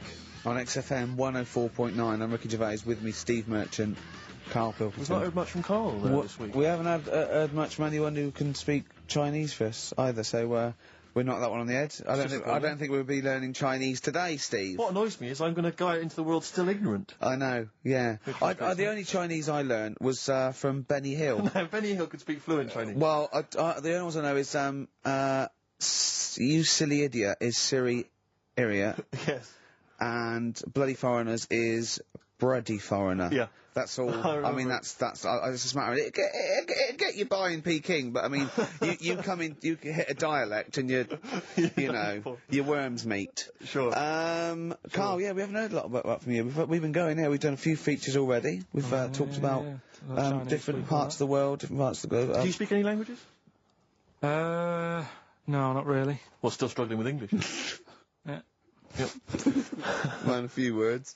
I mean, literally. So, about 4,000, I think he's got. I've had a lot of emails, actually, people saying, Carl, please don't leave, we don't want to see the show ending, blah, blah, blah, blah. And we've had a couple of calls bringing back Cheeky Freak of the Week. And do you know what Carl said? He said, a bloke on the phone said, oh, bring back Cheeky Freak of the Week. He went, can't, not allowed. I don't know, you know. And he went, oh, go on. He went, well, no, I had a story today. A fella born with 2 dicks, but I can't do it. Now, Carl, you cannot not do a feature about a fella born with 2 dicks. Well, look if we need it. I mean, how much more have you got on the Chinese? We've done that. We've nailed Chinese. We've done it. That's done. That's put to bed.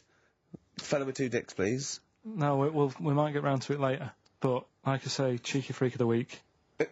Sort of, we've put that on hold at the moment. Sure. Right. So, what have we got? What are you providing then today? Have you got a quiz for us? Yeah, we've got, what's her name if you want? We've got what? What's her name? What's her name? No, don't Is that a new one? Don't know. Yeah, what's her name? Yeah, what girl am I thinking of? Songs of Phrase. Songs of Phrase. We've got that coming up. All right. Monkey News, Monkey News is safe, isn't it? That's some Monkey News, that goes out. I told a bit of Monkey News. I did a photo shoot at the zoo this week, and one of the people in charge... Trying to make yourself look good. Yeah. They told me that they used to have an orangutan, right? But it escaped. It worked out. It lifted up a drain, got out the drains, and got out up into the zoo. It actually did a Coldix type escape, right?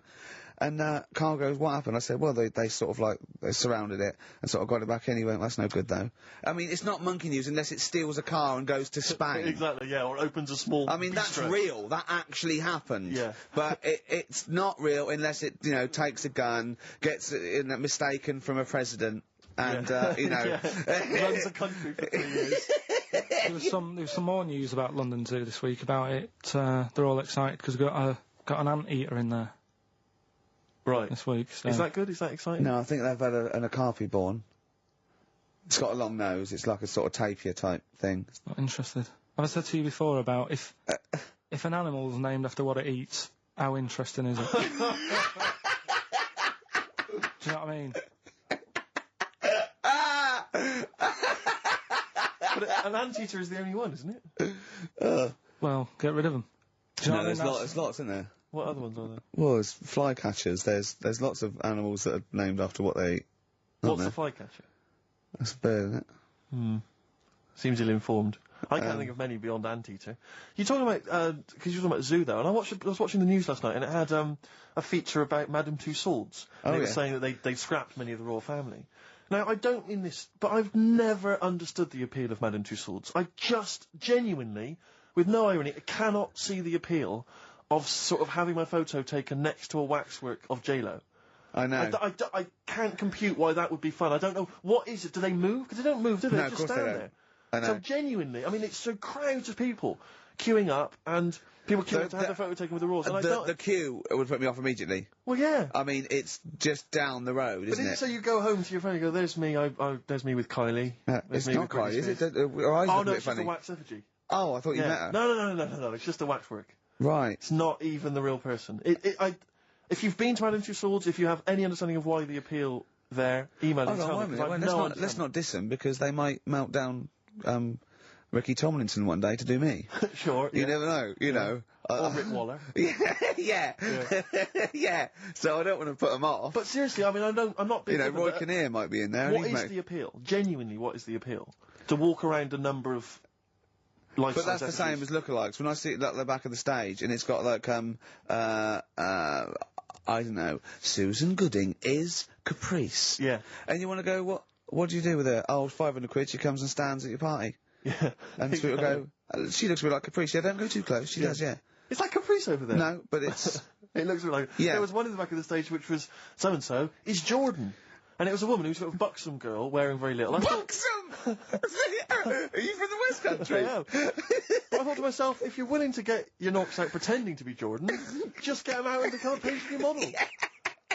Stop pretending to be Jordan. And call yourself after another Middle Eastern country. Yeah. Don't just... Yeah, don't It's just... very odd. I know. God. Very strange. But you've got a lookalike now, haven't you? Yeah. It's But so odd. But it's a bloke, right? Sort of at his desk, right? In the picture. In the picture, and it's David Brent. Yeah. And it's got Ricky Gervais. Yeah. So... But I don't remember, it's just an old fat bloke with a beard. All right, don't have a go. All right. Play a record, Carl. No need for that.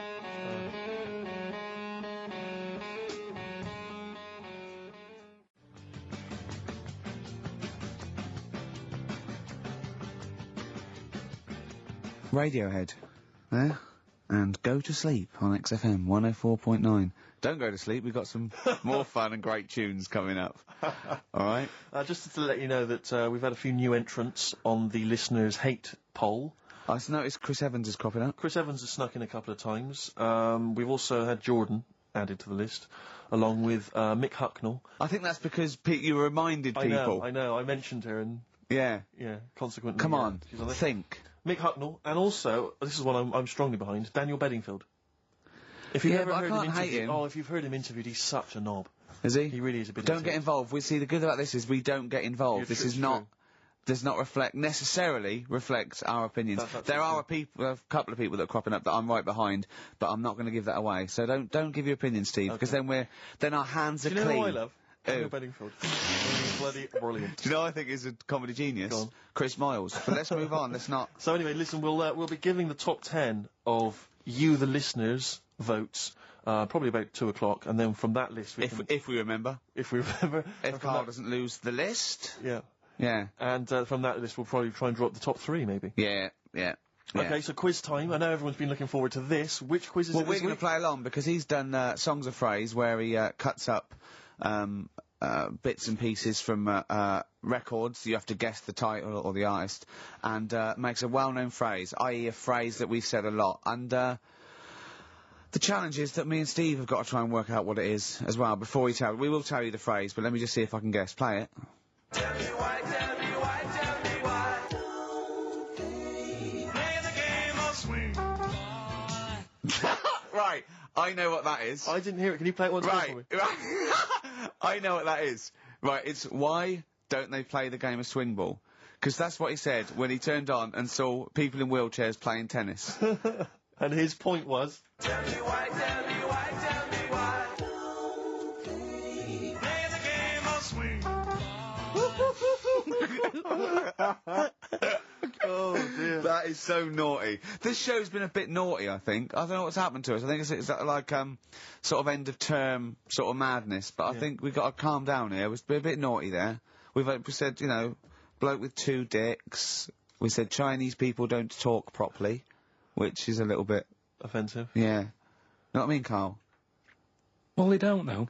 Right, okay, let's leave it now. Okay, stop there, Carl.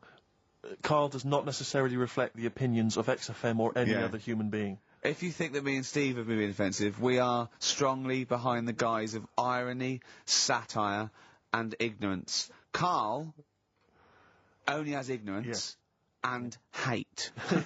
No, but as long as you say something good about someone, you can also say something bad about them. How does that work? Go on, give us an example. Well, Chinese. Yeah. Yeah? Yeah. Great people. Right? Good. The women really good looking as younger people. No! They get What are you older. doing? I'm just saying, as long as you know what I mean, there's good and bad and everything. For every Well, what are the positive old and ones negative. like? Yeah, they don't age well. What do you mean? The fella in Karate Kid, the teacher, was only about 36. We started this. We started this. Oh. Fact. So, songs of praise, email in, ricky.gervais@xfm.co.uk, right? I mean, I have to say, Carl, it's very tricky this week. You've got some very obscure sounding songs there. Yeah, just all we want is the artists. I think just the song, Carl, mate.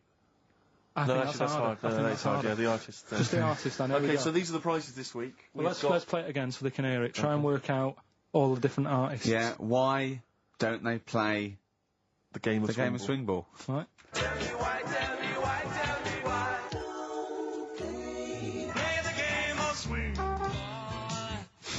That's tricky. It is tricky. That is tricky. That is good. But there's some great prizes, including, Carl, I can't help but notice, torn from the current, well, I think today's issue of the Daily Mirror. What, he's giving away a giveaway? It's a free CD from the Daily Mirror, which you can buy it, you spend 30p on the Mirror, you can get this anyway. But it's still in the piece of plastic that it came in, I love Just that. ripped. Anyway, there are some other treats. Oh, you'll be loving getting that through the door. So there's the Jingly Jangly Sound of Summer, Good Vibes, a 2 CD set featuring music from Crowded House, R.E.M., Simon and Garfunkel and the Beach Boys. I'll tell you what, I've thought of another game. We can put Carl's into theory, right?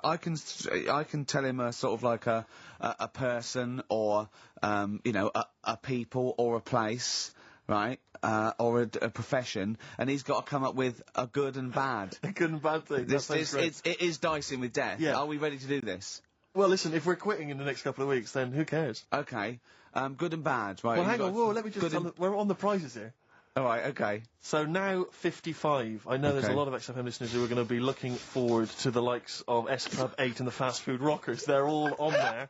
I can't wait. What is their second single going to be about? The Smashing Pumpkins. This is quite a good little compilation of sort of B-sides and live performances and stuff like that, which is not bad. The best summer holiday album in the world ever. I think we've given that away in the past. All sorts of stuff on there. Plus the director's cut of True Romance on DVD. The Tarantino scripted. Oh, it's a great film. Tony Scott That's some directed brilliant- movie. So there's some quite good prizes. Just play it once more. So email in, ricky.gervais@xfm.co.uk. Why don't they play the game of swing ball? Just the artist, yeah? That's all we're after. Brilliant. Right,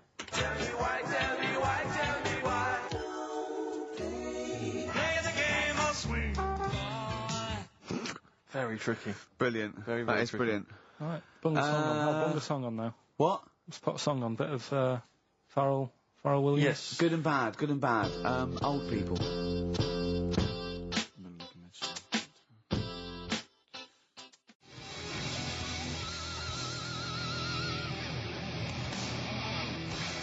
Darkness. I believe in a thing called love on XFM 104.9. Ricky Gervais, Steve Merchant, Carl Pilkington. Carl set the ball rolling with songs of phrase. Why don't they play swing ball? Referring, of course, to people in wheelchairs who play tennis, because he was disappointed they weren't getting around the court quickly enough. So why didn't they play swing ball? Yeah. Brilliant. Someone just emailed in saying because if they hit it to the top, they wouldn't be able to reach it to unravel it. Exactly. Which is a good point. Yeah. But I mean, nonetheless, good and bad in people in wheelchairs. Do you want to do that? Good and bad. Good and bad things about people in wheelchairs. Good and bad. Yeah. Suppose. Don't know really. They take up less room in cinemas. They've got their own seat. Good. That's good, is it? That's a good thing. Yeah, good. Yeah, well done. Well done. And what's bad? Don't know. I'll have to think about it. Okay. But well, let's leave that, eh? You started it. the hate list. Can I just return your minds to the hate list? I said on the hour that we would give you basically the top 5. Now, we have to stress, this is the top 5 most hated people that you, the XFM listeners, have suggested to us. We have not massaged these. No. We have not made these up. These are coming from you. Last week we began it. This week you've continued to email. So this is the list. We do not endorse this list. Some of them we may agree with, some of them maybe not, but it's the list that you have come up with. We are merely the messengers. I tell you who was coming through recently. Cameron, but he didn't make the top 5. I'm afraid he was just a late entrant, Williams really. dropped out of the top 5. Robbie Williams surprisingly dropped out of the top 5. Yeah. So let me tell you now, in no particular order, this is the top 5 that you're voting for. XFM listeners. Well, I say XFM listeners, people who listen to this show. I mean, XFM listeners aren't typical radio listeners, and I think our listeners aren't typical XFM listeners. Right. So I don't know what this poll, what it's worth, what any poll's worth, but I mean, this one is probably worth very little. I think in a way it's sort of worth less. Yeah. Go on, who's the top 5 in no So particular order? we want you, the listener, to then just vote, email in with the one name that you hate the most, and then from this list, Out of this we list, can yeah. clear out the number 1. Okay. But this is in no particular order. Chris Tarrant, Yeah. surprising entrant. Davina McCall. Well, I don't think he's that surprising. Well, anyway, 'Cause, I mean, I'm not these- going to editorialise. No, I'm not saying. I'm saying I imagine XFM listeners pretty much despise someone like Chris Tarrant. Okay, well anyway, Chris Tarrant's on there. Davina McCall. Yeah. Patrick Kilty. Right. Graham Norton. Right. And Chris Moyles. Now, I'm not going to say anything. Those are the names that you have drawn up. There are lots of others that didn't make the top 5. Richard Madeley was on there. Michael Flatley. Vorderman, bizarrely. I thought Michael that was very Flatley's a weird one. Very strange. So Jamie Oliver, a lot of votes for him, but he's not made the top 5. So those are the top 5. Just email in with the number 1 Yeah. that you hate. And we're talking about someone another pointless, inane poll. Exactly. And this time we did it. Oh, dear. Moyles, Norton, Kilty, McCall, Tarrant. It's your choice. Who would you have Ricky out of this? Gervais. Who would you have in your list, Carl? You're allowed to talk because people know your opinions don't matter. So, what? I honestly don't really hate anyone. That's that nice. much. I'm not that fussed. Do you know what I mean? We're I not don't talking so like much about hate. We're talking about someone that Yeah, we annoys don't mean you. Someone hate. You can't hate any of these people. All they've done was pop them up on telly. But I think it's people who, as one listener, she put it. She sort of, I think she had some of those, and she said, you know, I don't hate them. These are the people that if they pop on my telly, I have to turn over. You know what I mean? It's not. You don't hate them. You Yeah, know. but sometimes it's not their fault. It's like Davina, right? I used to quite fancy her, and now because she's always on the telly, it's like I can't be dealing with her now. Sure. But Right. she's still the same presenter. It's Yeah. just that I'm bored with it. Sure. You Yeah. know what I mean? Yeah. Yeah. So I'm not getting involved in it. Okay. Do you know what I Okay. mean? Don't want to offend anyone. Let me just give the email address. But I mean, Ricky, let me just give the email address. I just said it, so look, talk over it. Okay, I'm going to do Carl's top thing. Ricky.gervais@xfm.co.uk. That's also the email address for your answers to this week's Songs of Phrase. Play it again, Carl, if you would. Go on.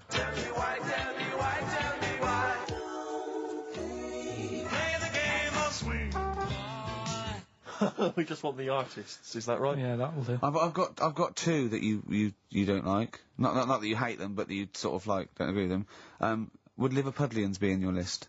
Probably. What about gay fellas in toilets looking at you?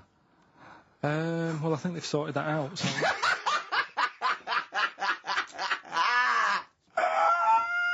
One of the prizes this week in Carl's goodie bag features this song. Play it, Carl. The Monkees. Pleasant Valley Sunday. God.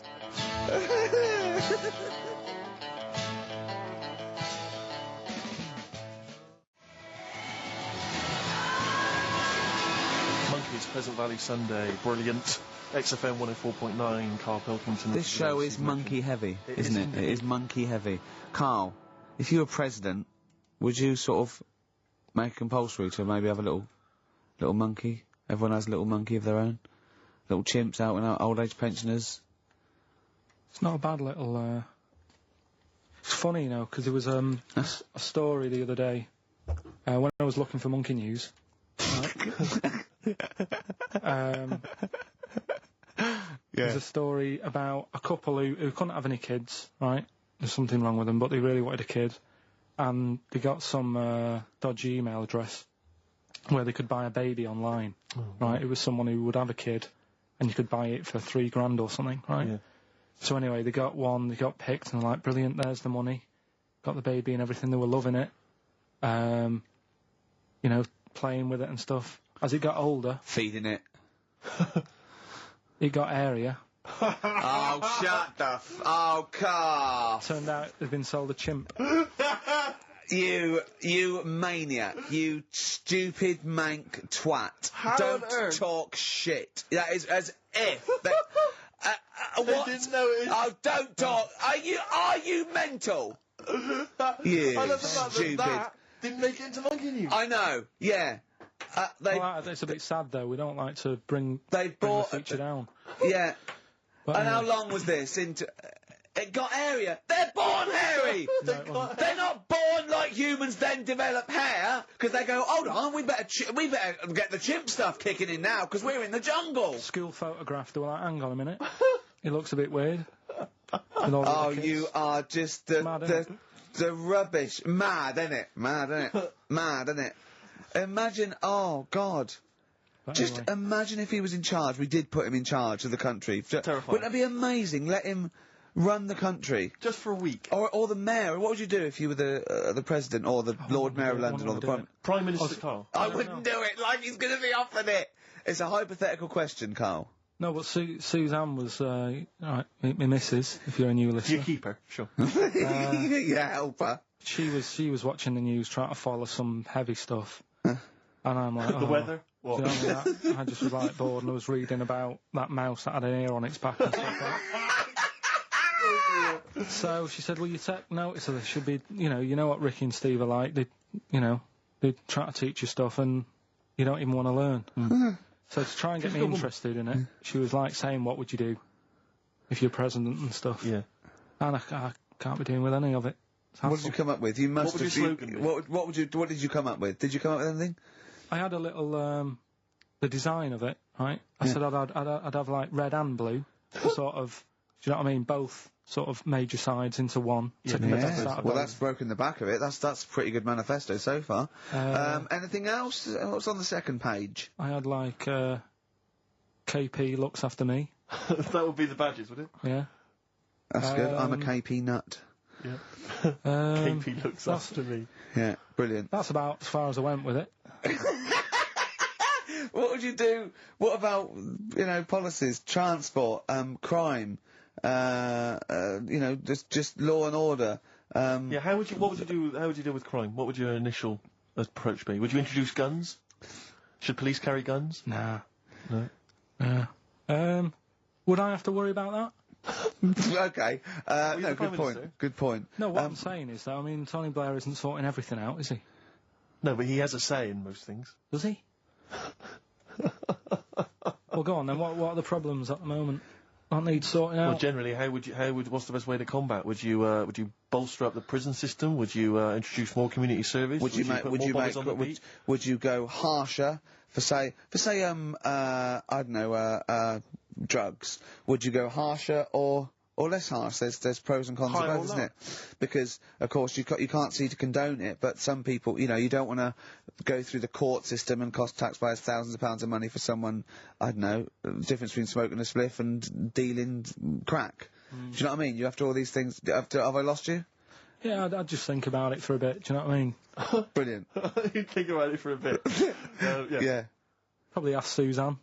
Do you know what I mean? This is amazing. Get her help on it. Yeah. Now, what about the foreign situation? Would you have supported Bush in his war on terrorism? You're aware of this war that we had recently? Yeah. I mean, if I was new, though, couldn't I just say, look, new slate. Do you know what I mean? Let's start again. Yeah, of course you can. I'm in charge now. Let's see if we can sort this out. What would you do then? Then see what happens. Just leave Brilliant. it. Just leave Suck it and see. Brilliant. This is excellent. Now, this is not really your jurisdiction. This is not really your area, but I imagine you'd have some powerful friends. You might have a say in it. Go on. Yeah. Would you? What would you do about single-sex marriages, same-sex marriages? See, this got this Cameron. I thought Cameron had blown it on Big Brother because they said, what do you think about gay fellas getting married? And he went, no. In the Bible it says, a man and a woman. And I thought, oh, he's put off a lot of. Yeah. I don't really think many Christians tune into Big Brother, but we know the gays love it. Yeah. They love Big Brother, don't they? The gays. Yeah, so interesting. But So, what would your take be on that? Same-sex marriages? And then what? Having a kid? Well, just let's start off with, you Well, know. that's all right, isn't it? Do you know what I mean? Just let them get on with it. It's Sure. not affecting anyone else. Sure. Yeah. Sure. Right? But it starts getting tricky Right. when you get a kid. Okay. Go on, why? Well, it's just tricky, innit? Do you know what I mean? Well, yeah, you could be right. I'm not giving any. I mean, you know, we're not. There's no right or wrong It's answer. all right that- if you were in, like, if you lived in the jungle, right, with no one else, Yeah. right, and you just had these two fellas, right, Yeah. looking after you, but because you got no one else looking in on that, saying, "Oh, you're a bit weird, aren't you?" Do you know what I mean? But Right. as soon as you come So, to, why have they got married? Do you think the gay people turned to a bloke because they couldn't get a woman? If there's two fellas go away and they're in the jungle, they go, we're definitely not going to find a woman here. We might as well bum. That's not how homosexuality starts. People don't. it makes you wonder. If, No, it does make you wonder. Gays don't go, well, I'll tell you what, I haven't seen a woman I fancy yet. I'll try a bit of knob. No. But what I'm saying is, right, if you're brought up in like a little jungle, right? Yeah. You How are you brought up? Someone just puts you there. I don't know what. I don't know what this is about. Steve. I can't be bothered Go running on, the mate. I'm country. listening. I'm fascinated. I can't be bothered running the country. Like, I'm too much trouble for you. KP takes care of me. All right, then, fair enough. What I'm saying is, right, if you're brought up in a jungle, Right. right, What do you mean brought up? Just let him finish. What does he mean You brought understand up, what though? like Tarzan. You've got to tell me what you mean by brought up. Wolves, chimps. What? Right, well, there's a good example of what I'm saying to you. Right. Right, what I'm saying is, there's a fella, right, he's brought up in the jungle. Shut up. Just let him finish. Let him finish. There's no women about, he doesn't know about women, he doesn't understand what women are. Right. Right? But another fella walks in the scene, Yeah. and he gets pally with him. What does he talk about? Then they've both got needs. This scenario is ridiculous. How has he lived? Or do you know what's his reference I points? can't be bothered with this. Honestly, Saturday should be, day off and that, not worrying me about problems. Oh, God! KP takes care of me. Oh, dear.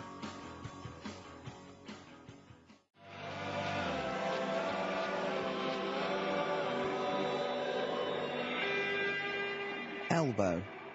Fallen Angel on XFM 104.9. So, there we go. Carl as president. He's still confused, aren't you, Carl? Just a little bit, sort of amazed Yeah. by the body. Yeah. You're Just in awe the- of it, aren't you? Just the way, I'm amazed how two people can buy a baby on the internet for £3,000 and not realise it's a chimp till it goes to school. no, but seriously, what we're, talking about there during Elbow and Fallen Angel, we were talking about that I think Yeah. if you're locked up, well, not locked up in a room, you've got a normal life, except there's no women in it. Yeah. Right. But how would that happen? What would his point of reference be? How would you bring Right, up hang a on a minute, person can I just ask you and something, totally... though? Go on. How can infinite monkeys and a typewriter? Right, again, I've told you before, right? That is not... You don't actually have to test that model. It's basically a model for that explains the nature of infinity. Okay? Yeah, but I've told you before. It works because of the definition of infinity. There's nowhere in the world you'll ever be able to get an infinite amount of monkeys and typewriters to But anyway, all I'm saying is, I think if you don't know about women, would you crave for a woman, even though you don't know they're around? when you hit sort of puberty, your hormones will kick in and you'd start getting urges. But for what? If you don't know about it? You don't have to know about it. If you grew up and you started feeling hunger, you wouldn't go, I wonder what that is. You'd go, get me a sandwich, I'm starving. It's different though, it's different. But I'm not. But we're not saying it's all hardwired or people can't change their natural state. We do it all the time. We fight nature all the time with conditioning. God, it's weird, isn't it? Yeah, well that's that one. I'll tick that. It's weird, isn't it? No, the body is. There was something. Yeah. Did you read that thing the other week about? Man with two penises? No. We don't need that. We don't. Need that. Lawyer who got in office realised he was actually an orangutan and they just shaved him and put a suit on him from Hugo Boss. And the funny thing is, he won the case and the judge said, well, don't send him back to jungle. Let him set off on his own. Bodge it, wibble and podge. You'd make the best judge in the world. No, there was a fella. Here's a banana. There's a fella who was in a coma for 20 years. Just they kept like taking him through like the normal day. They take him to Alton Towers and stuff. He doesn't know anything about it. Just kept going through the motions. Don't know if they kept charging him. Kept putting him through all that. He eventually came out of it. 20 years. And went, stop taking me to Alton Towers, it's shit. I just thought, imagine how much stop post making, he has. How much post?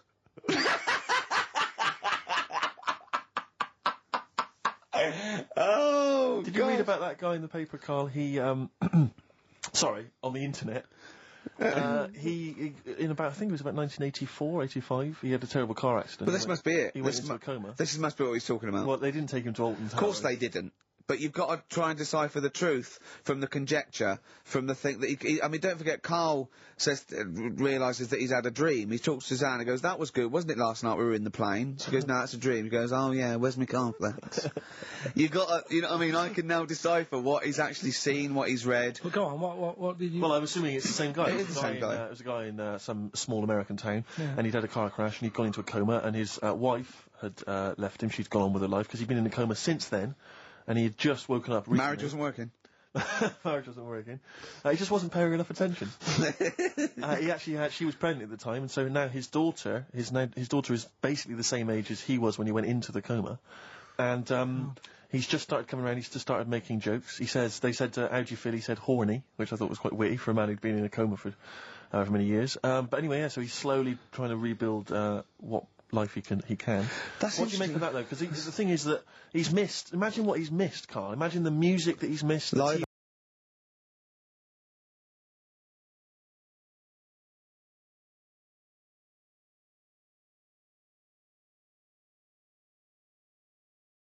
Missed Live Aid. Live Aid. He missed Phil Collins playing in 2 continents in one day. Frankly, I'd be devastated if I discovered that. Missed Bros. Yeah. Yeah, so he doesn't. So he'd put on ripped jeans and they go passe. They just have to send him a series of those I Love 1986 programmes with Kate Thornton filling him in on what he's Exactly. Peter Kay reminding him of space operas. Yeah, he remembers those. Talking rubbish. Yeah. So extraordinary though, isn't it, Carl, to think? Mm. No, obviously. So had he aged much? Because he hadn't had any problems or anything. No worries.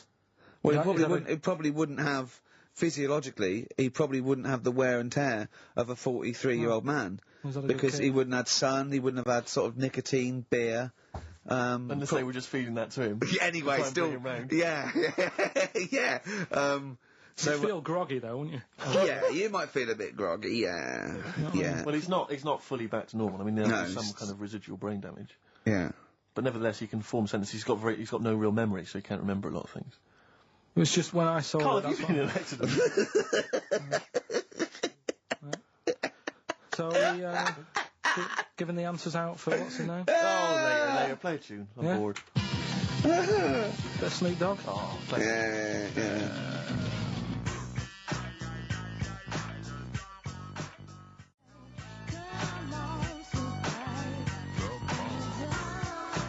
Snoop Doggy Dogg from 1993. And What's My Name? Long time ago.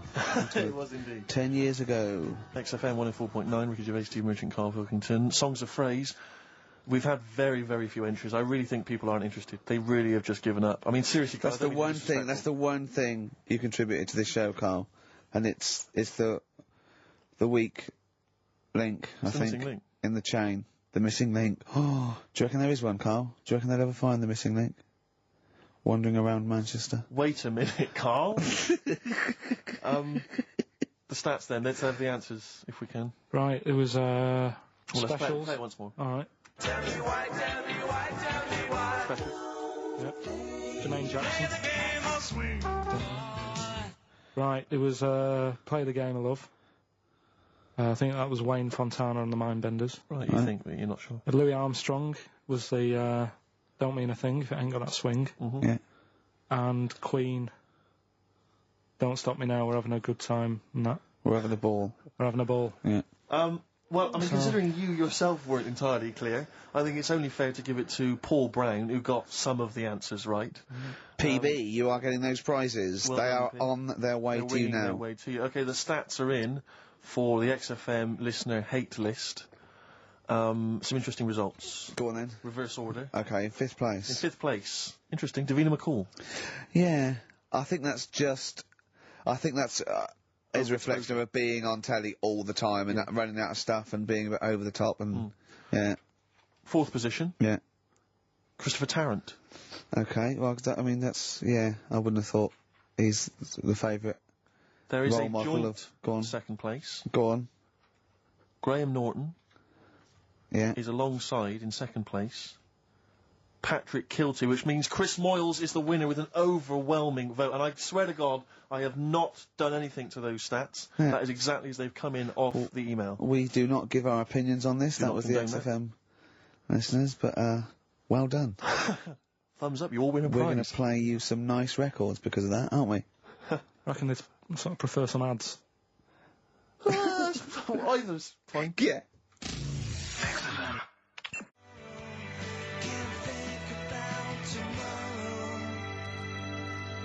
Feeder. Forget About Tomorrow on XFM 104.9. When I was at university, my best mate was a bloke called Wally, and he was doing psychology, and I was doing philosophy, and we both got into this theory called determinism, which is about the state of the mind, and it's a materialistic view that everything is part of the causal web, and everything has a reaction for something that happened before it, and by the way, Carl, do not confuse this with fatalism. Determinism is not predictive. It's just that if a brain state happens again, then anyway, the famous Everyone one is. The famous one is if a butterfly hadn't shaken its wings, Queen Victoria wouldn't have sneezed. Everything's inextricably linked, right? We were thinking that, right? And we're thinking, what if you changed one word in like classic songs or one note in Beethoven's symphony? How it just wouldn't work. Well, I've always thought that, come on baby, light my fire. Yeah. Not as good. That sounds brilliant. Yeah. Enigmatic, interesting. Not so good. More pedestrian if it was, come on baby, light a fire. Just one thing wrong. Yeah. That'd be great. Just sitting there. Paul McCartney comes to John Lennon and he goes, "All right, John, written a song." He goes, "Well, she was just 17. Well, you know what I mean. The way she looked was way beyond compare. I wouldn't dance with another." I'll stop you there. Go on. I'll stop you there. What's the matter? Something not quite right with that. I love No? the song. It's great. Yeah? Just once more. For Well, us. listen, don't be too harsh. I mean, because we write our own songs. No, we sure, we can still put both our John, names I think to you're it. a great talent. I think you're a great talent. Well, I'm just listen, saying. listen, you hippie, right? Well, not yet. Well, not yet, but I mean, there's a Japanese bird outside looking Don't in. fancy him, not interested. No, well, listen, well... And I'll never right? change my view. Right, now, listen, right? I wouldn't dance with another... Is that bit? Is it that bit That you don't bit's like? not Is it the... working. I just like the... Could you try and... Is there a different Well, pitch okay. you could go? I wouldn't dance with another... So again, You don't it like the... doesn't- Is I'm it the just noise? not sure the girls are going to go crazy No. for it when we do that Just bit. think, just think of... Is there anything else you've got? I love the idea of just changing one Yeah. lyric. Radiohead. Well, that was their classic song. Creep. You can't really change that, can you? Burke. What if they called it Creep? I'm a Burke. I'm a twat. I'm a knob. But don't worry about determinism, Carl. Just Please. because it says we don't have a free will as such, it's more an illusion. It's not whether we choose our choices, whether we can choose, to choose our He choices. knows all this. But don't, as I say, do not confuse it with fatalism. It is non-predictive and does not change anything. I mean, the moral upshots are frightening because if we have no free will, then are we culpable for our actions? But again, it changes something because you've got to take people out of society that are harm. Carl has often said that. All right, Carl? Am I still the president? Yeah, go on. Yeah. No, I'm just asking. I'm not. Yeah, what would you do? What would you do about determinism? Change it. I'd have a day off. If you were president of America, would you ban guns? It's in the Constitution. Everyone's allowed to have them. I don't know. I'd have to think about it. I just love that Imagine all your different aides and the Secretary of State and generals coming to you, and they come out and they go, what did he say? He goes, he said he's going to think about it. Again, did he say that again, did he? Yeah. What was he doing? He was on Hanover looking at monkey news. Apparently, a chimp stole a car and drove to France. No, Brilliant. monkey news. You're talking. I'll tell you what, should we have a great song, then monkey news? It'll be an absolute treat. What It'd be about a great little bit of David Bowie, Sorrow? Yeah. Didn't write this one, but, I mean, he sings it bloody well.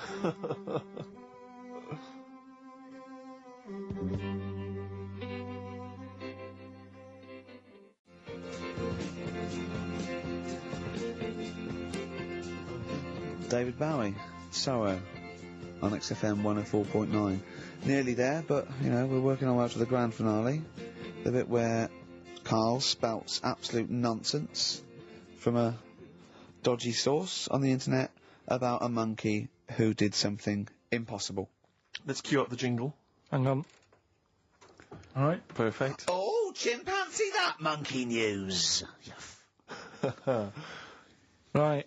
Let's have a look. This one's from some woman, right? Yeah. And she was taking part in the London to Brighton bike ride, right?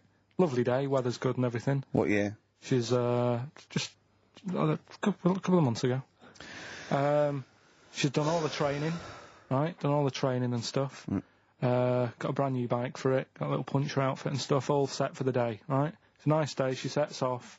They all start pedalling and that on the way to Brighton, right? So she knows the route and that. Got little headphones on, cycling along. Suddenly... Right, okay, I'll stop you now. If a cyclist overtakes her and it's going really fast and it's sort of hunched over, but it's got like lots of cycling gear on and a helmet and goggles and they can't tell what it is, but they just know it's like a little hairy fella who hasn't bothered shaving his legs, which is weird, isn't it? Because cyclists usually shave their legs and this bloke had really hairy legs. But and it won. They gave it the medal. It won 3 years running. They gave it the key to the city. It had its own game show. And then someone said, hold on though, this fella's all hunched over and he's only 3'5" and his arms are longer than his body. It's a chimp! If it goes anywhere near that, we're never doing it again. More monkey news next week. She's cycling along. So anyway, she's cycling along, right? And this tricycle... I couldn't predict that! There's always one element you can never anticipate. Yeah! Got a kiddie's tricycle with a little kid on it. Little hairy kid with a helmet. Okay, just go on then. Well, the tricycle comes... Whizzing past, yeah. him. Strong legs, didn't they, chimps? So she's thinking that's... But didn't get a chance to see the Oh, yeah, couldn't quite see the cyclist! Oh, God! You bald mank git. Go on. Yeah, research scientist Carl Pilkington. So anyway, she gets to the end line, right? And they got talking, it was a nice day, nice race and all that. So did you see a little thing on a tricycle? Thing? Well, a person, surely, just a human. Did you see that? No. Did you see that bloke on the tricycle? So anyway, turns out... Yeah! Well, what did you say thing? Well, no, there's no suspicious. I mean, what did you say? Did you see that fellow on a tricycle? Anyway, so it turns out... Go on. It was a chimp. You're joking! Right. Well, Christ almighty, there you go. Unbelievable, and it was a chimp all along. So anyway, right, so the woman's like... We're never doing this again. Checking out the news, right? There's nothing on it. She checks out XFM Monkey News. Right, okay, I'll stop you there again. Right, if it turns out she does on the news, right, and the circus goes, we're looking for our chimp, it used to ride this tricycle, and it escaped with police chasing it. No. So she listened to XFM, see if I'd picked up on the story. Yeah, sure. I didn't have it and stuff. So she got in touch with the organisers of the London to Brighton bike ride, said, look, saw a little hairy fella. Why did she care? Because she wanted to know. She thought it was a bit odd. Well, Turns out it was a chimp. They weren't happy about it. Of course not. Because now the owner of the chimp wants to enter it into the Tour de France.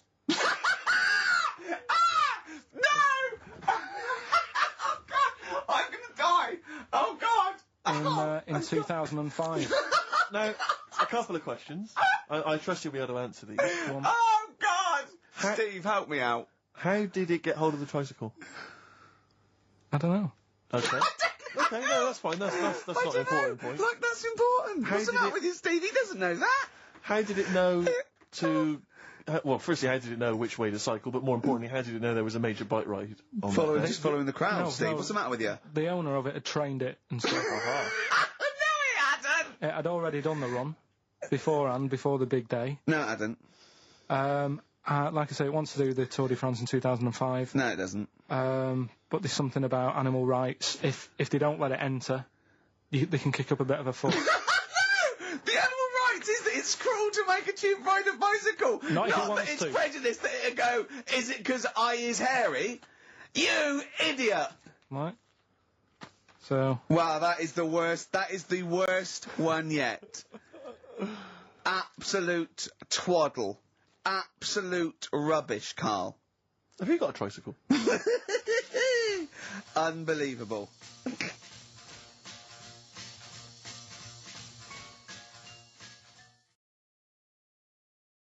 XFM 104.9. Steve, just back announced that for us. Yeah, from the album Princess Superstar that was Princess Superstar and Untouchable Part 1. Did you enjoy it? I really enjoyed it. Good. So I'll tell you what, I had two of the ingredients that I look for in a record. It was both fly and dope. High five, man.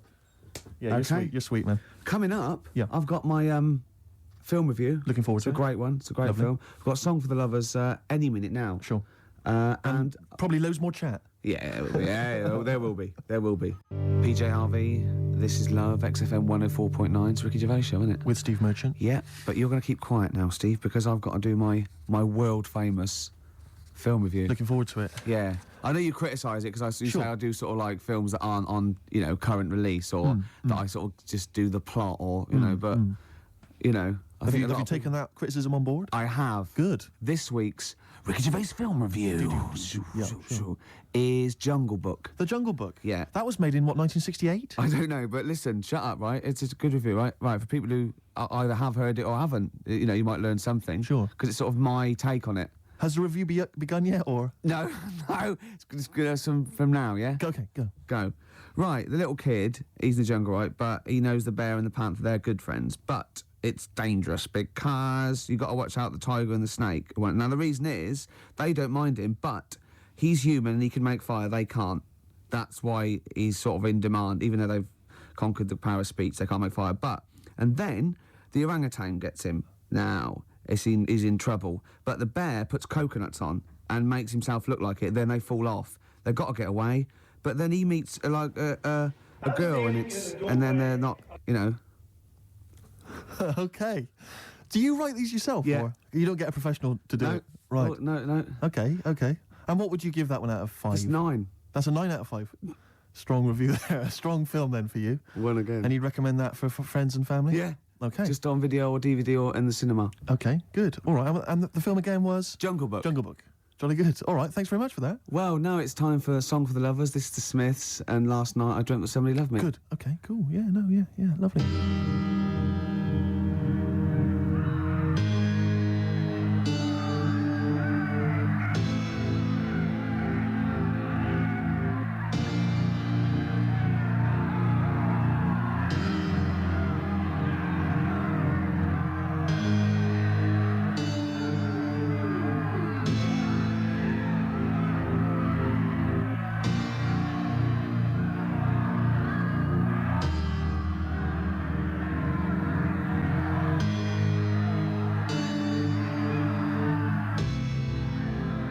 I forgot. Go on. What? The elephants. Oh, well, that's going to ruin it for everyone. They won't understand what you're talking about. Yeah.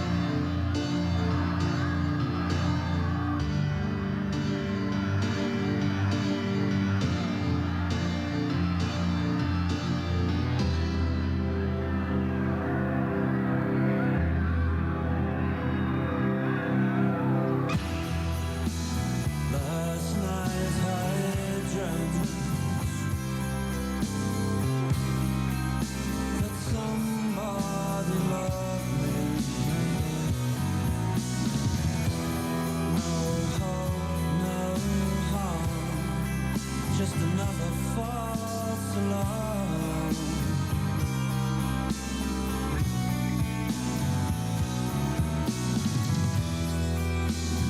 Last night I felt real arms around me. No hope, no harm, just another false alarm.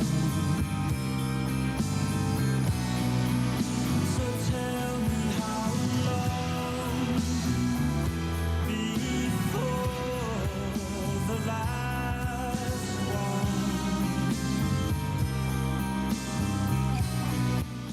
and tell me how long before the right one.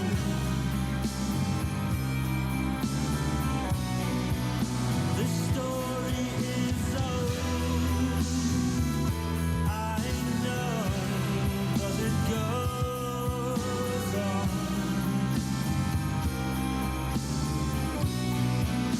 This story is old, I know, but it goes on.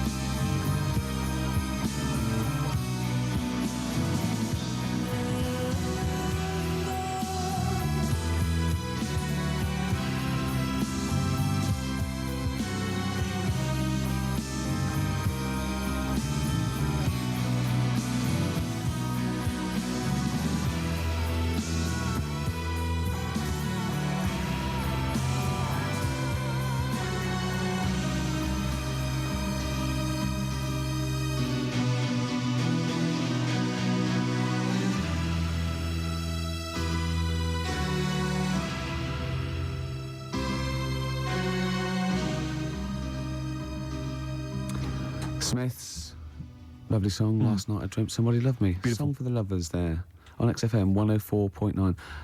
Can't believe I forgot the elephants. That was a key element of the review. Why really. is everyone saying techers? Yeah. Don't let it get you down, Rick. I know how these things depress you if you I know, feel you've I'm not done the film review as best you could. I know that kind of winds you up. Yeah. You stew about it. Played a beautiful song there. It was a song thanks. for the lovers. Yeah. And, I do get depressed when I see people around me who've got, girlfriends. And I think, because I haven't, and I just think, like, what's the rule? We mentioned last week that fat bloke from Pop Idols. He's got a bird, which annoys me, angers me. And this really depressed me. Walking into Piccadilly Circus Tube a couple of nights ago, homeless guy, wrapped up, unwashed, and northern. And he's being spoken to by some kind of carer, some worker who'd come out to dish out kind of stale sandwiches. And I just overheard as I was passing him going, well, of course, it's very difficult maintaining a long-distance relationship. And I sort of lingered for a bit. I was thinking, what? And he was going, yeah. And basically I pieced together that he's got a girlfriend. He's from Leeds. He's got a girlfriend who's also homeless, who's homeless up in Leeds. And occasionally she kind of homelesses her way all the way down to I love London. the fact that he's travelled to be homeless. I know. Pathetic. It angered me that Is there a lot of cheap housing in Leeds? Would that ruined it for him? But it just was. I assume maybe she was squatting or something. But it was like, and it just depressed me because it was like, not only is he homeless, but he's got a homeless girlfriend. But the homeless people are finding love. Yeah. Do you mean it's so? That's really depressing, Carl, isn't it? Unless they both became smackheads together or whatever. No, Carl's found love on the street before, haven't you? How's it going with your bird, Carl? Are you married? No. How long have you been out with her? Been out with her? 7 years. Because you're quite a simple man. Yeah. You're sort of a simple in a in nice many way. ways. I mean, Yeah, you're in the like best Helen sense. from Big Brother. Yeah, You're sort of nice enough, but I look normal. Well, yeah, you sort of do. But you could be one of those that just suddenly go mental with a pen. Yeah, do you know just what I mean? stab people through the eyes. Yeah, you sort of look normal. But if I wouldn't really want to wind you up to a point of frenzy. How did you meet your girlfriend? Through work. What, What, through her work? What, you phoned up and said... We worked at the same place. Oh, you're right. You're quite an enigma, aren't you? Could you give us more on that? At work. You met her at work. What, she came in selling sandwiches? She was going through the bins outside. What do you mean you met her Why at are you work? having an attack on me? You're the one who's sad and lonely. Oh, he's done you again. He's done you Yeah, but what I thought was interesting was I just scratched at him and he just went mental. Yeah, no, It's like a but bear caught in a trap. It's funny, isn't it? You'll never learn. No, I was just interested to find out what the story was, because it might be a really romantic story. Well, it's not. All right, jeez. I love mean, the fact he doesn't was want to thinking talk about his love affair. I was thinking about you in the week, and like, does it worry you? I mean, you sort of joke about it now, and we're talking about it in the office, you know, like, oh, is Steve really touchy about the way he looks? And, oh, what's this? Where's that come from? He's done it again. He's done you again. I was walking home the other night, and I was thinking about it. And do you worry that when you're old, you will be on your own? You did start it though, didn't you? Well, Carl, I'm glad you brought this up. because I mean, for me, you know, a lightweight, frothy entertainment show on XFM on a Saturday afternoon is exactly the place where I want to discuss the desperate, lonely future that's inevitably coming my way. Oh, God. I'll tell you what will cheer you up and forget all that. A bit of Embrace. Oh, one of the most hated bands. Hives, Main Offender. Before that, Embrace, Make It Last. I know you don't like Embrace much, but that's a nice tune. Yeah. They do cut a nice little chorus. Sure. And I think their heart's in the right place. Okay. Yeah, very nice. What could you do better? I was mucking around. That's always fair. No, I was thinking there's not enough avant-garde stuff. I just did this, right? There's a little spring on the mic. What does that sound like? Does that sound good? I haven't got my headphones on. Does that sound good? It sounds brilliant. I was thinking of doing that and just send it to John Peel. It's good. Maybe put some samples of like politicians going, "We will not." I feel it's more a B-side at Yeah. the moment, but I mean Okay. it's strong. I think it's you could work that up. But that's without strings or anything. Without. Yeah. Sure, that's without I mean that's just kind of a basic demo. When you've worked that up with a decent producer. Yeah. Man alive. Still coming. We got Radiohead. We've What got are these Ice fellas doing? There's a couple It's of quite noisy. It's just distracting. Yeah, there's a couple of fellas behind us taking pictures. I don't know why it takes two of them. I think one of them just got a couple of hours out of the office. Yeah. They're from the what are you from? X-Mag. X-Ray. X-Ray. X-Ray. What's X-Ray? It's the XFM magazine, Steve. The XFM what? Magazine. Magazine. And where does that go? Where, then? is this available in shops?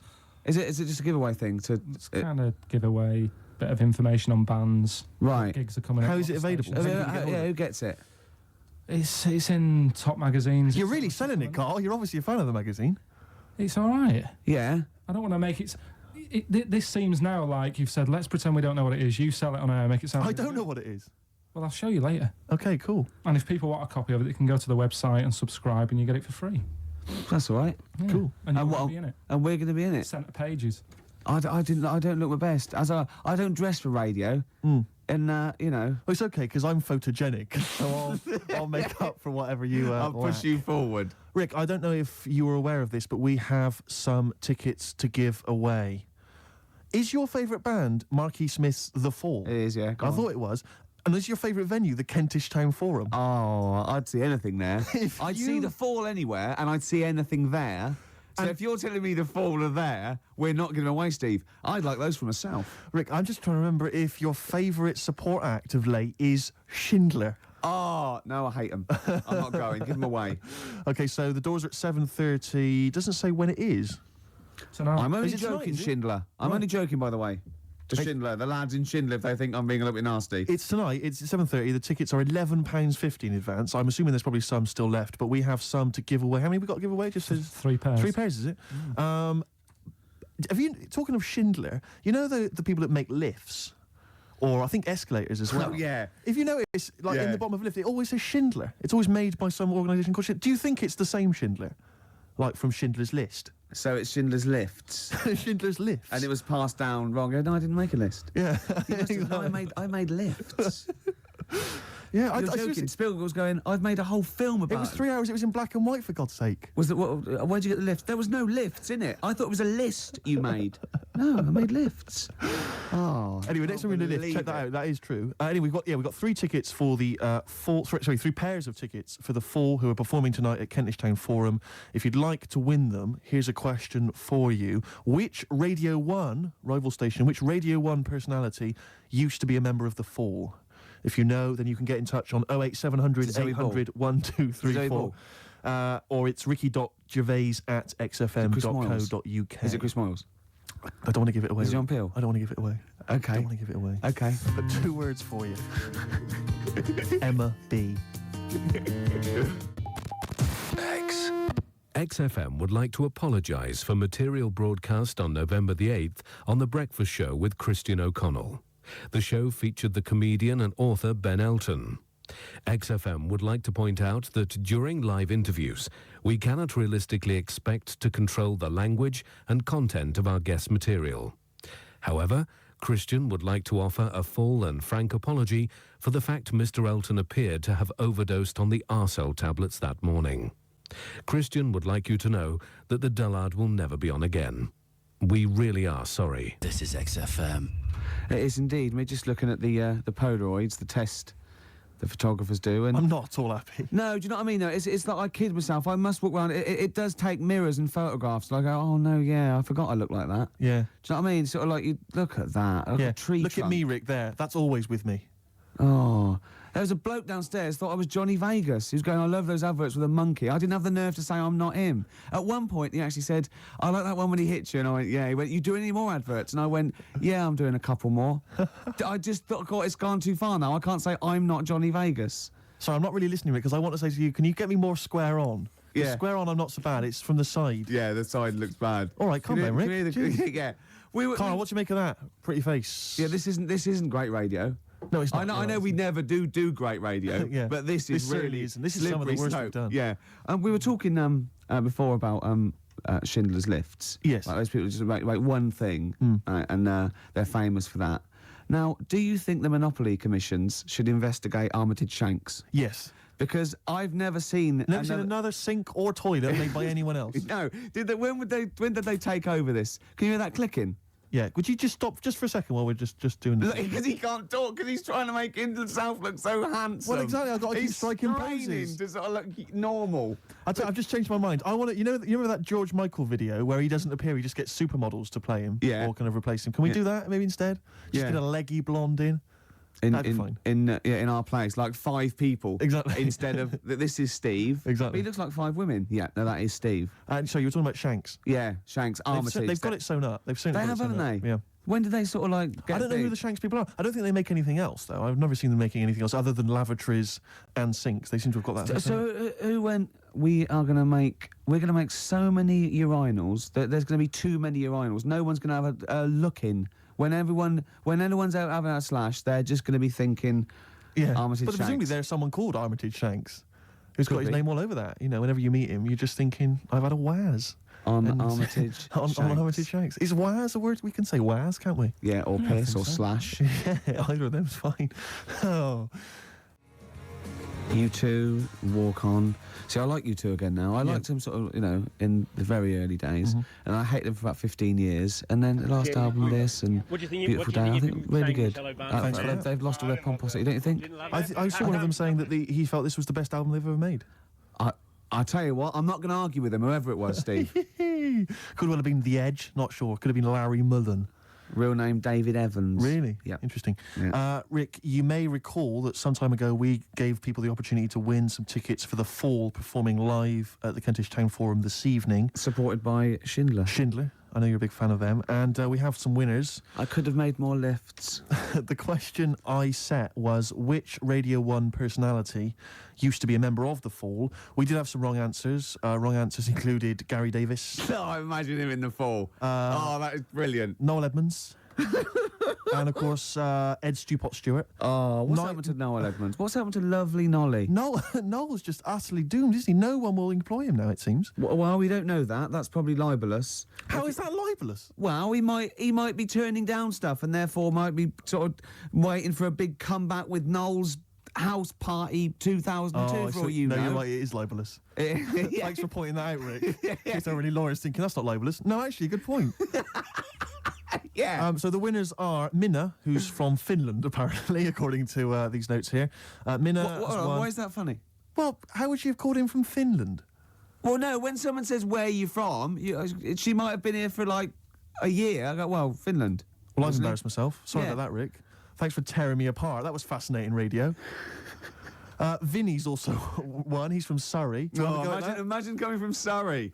And Tom Prince from Camden. What a great name. Tom Prince. They're all the lucky winners. I think we've lost it. Mm. No, I was really good. The first few weeks, thought, yeah, and even the first hour. But this last 20 minutes, I feel that I've bored myself. Yeah. What's happened? I think it's because you keep picking me up on every single thing I say. It can't help, surely. And then if it's not you, it's Carl having a go.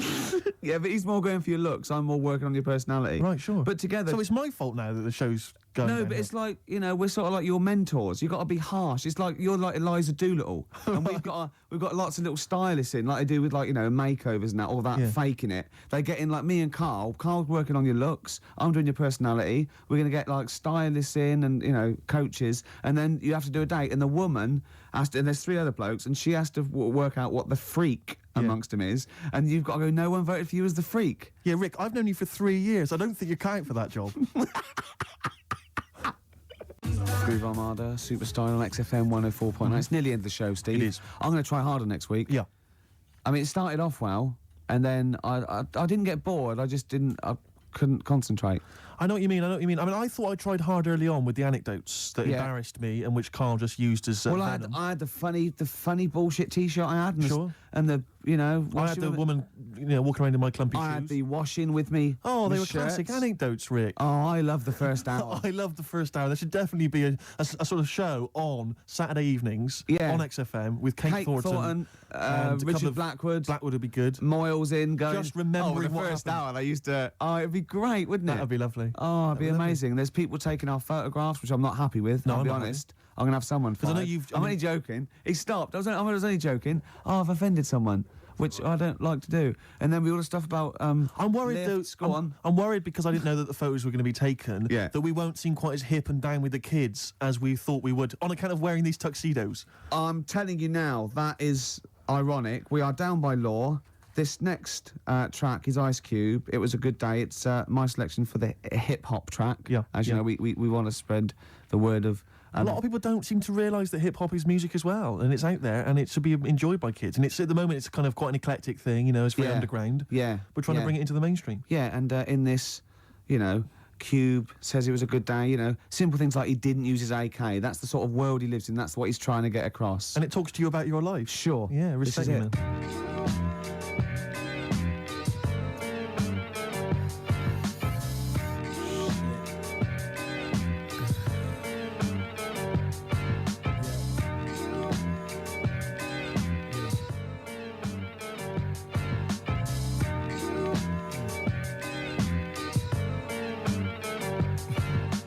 Just waking up in the morning, gotta thank God. I don't know, but today seems kinda odd. No barking from the dog, no small. And mama cooked the breakfast with no hog. I got my grub on, but didn't dig out. Finally got a call from a girl I wanna dig out. Hooked it up for later as I hit the dough. Thinking, will I live another 24? I gotta go, cause I got me a drop top. And if I hit the switch, I can make the ass drop. Had to stop at a red light, looking in my mirror, not a jacker in sight. And everything is alright. I got a beat from Kim, and she can f all night. Called up the homies, and I'm asking y'all, which part are y'all playing basketball? Get me on the court, and I'm troubled. Last week, around and got a triple-double. Freaking every way like MJ. I can't believe today was a good day.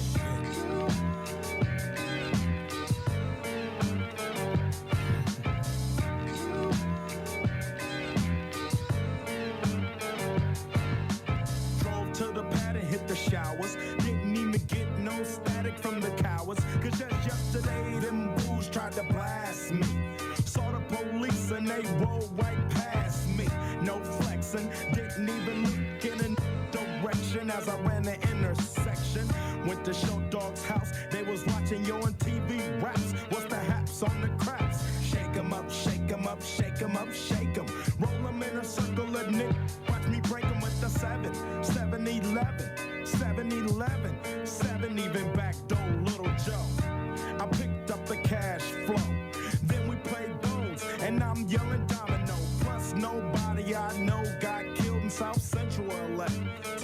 was a good day.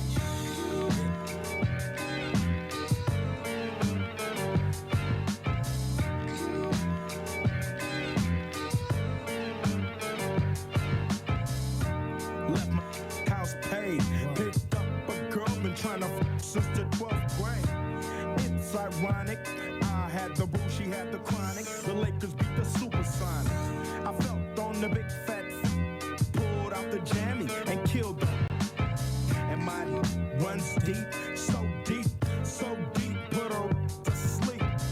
Woke her up around 1, she didn't hesitate to call Ice Cube the top gun. Drove her to the pad and I'm coasting. Took another sip of the potion, hit the 3-wheel motion.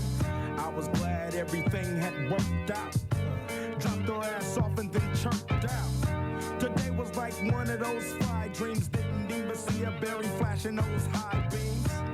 No helicopter looking for a murder. 2 in the morning, got the fat burger. Even saw the lights of the Goodyear blimp, and it read Ice Cube's a pimp. Drunk as hell, but no throwing up. Halfway home, and my page is still blowing up. Today I didn't even have to use my AK. I gotta say it was a good day.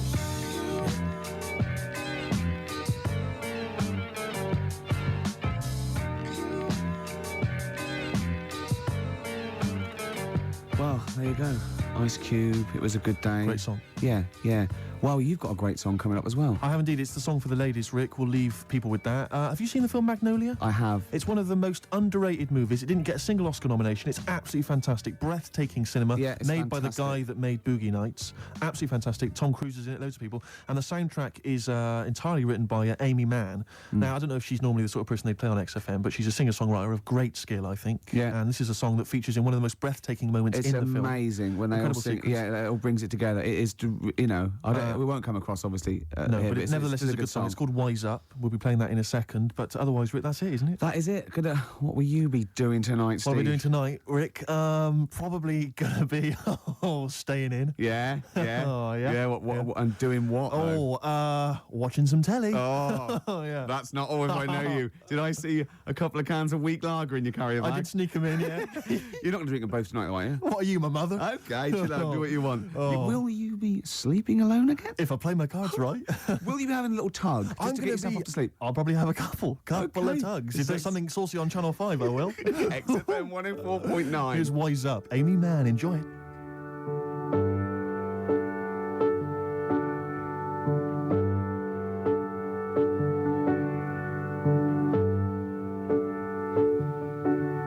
It's not what you thought when you first began it. You got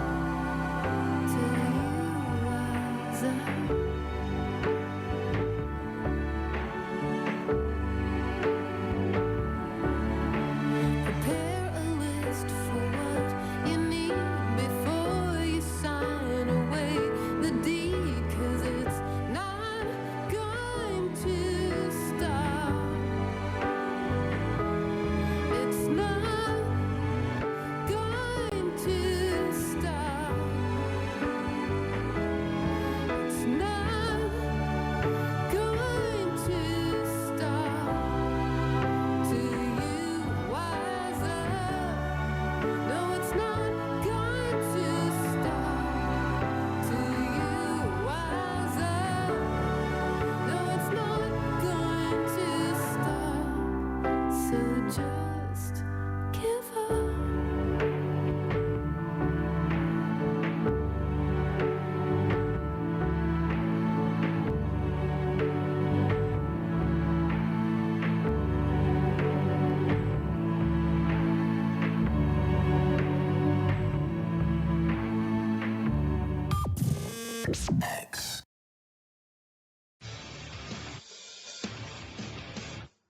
POD, or Pod, as I call them. I don't. No.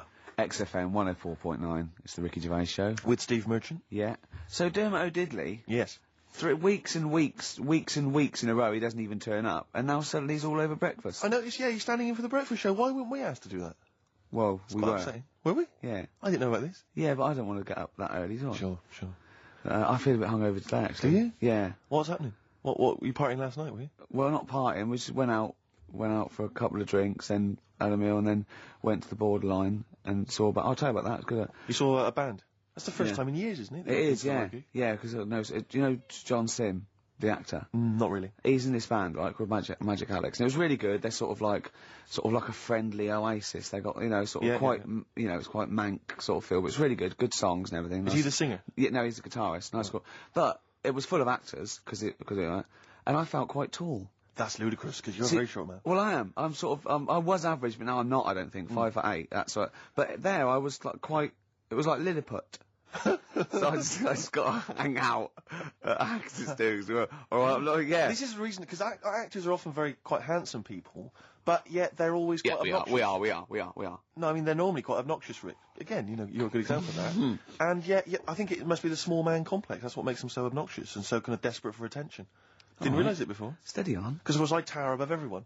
You do, don't you? I'm, for people who don't know, who are listening, I'm 6'7" tall. That's high. Yeah. That's big. And for people who've never seen him, he doesn't hold it well. It's not like he's a sort of handsome athlete, is it, Carl? He's a bit of a what do you call him? Carl, don't answer. No. Don't get drawn into that. You know the game he's playing. No. Do you know yesterday when you were in the office? Yeah. You did a little move, and it reminded me of Blakey. Oh, I hate you, Gervais. Oh, I hate you, Pilkington. That's our stance. Yeah, but even he held it a little bit better, didn't he? Because he was a man, he had a big coat and everything, and a peak cap. But, yeah. I can't believe you. Like, I've not suffered enough from being freakishly tall. Now, two of my best buddies, live on radio, are just... It's not just the height, though, is it? It's the posture and the face and everything.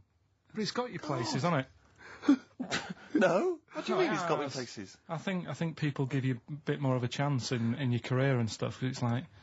What, yeah, stacking shelves? Because I can reach to a high level.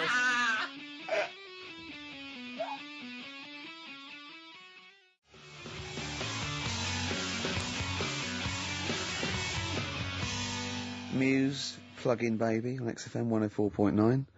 Rick, Gervais, go on. Well, yeah, but I know you guys are laughing about the height thing, and for those that have only just tuned in, I am 6'7" tall, which is tall, and that's big, and I pride myself on it in a way. I've worked hard, I've not smoked, I ate well, Yeah. It's an accomplishment, but obviously I didn't have much involvement in it. I just am, and it's a curse because mainly the problem is that you can't get stuff, you can't get clothes, you can't get shoes. Yeah, it's size 14 feet. Yeah, but it is genuine, and I don't know. I mean, it costs a lot to buy a pair of size 14 shoes, and if you were genuinely poor, I don't know how you'd afford to be tall because the clothing costs more, everything costs more. I've seen this in comics that you'd actually go to school in a barrel, wearing a barrel with just braces. It'd just be a barrel, and you'd have sort of flip flops, and you'd take a mule with you. They all had a mule, didn't they? The but poor people always think you'll be in a pub or something, and people just think they can talk to you about it. They just think, hey, all right, you lanky, it's just like because it's like they. But think, that really annoys you, doesn't it? Well, it annoys me because it's like they think I should be proud of it. Like well, exactly, but they don't think that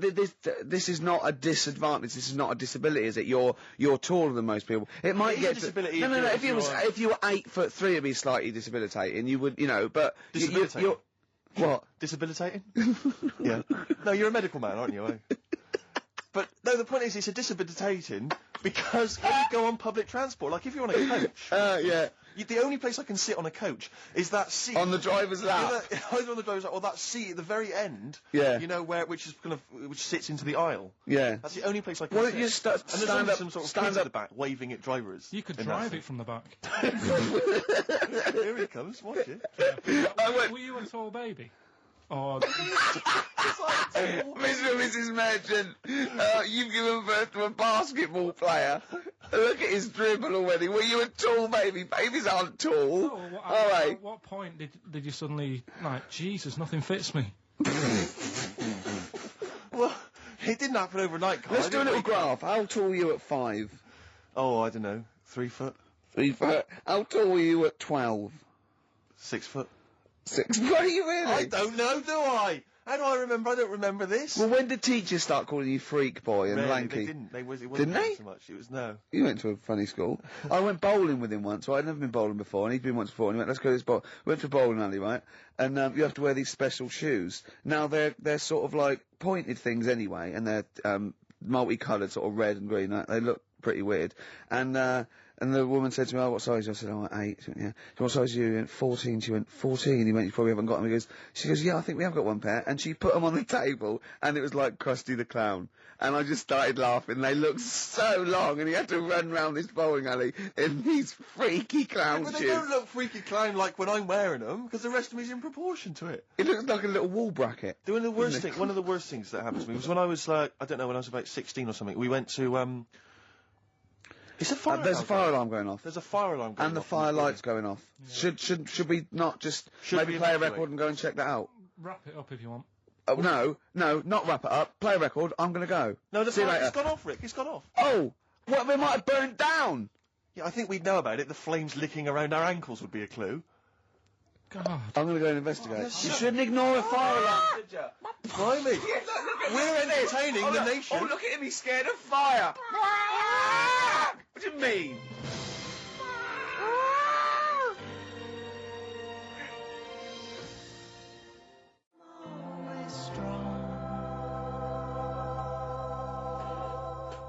Mercury Rev. The dark is rising. That's a good song, isn't it? I noticed that you're investigating the fire mainly involved wandering out into the office, looking around a bit, then coming back. Yeah. What did you find out? There was no fire. There was no fire? No. Right. But I love that. Imagine that, though. Imagine that there's a fire, and there's loads of firemen. They go, get back, and you go to the firemen, all get back. Oh, look at him. I would. I'd actually be justified to. Okay, there's heavy shelling, lads. Retreat. Oh, back, Sarge. I'm sorry. Back, Sarge. Yeah.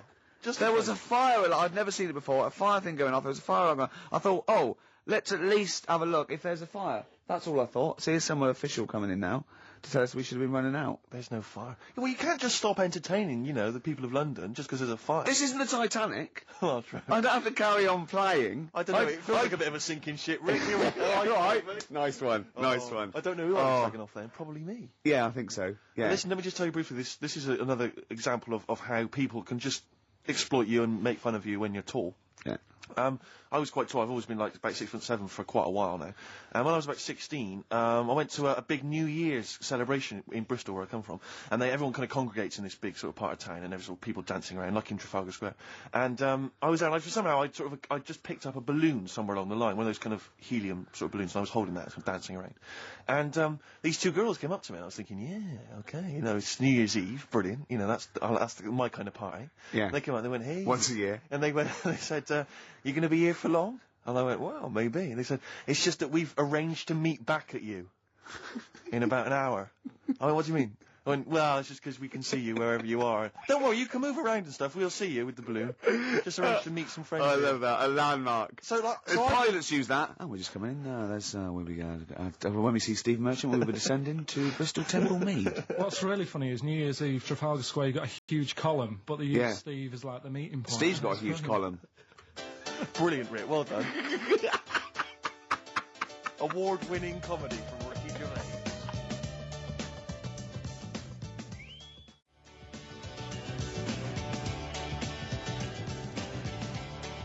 Happy Monday. Took you back, didn't it? Happy Monday's there. Manxine there. Carl's like really getting down. Oh, yeah. Oh, come on. Got any Veras? Oh, come on, Mel. Did it take you back, did it? Yeah. How old are you?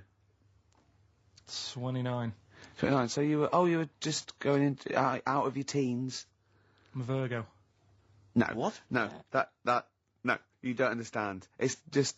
I'm Rick, a Virgo. I thought we discussed about involving Carl. Yeah, sorry, yeah. The management have told us we're just not allowed to do it. We've had emails from people. Please don't speak to Carl. It's cruel. Exactly. On the cusp. Can I just make an appeal? I don't want to... On the cusp of Libra Virgo, he said. Still going through with it. Doesn't know what's going on, does he? Just wave bright objects at him. Yeah. We've got a competition this, Steve. We have, but before we mention that, Go on. can I just ask something? I don't want to exploit our position on the radio. No. But I wonder, because I'm very tall, and it's very tricky for me to get size 14 shoes and big clothes and stuff, can I just get people to send some stuff if like, maybe they own a shop which... Yeah, but sells it'd be things like homemade clogs That's that people cool. have carved out of chunks of wood they found in the shed. Whatever. It's not going to be great. When I was in America, everyone says to me, like, you go to America... It is cool. I'm made out of my own skin.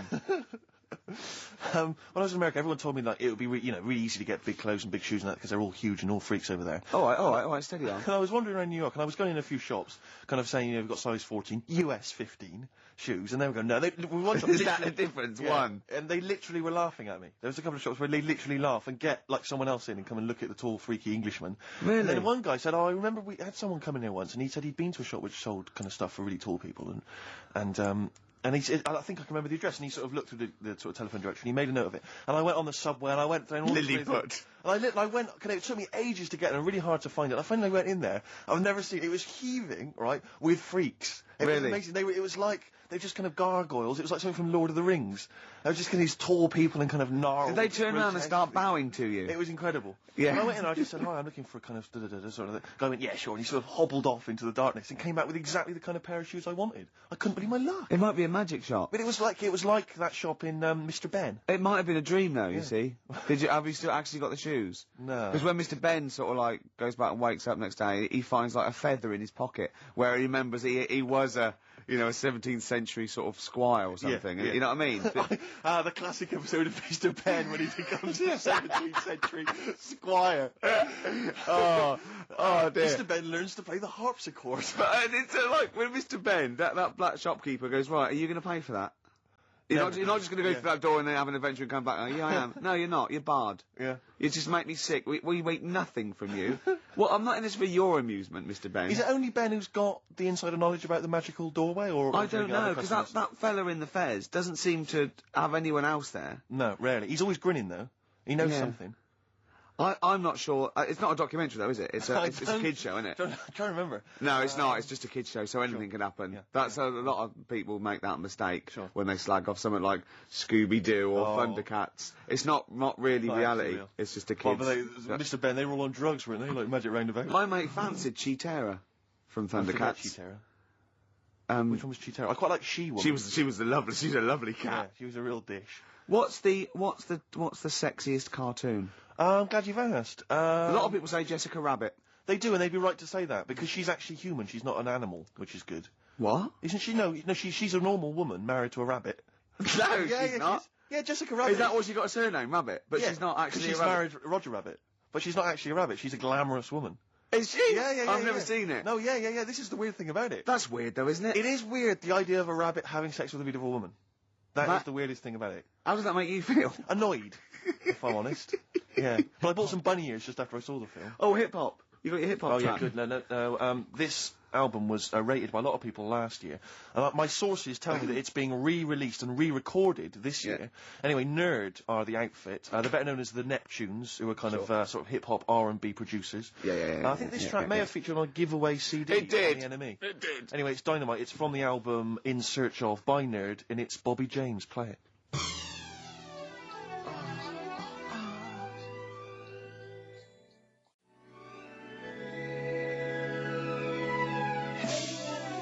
Nerd from the album In Search Of, and that's Bobby James. It's brilliant. It's great. It's really big. It reminds me a little bit of Warren G. That chorus. Sure. Yeah. And apparently the album, it was on kind of limited release, so it's quite tricky to get hold of. But as I say, I think they're re-releasing it. Well, you should tape off the radio because we're doing lots of features. Yeah, no, I'll maybe play that again in the future. Just tape it off. I'll tell you what, I'll play the whole album over the course of the next couple of weeks. Yeah, and we'll just I mean, we're going to have us talking. We just go now, and we can't actually say we can't advocate you tape it off the radio because that's breaking. No, or maybe I'll just do some bootlegs of the catalogue and just sell them Camden Market for £4. Exactly, fine. Yeah, something like that. Yeah, I mean, we won't. I mean, we shouldn't really say that, but Warren G is Dr. Dre's cousin, is he, or something? Warren G, I think, is his cousin. Yeah. But I know he's got a famous brother as well, and I think it's something like Nate Dogg. It could well be Nate Dogg. We could maybe someone would know that and could email or phone in. Yeah, or email maybe a kind of family This is the best thing about being on the radio. I can think of something. There was a competition, right, on Virgin, right? I was listening Virgin. I think 105. No, what is it? I can't remember. Yeah. Good station. Good station. And they had a competition, right? And it was to win a trip to America on the Enterprise. It was all about space. And there was one question, answer 3 right, and it was who was the first one into space? Yuri Gagarin. Who was doing that. And then the third question was how much bigger than the moon is the sun? Is it twice as big or 4 times as big? And this one went 4 times as big. Went correct. It's not. It's hundreds of times bigger. A lot more big, I can't believe. Can someone look that up on the internet and how many times bigger is the sun than the moon? It's not 4 times. It's huge. It's like beach ball to a pea type dimensions. Which DJ was it? Do you remember on Virgin?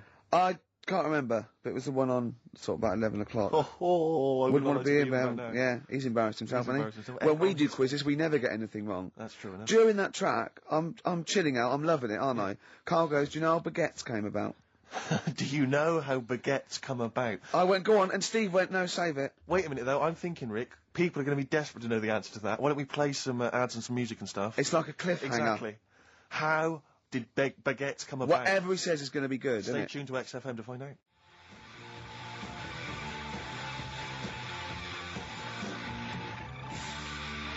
Hives. Hate to say I told you so. So I love that sort of stuff. That and the Strokes. So much better than this new metal rubbish, isn't it? Definitely. Now, most people think we talk rubbish on air. Yep. If they could hear the conversations Off that air. go on, I know.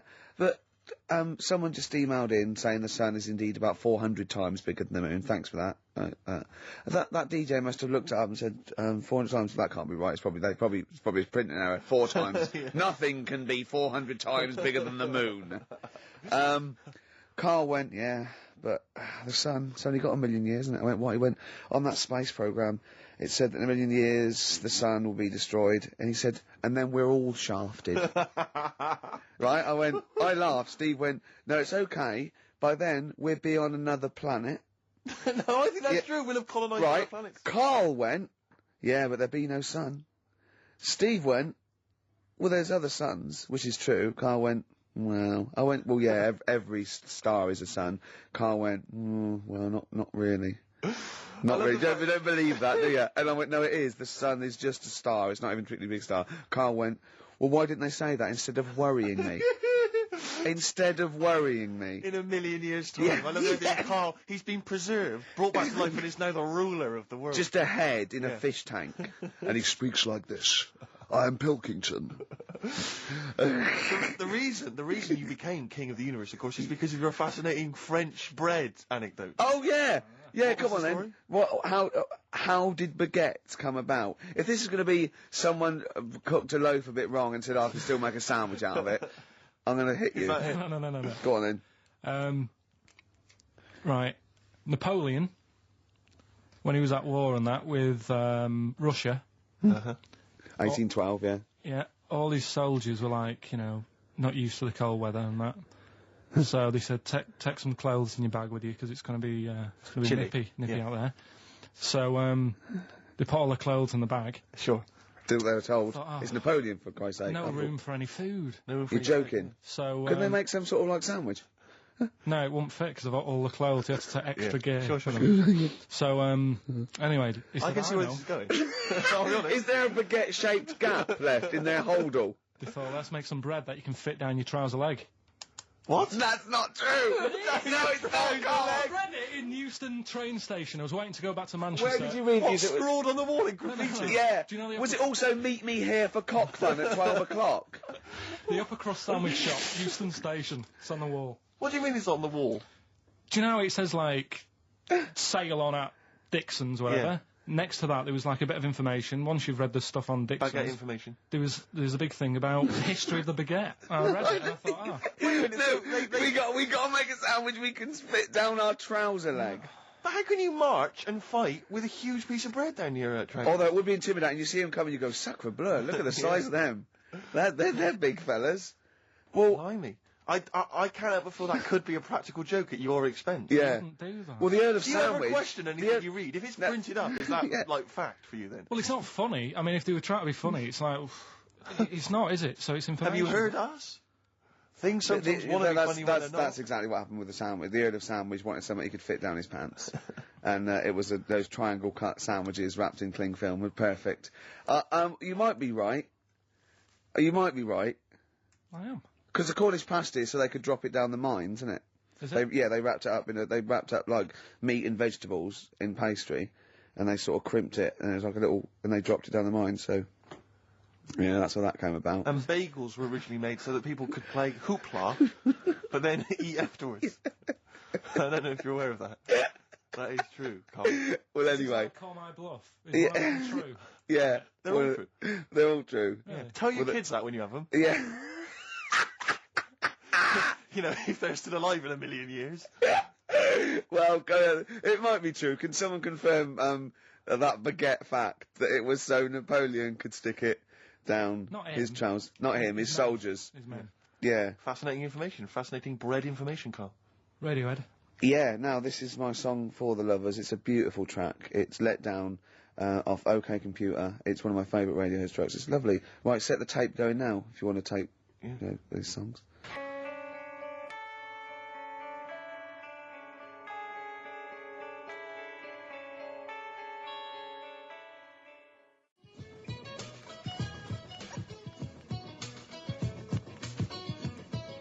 Avalanches, Frontier Psychiatrists. Absolutely. Well, we've had lots of emails. People, obviously, we inflamed and provoked about the Cornish pasty. I've got a couple of amendments to that. The crusty bit, you know, is actually as a handle, because obviously the miners had dirty hands, and they'd eat all the stuff in the pasty, and they'd be left with this sort of crust, and they could throw that away. Also, someone told us that at one end was an apple, so you'd have a little sweet as well. Little dessert. So, there you go. You noticed how, like, over the years we've been doing this, you know, way back when we started XFM, no one ever contributes when we ask about the music, when we ask about hip-hop, or their, you know, opinions on that, anything important. But start talking about pasties. Yeah. We've had about 5 phone calls. Yeah. And someone phoned up to confirm. They used to work for Upper Crust. And, basically, Carl got all excited. So it is true. She went, well, I don't know if it's true. I've read the same sign you did, Carl. Interestingly, there's an email here that says, which basically offers a history of the baguette, and talks about after the revolution, the government decreed that all of France must eat the same bread, and it was up to the bakers to bake this bread of equality. And then Napoleon kind of made sure it was a particular, he kind of set in. Obviously on the bread you can eat anything you find in the garden, frogs, snails, bits of horse, but squid. The interesting thing is, Rick, that there's no mention of sticking it down your trousers whilst going to war. The French have tried to keep that secret for over 100 years, It was only Steve. the upper crust people. Nearly 200 years, that is a top secret. Somehow Euston Station upper crust got hold of a document, left behind in an old sea chest, possibly Napoleon's, could have been Josephine's. Unfortunately, jotted it down. He's kicking himself now. Oh, Secretary, I cannot believe I left a note. If he talked like that. He did. He did that, yeah, he talked English, but in a very funny French accent. Do you remember, there was one thing that, talking about funny French accents, you remember Allo Allo? Yeah. Remember, it was on about 5 o'clock in the afternoon, but they still made, because it was a funny Frenchman, it was that English guy who was posing as a French police officer. It's very complicated plot. He would often walk by, and I remember there was one where he said, I was pissing by the door when I heard the shit. Oh, yeah. Now, that's passing by the door. I'm allowed to say that. Passing by the door when I heard a shot. That's what he's saying. I'm allowed to say that at 2 o'clock because I'm just saying I'm talking in a French accent. Yeah. I was pissing by the door when I heard a shit. Yeah. That's fine. Yeah. Because I'm speaking French, Carl. Do you know what I mean? That's the rule. Do you know why people tink the glasses before they have a drink? Why they tink? The verb to tink. I do know that, Carl. Is it about poison? It is. Here we are. What, would it make a different noise? Nope. Brilliant. Go on, explain Why? it. You explain it, Steve. No, don't, Steve. You explain it, Carl. Go on. I've started, so I'll finish. Come on, Carl. Explain why they tink the glasses. Ages ago. Yeah. Only people with money had drinking or something. That's like one of my film reviews. Years ago. Welcome to History Now. Now, ages ago, only people with money had drinking or something. Keep going, Carl. Keep going. Like spirit and stuff. So they'd it's like businessmen with money. It's easy for you to say. This is getting to be cruel, isn't it? This is amazing. Yeah, go on. Why Go did on. you open your mouth, Carl? What were you hoping was the best that could happen? Because you were trying to make me look stupid before with the planet, so I'm... Whereas you know... Yeah, go on, no, come on. Businessmen with money, I've got to drink and ching. Okay, so then, we'll drink. So they'd nip round to have a chat about whatever they're earning money with, and they'd say, right, do you want a drink then? And they'd go, oh yeah, that'd be alright. Yeah. So, rather than just pouring it out of a bottle into a glass and saying, there you go, it could be going, hang on a minute, it could be poisoning me head and trying to, nick my business idea. Yeah. So what they'd do, it sort of pour a bit of his drink into the other person's glass, and you get that tink noise, and that's like cheers, you know. No, Carl, I've just a slight amendment there. I think what it was you're absolutely right that they would then test each other's drinks to show that it wasn't poison. But over the years, that was reduced to just chinking the glasses by way of saying, let's not actually bother going through the whole rigmarole. They just did the chinking of the glasses. Yeah, as a kind of symbolic way of saying it. Yeah, that's good. Whew. It was exhausting though, wasn't it? I know. Was it worth it, do you think? Well, I like that, because people carry that with them now. When they do that, they'll think, oh, that bloke's definitely not trying to poison me. Yeah. So the horrible thing is that now, when I do the glasses, I can laugh and go, they don't know I've poisoned them. Exactly. You should always do the pouring back and forth. It's a shortcut, it's a slippery slope. You know, just be careful.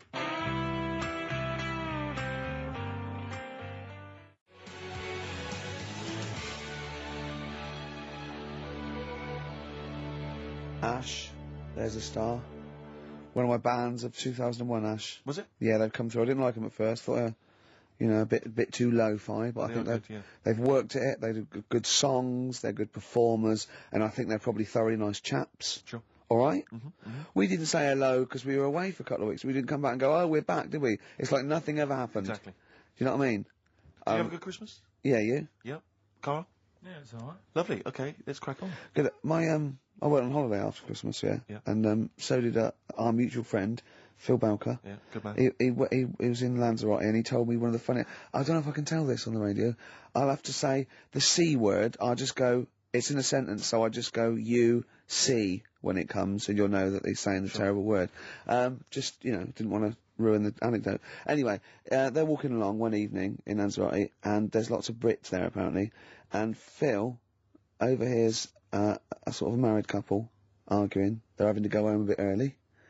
And she's saying to him, she went, for Christ's sake, every time we come out drinking, you always shit yourself. Right? Wow. Always, not once. So he's going, I've told you, he said, it's not the drink, it's the weather. She went, the weather. You'll be blaming the food next, you see. I don't think they should have got married. Wow. Or when did you think the shooting itself started? Must have been after the marriage, because if you're courting, and you go, went out with Derek again, did you last night? Yeah, how was it? The evening was lovely, the meal was nice, but he shot himself again. That's 5 dates, 5 different heaps of shit. But I think I can change him. I think I can change him, yeah. It must have happened after the marrying. Or he just might think, oh God, or he's got to that age where I think, look, I'll just empty it when I get home. Yeah. I'm not going to keep going up and going to the toilet, you know. It's the ice that does it. Yeah, Carl is right, I think. It is the ice. What do you mean? People forget, they say, oh, don't drink the water when you're on holiday, and they don't. They drink, they buy Evian and stuff. Oh, I see. They forget about the ice. The ice cubes, you're right, in a bar. Made from tap water. And that can do it, can it? Yeah. But what she said every time you're drinking, didn't she? I assume that she wasn't drinking ice then. Yeah. I mean, why is it just happened to him? Let's be honest, everyone that goes on holiday doesn't end up crapping themselves. Yeah, they usually make it to a toilet. He does it every time he drinks, doesn't he? Yeah, well, apparently. Just don't let him carry the baguettes. He's good, isn't he? Oh, Carl comes out with He does now and again, High doesn't five, he? Carl. That was sweet, man. Yeah, nice one. Yeah, respect you. Right, we've got another feature now. Yes, this is a feature which we introduced before Christmas, and it was so popular, we brought it into 2002 as well. Yeah, we've carried it over with us. It's an interesting thing, and I don't think we'll ever run out of features for it. I don't think so. Go on, then what's the feature called, Steve? It's rather brilliantly called A Song That I Like. Yeah. And in it, let me explain. Go on. What I do is, in it, I play a song. What, that you like, or? That I like. Oh, right, Yeah. so you just pick a few, let me go, I'm going to explain this. All the songs, right, there are, Carl, Steve likes some of them, he doesn't like others. Exactly. But for this particular feature, the only songs that'll be in this section will be the ones that he likes. If you think you're going to hear songs that I don't like, you're wrong. Let me clear that out straight away. 'Cause Yeah. it's songs that I like. What song have you chosen to play? Thank you very much for asking. I have chosen, and it's something I've only been introduced to recently, but I did enjoy it, and it seemed, just felt contemporary. It's Patti Smith and the classic Gloria. Oh, fantastic. Play it, Carl.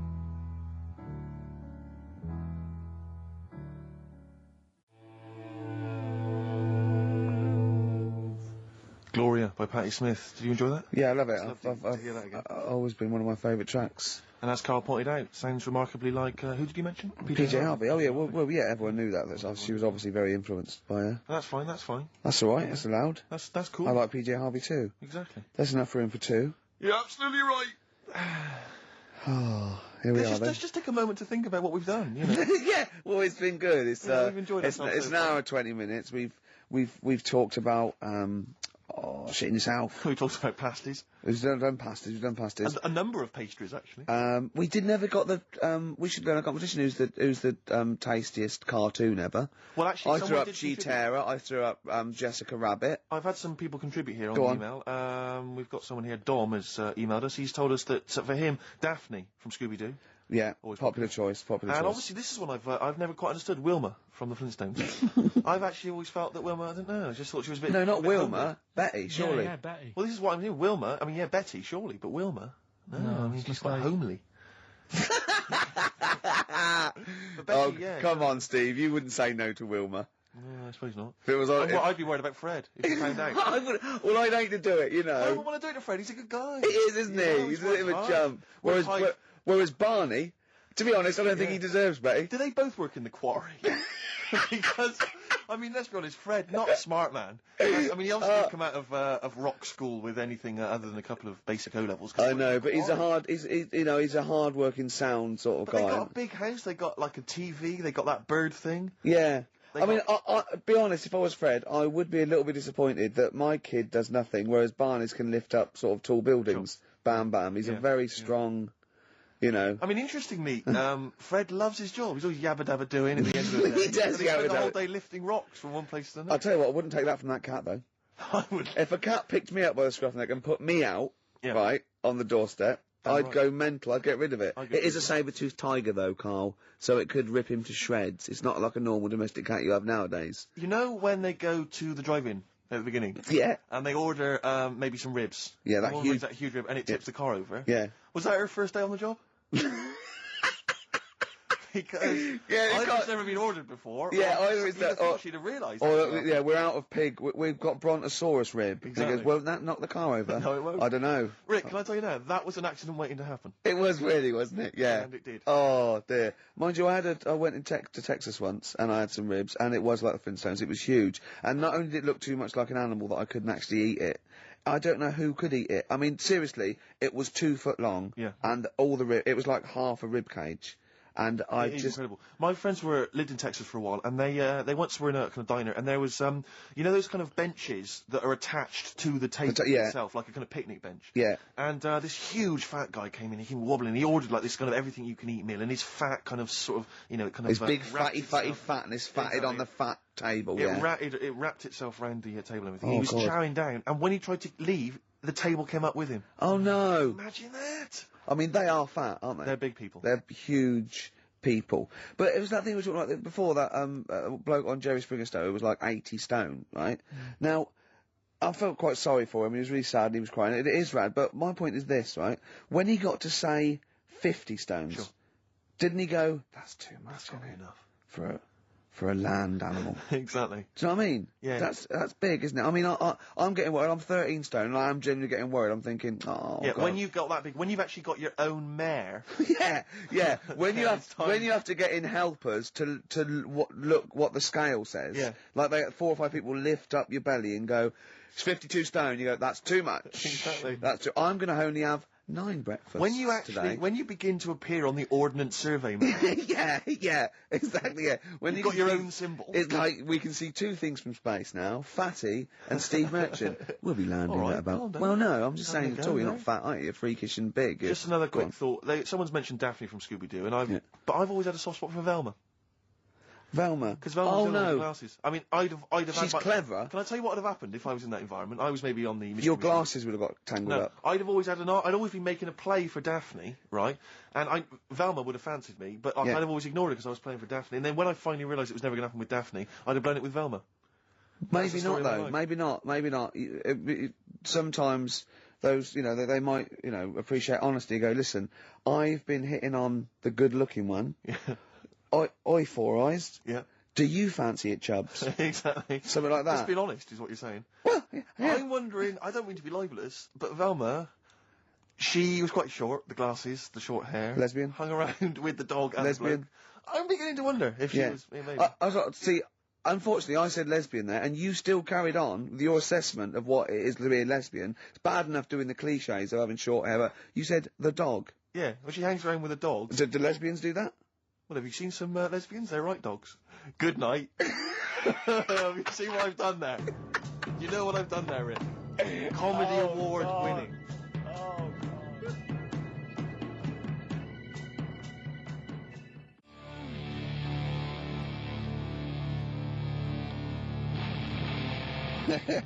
Professional. I was having a cup of tea. 100 Reasons here on XFM 104.9, just gone half 2. Ricky Gervais. Yeah, with Steve Merchant. Hi. All right. Rick, we've got a couple of emails in here, and they're saying they enjoyed your performance over the Christmas period on a programme called 100 Greatest TV Moments. Yeah. Did you do an interview or something? What was the deal? I didn't see this. Yeah, the Office was in there, wasn't it? And I was interviewed for it. But what are they talking about with they enjoyed your performance? Come on, tell me You what know, do you? No, I That's don't. what, it's the thing that I did on Razzmatazz. Oh, is this where they found a clip or something? Yeah. No, all right, I was in a band, and we had one single out or something, and I did one TV appearance when I was about, oh, God, and they showed a bit of it, about 7 seconds, me on Razzmatazz. Oh, God. Razzmatazz, for those that don't remember, was like a kind of, I suppose, what was it, like a kind Kids. of CD UK of its time? Yeah, exactly, yeah. And, oh, God. And it was of the time, sort of new romantic. And they showed a clip of this? I looked about 10 and about 5 stone with hair and makeup and girly clothes. My sister actually said I looked like Posh Spice. Brilliant. Which is, there's a funny story about that, right? Because we were rushed and we had to do this thing, and we oh, God, and we were meant to take a flight to Newcastle.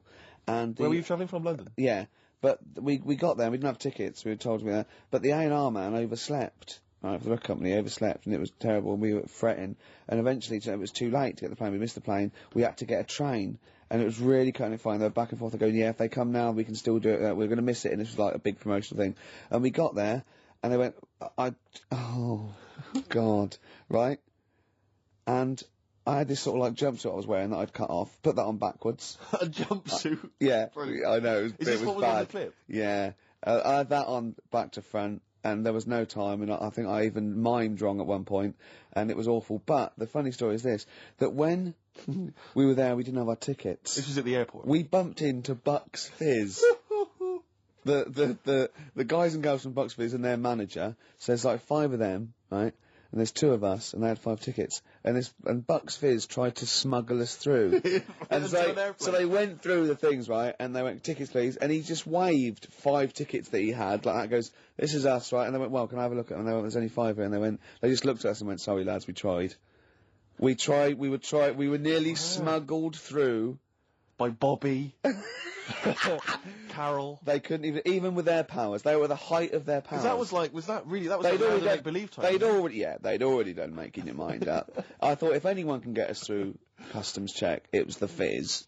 But even the Fizz what I like could though, not get that us through. reassures me, I have to say, about kind of airplane travel. You Yeah. know, in these kind of troubled times, it's Yeah. nice to know that What's even that? someone like Bucks Fizz Yeah. couldn't get, smuggle someone through. That's good, because even, the top security man went, hold on, there's 5 in the Fizz, there's 5 tickets, those 2 lads are not going through. Exactly. Yeah, that makes you more secure about air Definitely. travel now. Well, it's lovely if I'm in America, and I see 5-star. Yeah, yeah. Trying to get through customs. With 2 other lads. Exactly. I think, wait a minute, what's going on there? Yeah. Wait a minute, security guy stopped him, it's fine. It's fine, yeah. We know there's only 5 in 5-star. Oh. It's lovely to know that. Yeah. I love the fact, and did you know the Fizz previous? Was Of this your course first not. run-in with the Fizz? No, they were doing the Taz, same as us. They were doing the old Raz, same And as us. did you recognise the Fizz and go, oh my god, that's the Fizz, let's try and sneak in with them, or did they recognise you?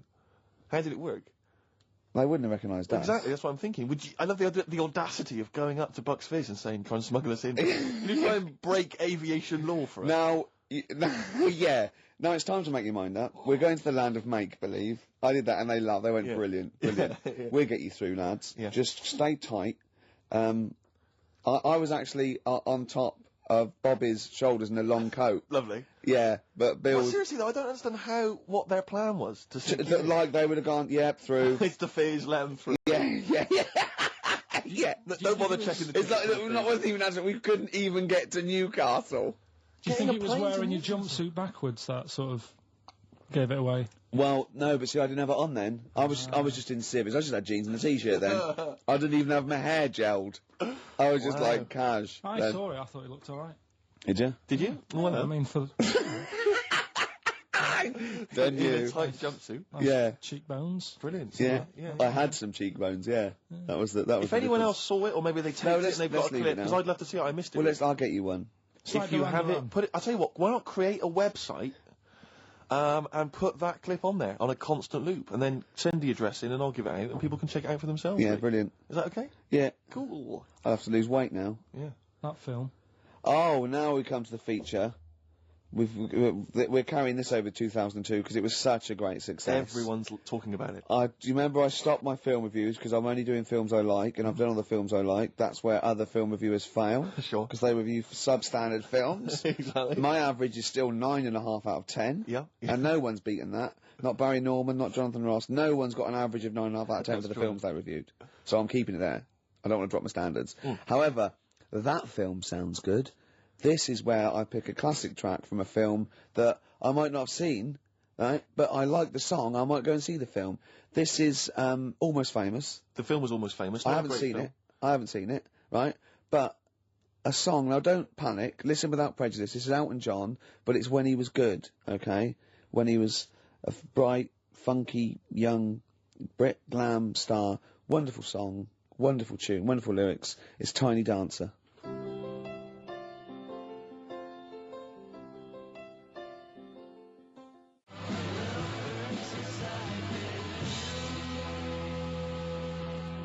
Love Burns, Black Rebel Motorcycle Club there, Steve. What's about it? That's it, isn't it? We've had some laughs, haven't we? We've learned as well. We've been educated as ever. Yeah, past ears, all that. We've got baguette information. We've had features such as That Film Sounds Good. Exactly. Song that I like. Song for the Lovers. Song for the Ladies. Song for the Ladies coming up very shortly.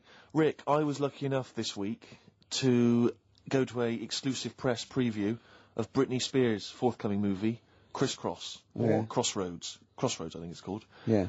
It's not related to the popular TV show. Right. Rick, I'm assuming you'd love me to do a little review of it now. I can't, because it's embargoed until March. I can only talk about it in March. No, otherwise the press people will go crazy. No, I don't. I wouldn't want you to. Well, no, I imagine you want to know all about Crossroads. Not really. Because I cannot tell you anything. Well, don't then. I mean, just... Well, you can ask me questions, you can pump me for information, I cannot tell you anything about it until March. I would pump you for no reason ever. No, but Rick, certainly not for information. Carl, doesn't matter what you ask me about Britney Spears' Crossroads, I cannot tell you anything about it. Alright. Okay? Okay. But seriously, if you want to know the plot or what I think of it, I cannot discuss it.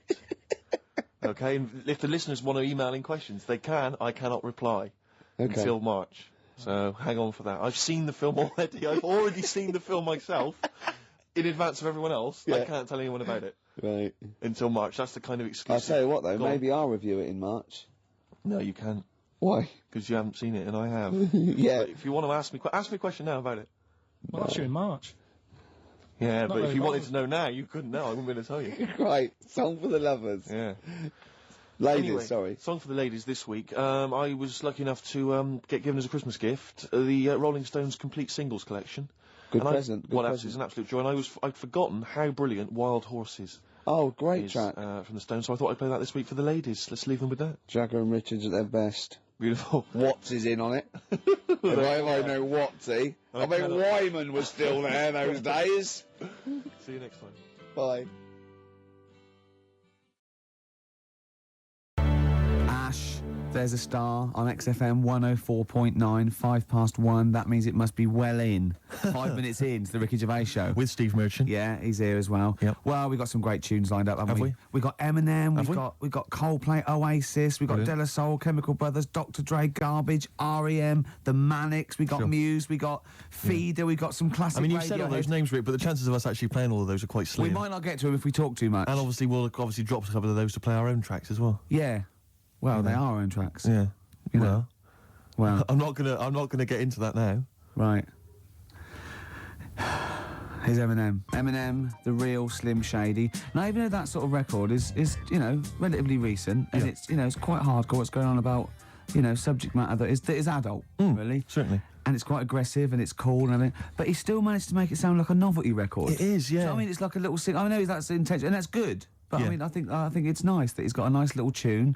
It could be like a little cartoon figure. Here comes Flumpy McMump.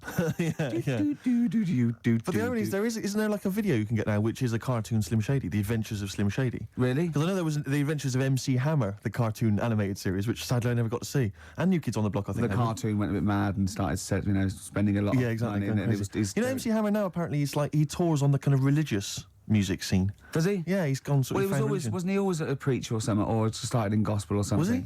Yeah, I think so. Because he used to, yeah. I don't know. I mean, I just assumed he was off the streets. He used to keep a lot of Bibles in his big trousers. Yeah. So he could go around giving it to poor people. Yeah. Well, apart from the great music we've got lined up, Steve, we've got obviously our regular features. Sure. We've got my classic film review. Always looking forward to That's already getting a little bit of, you know, attention. From who? Wow, just various people. Go on, name some. Well, I can't name them by name or just. Yeah. Oh God, what's that one? Oh, Scorsese. Right. You want me to talk about Yeah. one of those films? Okay, good. Yeah. You going to talk about one of his today? Yeah. No. What we've got lined up? Spielberg. Right. Going to do a Spielberg film. Okay. We've got That Film Sounds Good. Yeah. Now that's not my film review. That's where I take a track off a soundtrack of a classic film. Yes. And it's a great track, and I go, oh, that film sounds good. Brilliant. So Yeah. because it sounds Yeah. good. Do you see what I mean? But please don't be confused and think that that's the film review. I hate people to think that. That's because- what I wouldn't want. Yeah, yeah. We've got a song for the lovers. We've got a song for the ladies. Yeah, I'm going to be playing a hip hop track. It's called It's called the hip hop track. It's called. Steve says hip hop hooray. Hip hop hooray. That's not bad, is it? Oh, it's just brilliant. come on. If there's anyone listening, like, you know, Saatchi and Saatchi or McCann Erickson or, you know, those people that do advertising, then we are the people. We're the people, man. We can market. We'll market anything. And maybe you're a two-bit band. You want to email in or something, you know, and just Yeah. say, how can we publicise our music? Yeah. We'll Well, I find mean, a if way. we were marketing, say, a band, we wouldn't say this is a two-bit band. That'd be that'd be wrong. Was that the We'd first say this is mistake? yeah. We'd say this is a brilliant band. They're going They're going from places. the excellent. I like it when it's always the same reviews. It's sort of like Mark Goodyear, they go inevitably. they go the excellent single by Coldplay, Yellow. He goes, oh, Yellow, that's Yellow by Exactly, Coldplay. yeah. Why do they do the bit that says Yellow? We've Yeah. said it just to Yeah. show. I want to see something else in the song, maybe the middle eight. Yeah, it would always be the brand new excellent album from Travis, featuring the hit single "Sing, Sing, Sing, Sing." That's the brand new album from Travis. It features 12 other new tracks and Sing, Sing, Sing. Brilliant. Well done. Actually, Cheers. I'd buy it. No, I would. Based on that. That's all the features we've got, isn't it? That's all the stuff we lined up. We were probably going to, I don't know, probably rabbit on about other stuff. Yeah. Carl, unless I'm very much mistaken, we've got something to give away. Is that right? The K-Man's with us, of course, pressing the button. Yeah. KP. You all right, mate? Okay, man. Yeah. Yeah. Pilkington. We have- Hold on, so I'll just say there's nothing funny about that name. Just It's straight nothing. away, seriously. Let's clear that up straight away. You know, the idea that people are laughing. So in school, they'd go through the register, Anderson, they'd go through them all, Camfield, Sturgis. Well, no, it wouldn't go to Sturgis yet, would it? Oh, she wouldn't be there, would she? Well, no, P's before S, isn't No, it? she just wouldn't be at school. She'd be out Too taking- busy in rehab. Pilkington. Okay, settle down. There's nothing funny about Pilkington. What's up with it?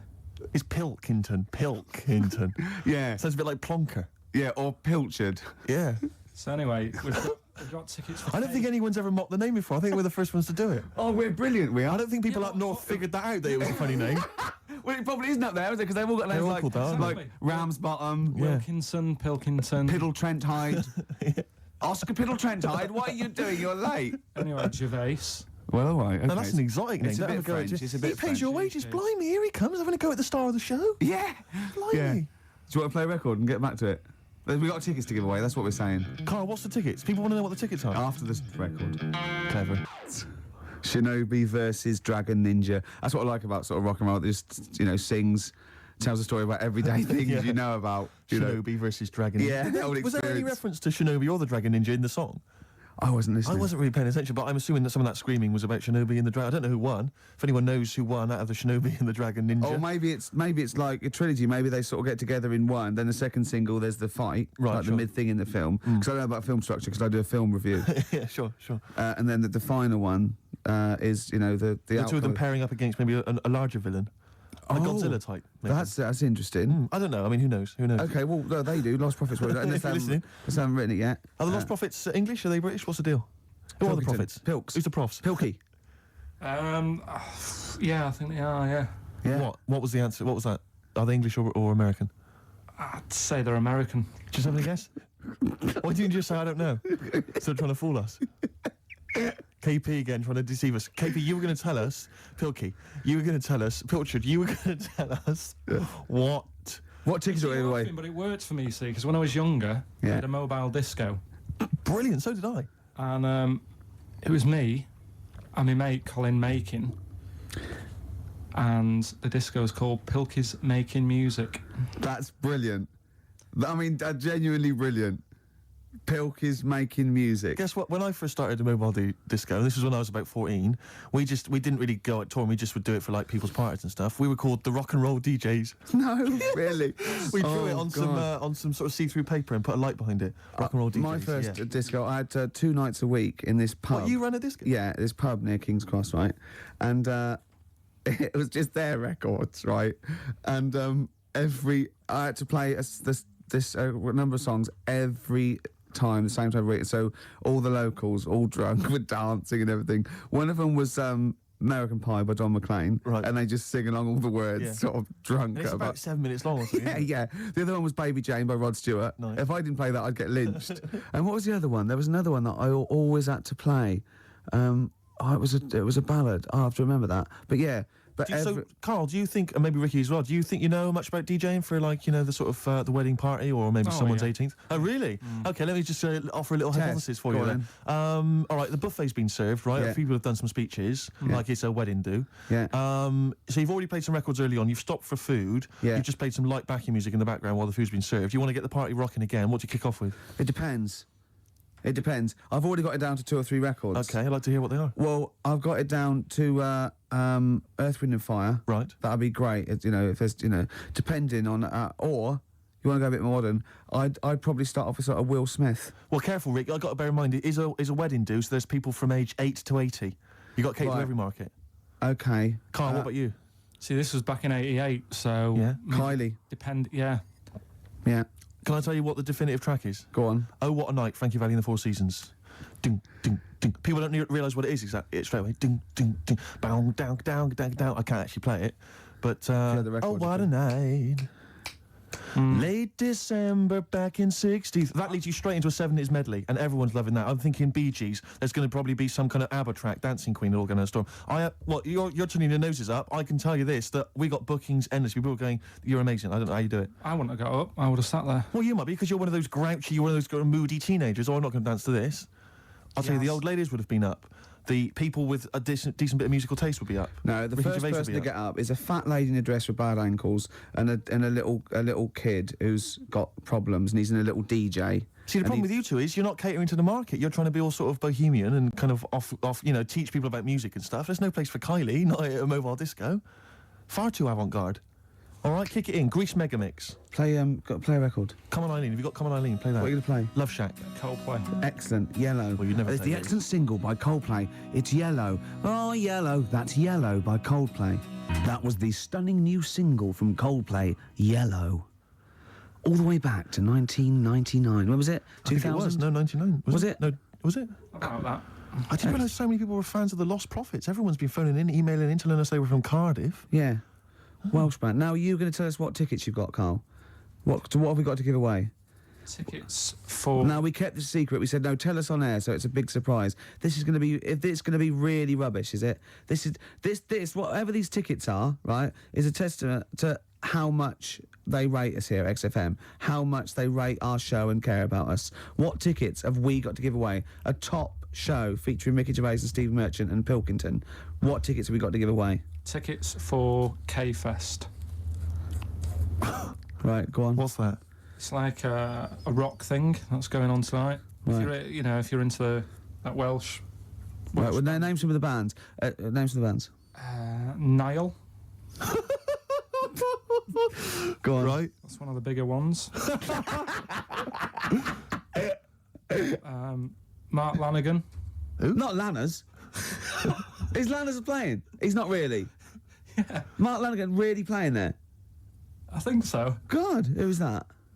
What? Who's that? Who is Lanigan? Is he someone you went to school with? Who is Mark Lanigan? Who else is on? Who is Mark Lanigan? Is he the promoter? Who is he? Is he head security? Is this in a pub in Camden? You got Niall. We're giving away tickets to the K-Fest. Hold on, let's have a look. This is the enemy. Mark Lanigan, Masters of Reality.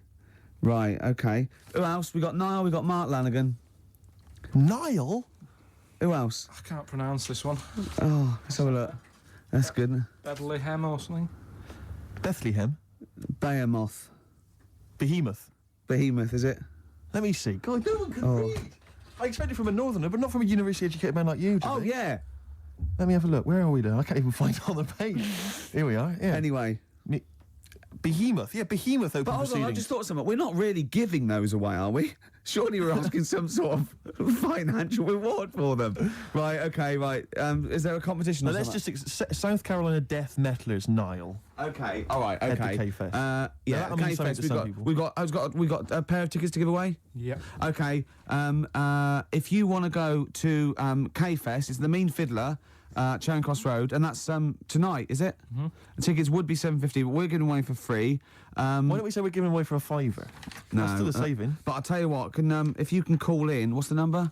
08 700 800 123. Yeah, and if the question is because they're quite sought after. There's big names there like Niall and that what's his name? Lanigan's on. The question is who wants to go? Yeah. So if you can call in and answer that question, who wants to go to that?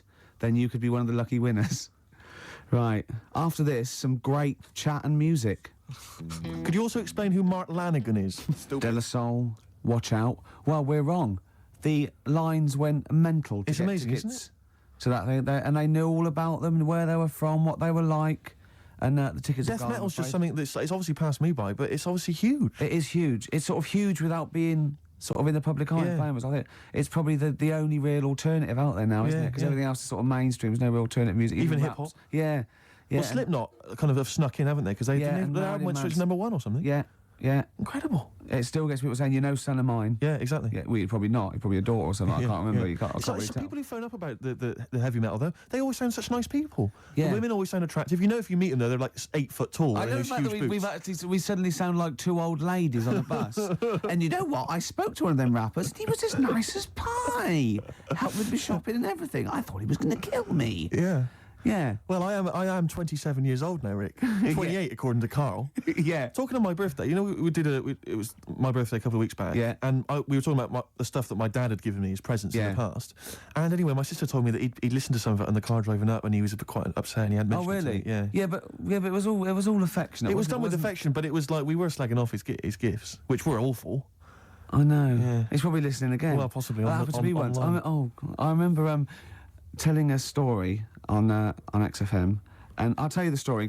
You've heard it, but I'll tell you. All it was, I used to live in just a little one-room sort of bedsit with my girlfriend, sort of it was sort of like 80s as well, and it was just awful. It was one room, and we had a bed, and it's sort of like the kitchen was the bedroom. So our bed, literally, the kitchen was the bedroom. Yeah, it was just a bed in there, and then it was just one room we had. That's all we could afford. Yeah, and so we had.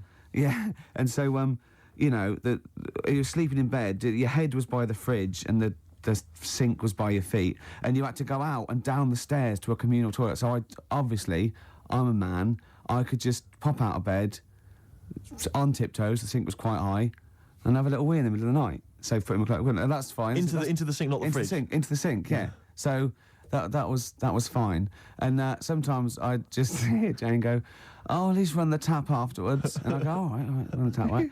And I just remember once going, at least take the dishes out first.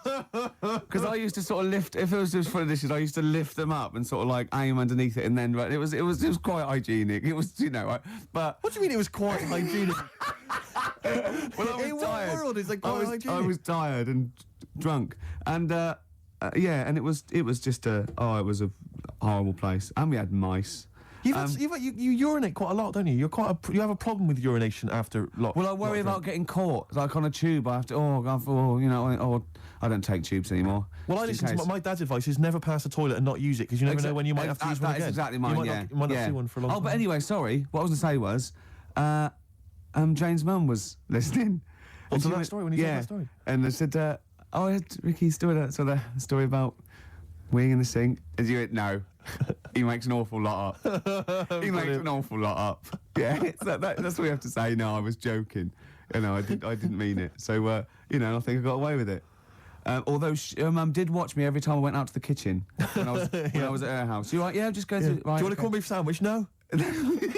If so, just I'll have it on some toilet's newspaper. over there, Ricky. I know. The toilet's over there. Okay. All right. What? Yeah. Oasis. Don't Look Back in Anger. A classic there. Absolutely.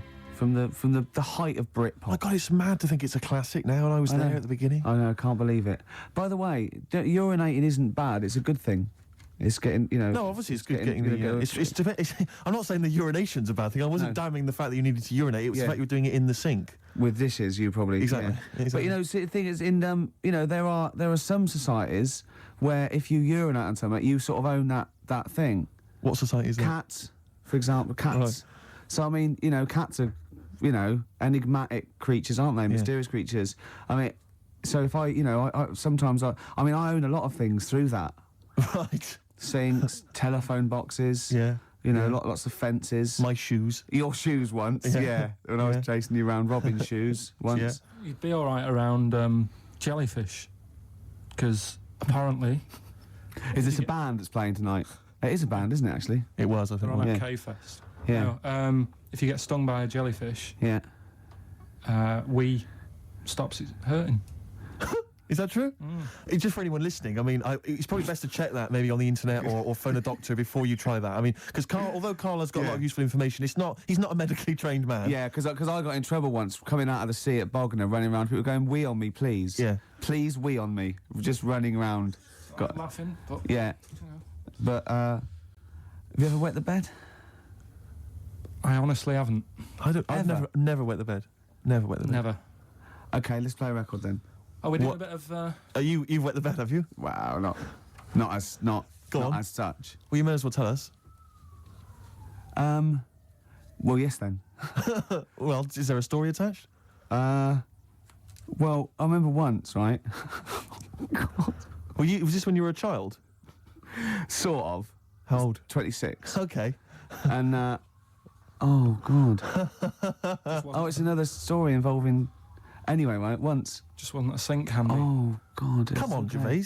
Well, once I went to stay, went down to Brighton with Jane for a party, her sister's party, and we were staying at her parents' house. Her parents were away, and first of all, I got too drunk. I don't think I'd known her very long, might have been, and I remember. It was a fancy dress party, and I didn't go as fancy dress, but I remember laying on the floor trying to trip people over because I was so drunk. The sort of thing that's hilarious if you're drunk. Yeah, imagine Jane going, "No, that's my boyfriend. I'm so proud." To all her family, and then we got a cab. I got a cab journey home to her that I didn't remember, and apparently the cab driver going, "Is he all right?" Because I was going, "I'll be sick. I'll be sick." Jane, yeah, he's fine. Then I laid on the bathroom floor, and Jane timed it. It was 45 minutes me singing "Right by Your Side" by the Eurythmics.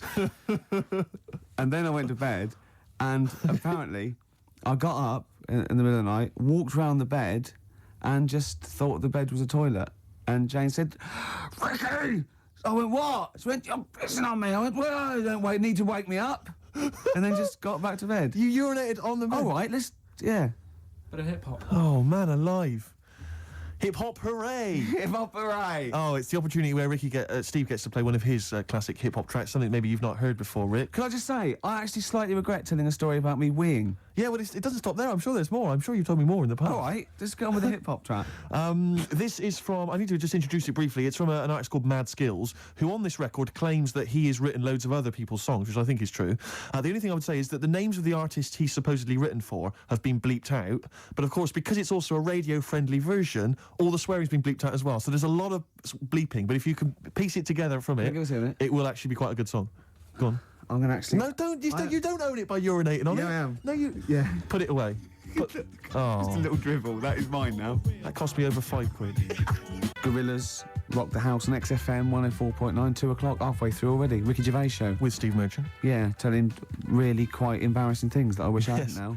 It makes me look like some sort of mad old urinator. No, you just can't handle your drink.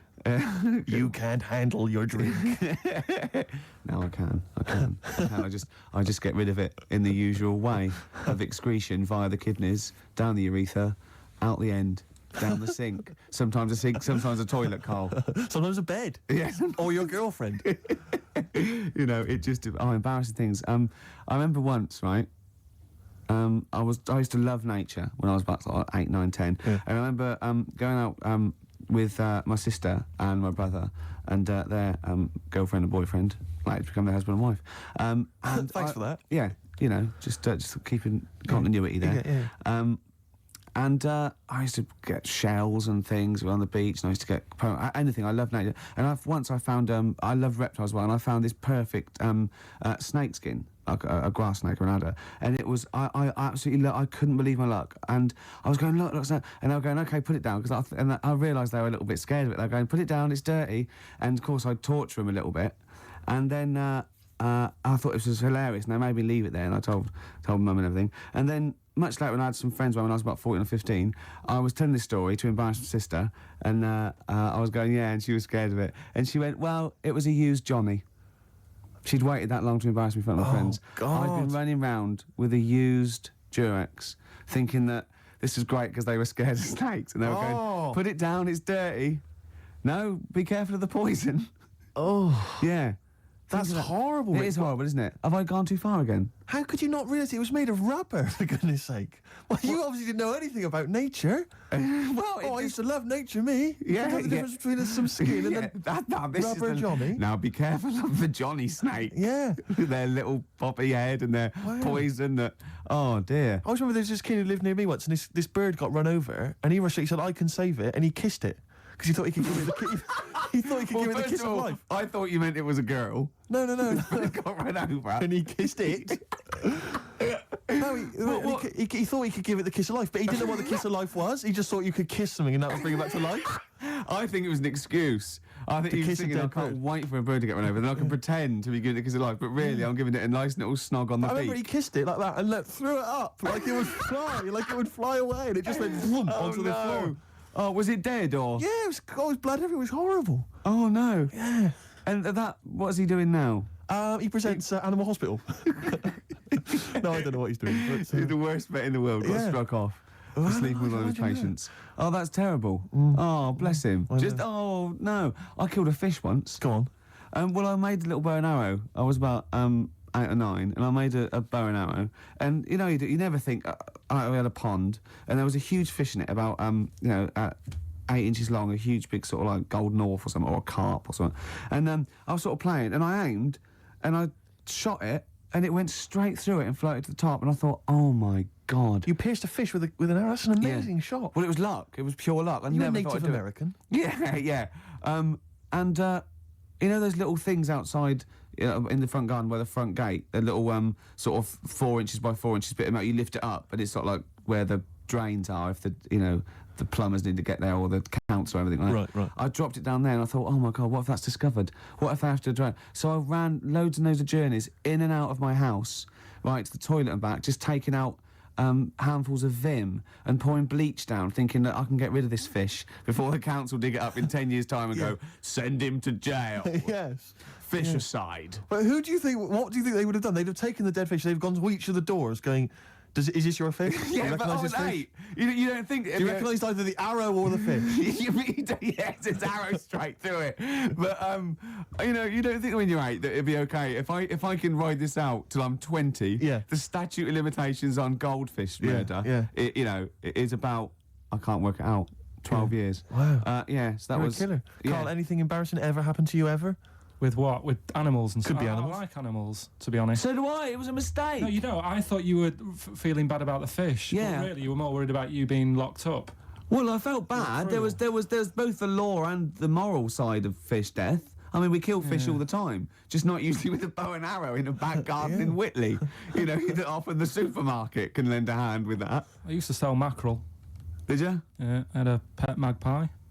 Did you? Called Maggie.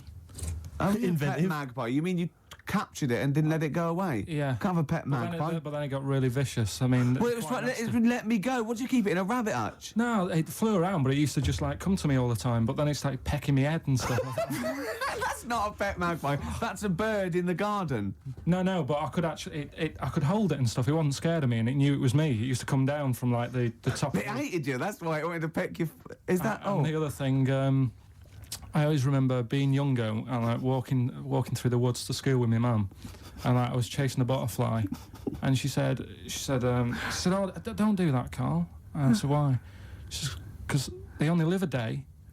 I said, "Oh, all right, I'll get a dead one in the morning." That's genius. That's great. That's quick thinking, isn't it? Oh, that's sweet. Let's play a song. Oh. Wu-Tang Clan and Gravel Pit. We love that, don't we? I love it, yeah. Yeah, brilliant. Classic track. We're talking about embarrassing stories and stuff, and I don't know if I've told this on the radio before. Have I told you, Carl? I'm not sure. But this was when I was working at the BBC. This is not even long ago, and I'd moved to London, and I was fairly new in London. And I was working at the BBC, and I had this BBC hire car, and I've never told it. If there's anyone listening who works for the BBC, I don't know if I can still get in trouble for it. But this BBC hire car, and it was I'd been ferrying kind of actors and people and production people around all day in this car. And I was driving back, it was quite late, it was about sort of 7 or 8, and I was driving back, and I pulled in to get some petrol. We had to fill up the car every day. And I went into this garage to fill up some petrol, and I was there, and two blokes came in a white van, right? They pulled into the forecourt, and I was filling up the car, and they went, "Hey, do you want to buy a couple of speakers?" And I said, "Yes, I do." Yeah. Because, tell you the reason, it was like I was so flattered that they thought I'd be the kind of bloke who would, A, need some kind of classy speakers, and B, would like to buy them on the slide. Do you know what I mean? Yeah. I thought, they like the They've fact seen me. They've seen I look a bit of a hustler. Exactly. Yeah. I'm a street sort of guy. You can see by the way I use my walk. Exactly. Yeah. So I couldn't believe my luck. So they drove behind the garage, the little sort of garage bit at the back, and I went round there, sort of casually went round there, sort of locked the car, went round there. They went, open the back. You had these speakers in there. I said, "Are you sure these aren't knocked off, mate?" He went, No.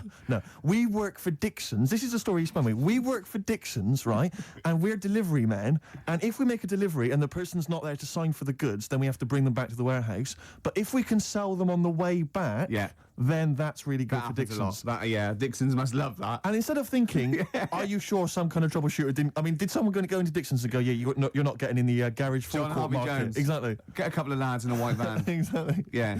So anyway, I sort of bought this story, and I was a little bit dubious, and I went, right, let me hear them then. And he wired them up to the car stereo, and boom, boom, boom, they're playing. So it was some groovy hip-hop. I was thinking, great, these guys know what I'm into.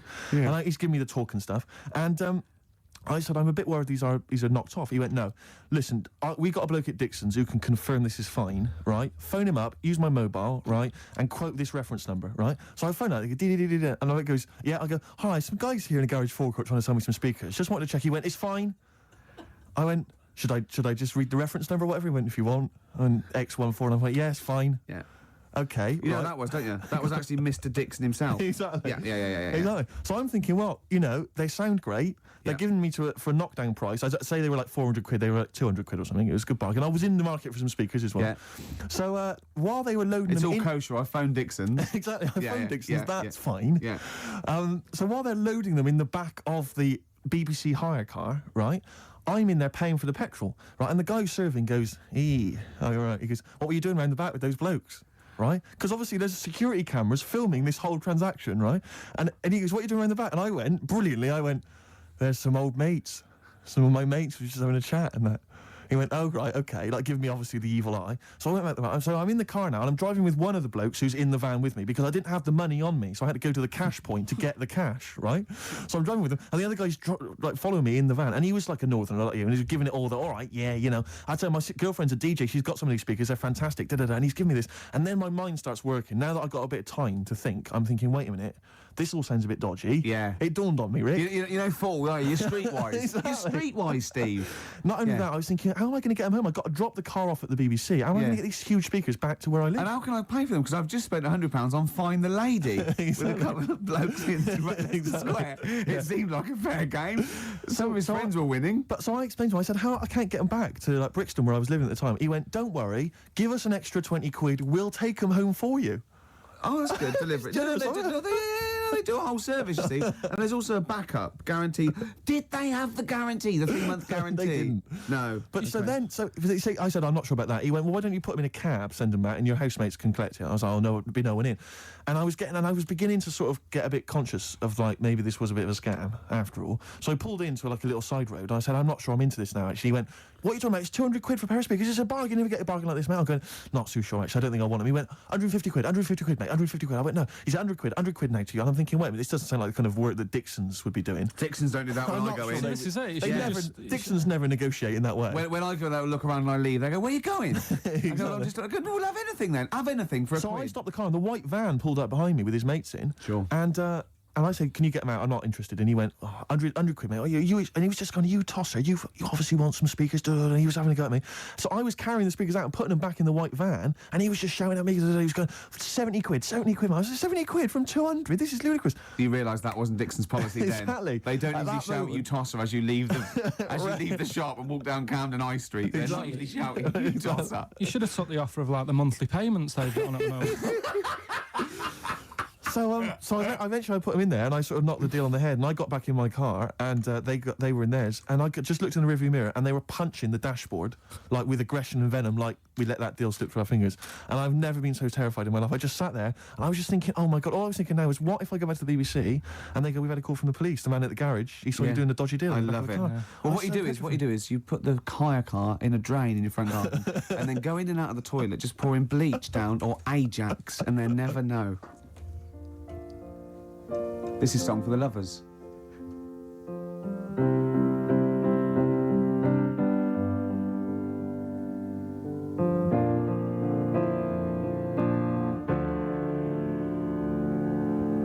My life is changing in so many ways.